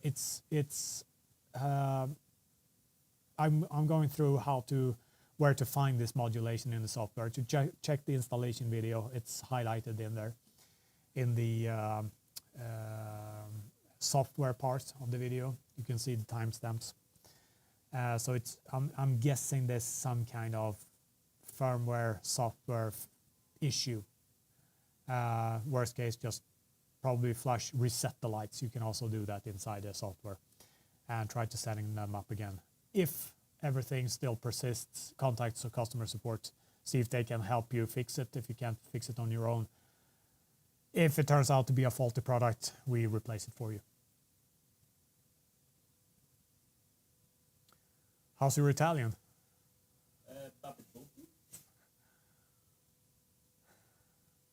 I mean, I studied Spanish 25 years ago for 3 years. I started studying Spanish half a year ago and left the P2 at school.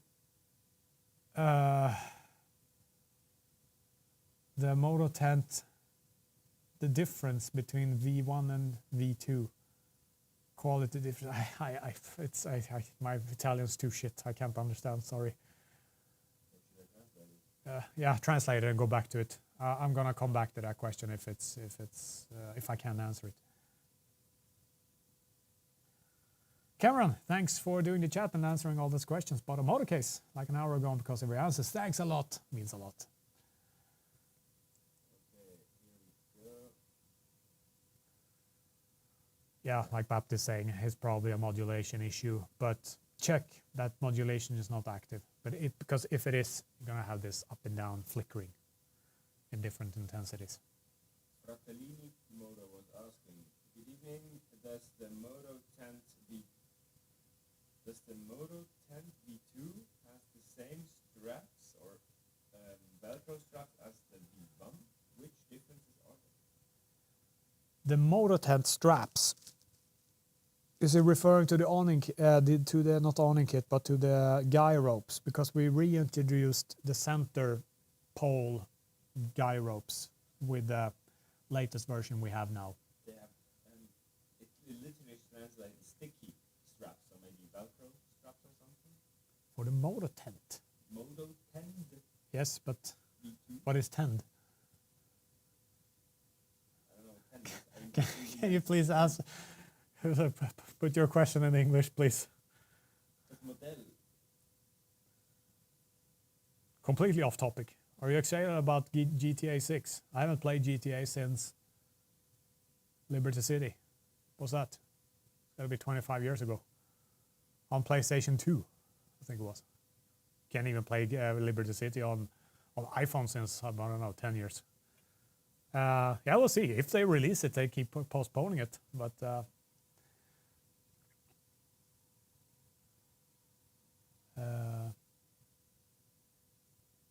here's Andre.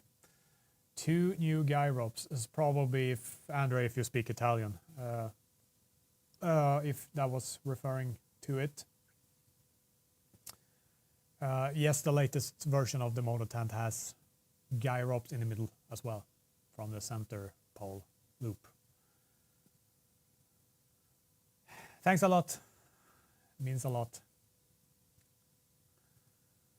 And Oracle, thanks a lot. Means a lot again.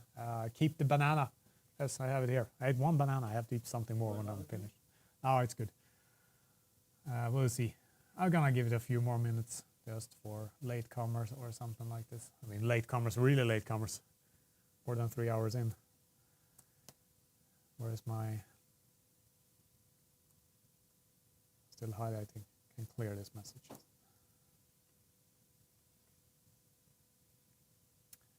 See, 53 still. It's not decline. I was like, probably people get fed up. But I was like, can this guy shut up? But still, 53 is constantly. Probably the same people, more or less plus minus a few. It's nice.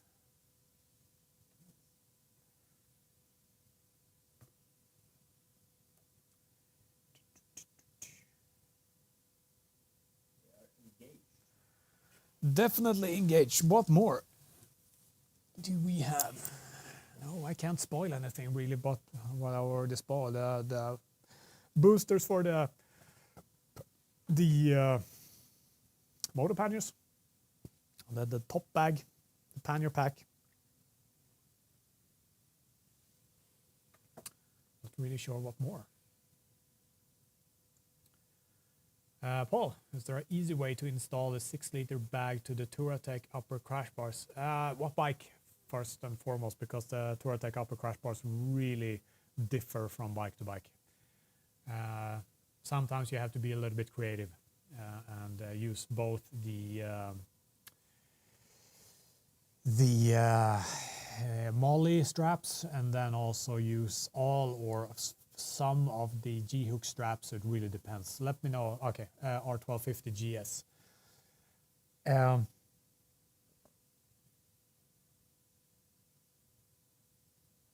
What are they looking like? See if I can remember them. 1250.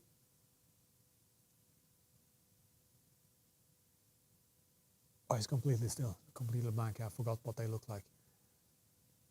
The 1250.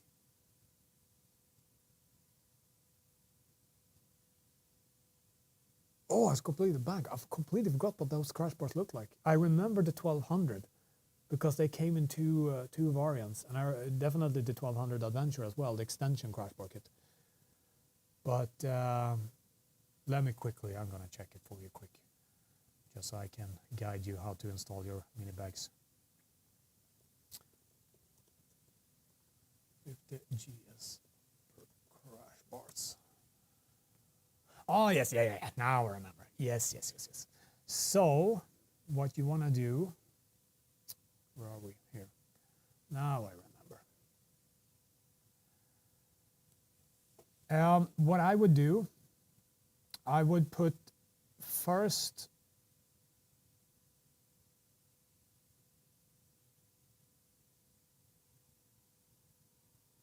you would probably need to angle the mini bags forward a bit so they follow the front vertical bar. And to this one, you attach, you can do like this.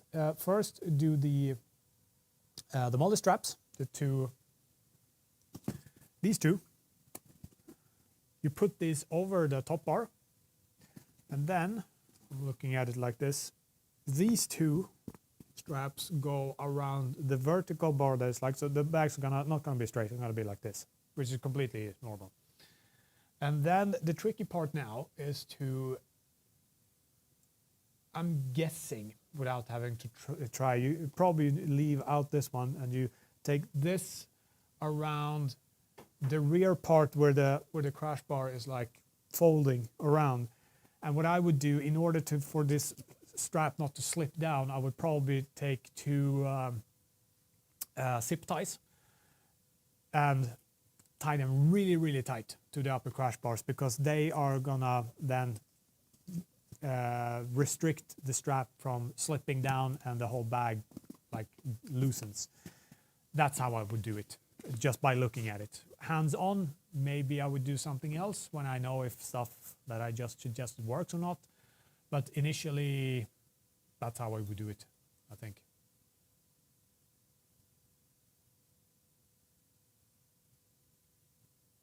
Andre, what didn't I answer? Did you ask a question? Let me know. Or did you fake call me?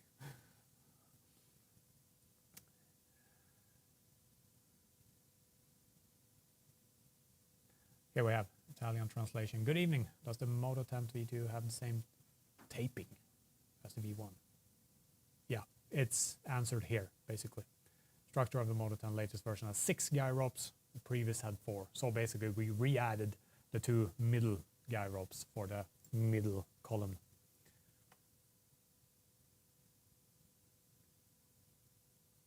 Steve bought the Rackless moto bags, my first Lone Rider purchase. I'm really looking forward to receiving them. Thank you. Thanks a lot, Steve. It means a lot. You're gonna enjoy your Rackless moto bags for your 1200, 1250 or 850, depending on what you ride. But they are very model specific. They are not universal. So great product. Still remember when we released them. When was that? 2022 or 23? 2023, I think. Can't remember. It was with my 1250 GSA. I remember.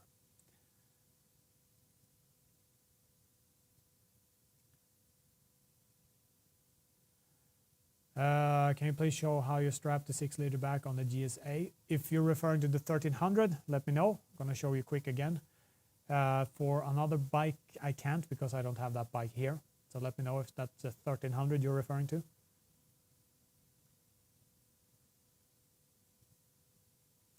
And by the way, speaking of double set of motor lights earlier tonight. This was probably 3 hours ago. This is the guy I'm referring to. Follow, he's the same name on Instagram. Follow him there. And he even made a tutorial in quick run through how to connect everything in English and in French. And you're gonna see what it looks like also. He is one of the guys running 2 sets of motor lights in his on his 1250. We were out riding together. That was not, what was it? 5 weeks ago, something. That was actually my last ride in the Alps. 3 of us, all of us had motor lights. Andre here, Tech Access, he had 2 sets of motor lights. It was bright, even though it was pitch black. It was bright. That was a fun experience. I should do a night riding video about this riding vlog kind of next year.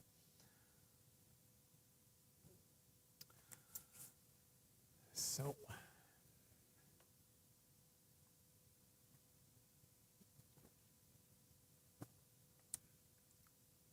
How are we doing?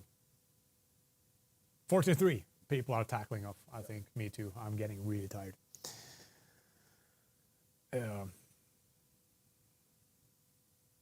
Oh, by the way. No, Alex was not. It was the other one. Both from Luxembourg. Hope to see you again, Alex, in Stockholm soon. I don't know. What do you think? Are we wrapping this up, or what do you guys think? Do you have any more questions? It was great fun. Again, I really love doing these live streams and interact with people. It's so much fun, and it's equally stressful every time. Today we started 4:30. I mean, the live stream started 7 our time. I was like, plenty of time. No problem. We have time to set up, test everything. 3:30. No, 15:30. Yeah, exactly. 15:30.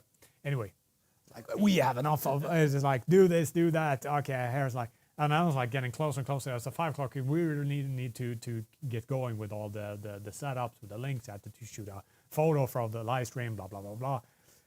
And in the end, 5 minutes time frame left. Could quickly go to the bathroom, and then it was on. So it's always like this. Time optimist as I am. Yes. Okay, last showdown. Let's show Reno how to attach a mini bag to the 1300 GS Adventure when you have the top sides prepped for the how do you say, the side bags from BMW. I don't know what they call them. Tank side bags, something. I don't know. You know. So basically what you want to do, as you can see here, can you zoom in? Well, here's the molly strap I was talking about. It goes first through the first loop and then the second loop. This can be really difficult. Really difficult. Worst case, you have to skip this. But if you can, it's good. And then what's absolutely crucial is that you have to use you absolutely have to use the G-hook straps, because they are what they are carrying the weight of the motor bags, of the mini bags. If you skip them, this panel up here is going to get ripped very quickly, because all the weight goes into this single seam up here. So you absolutely have to use the G-hook straps and make sure they are, when the bag is filled up, you have to tighten them so you know that the bag is squeezed to the bike thanks to the G-hook straps.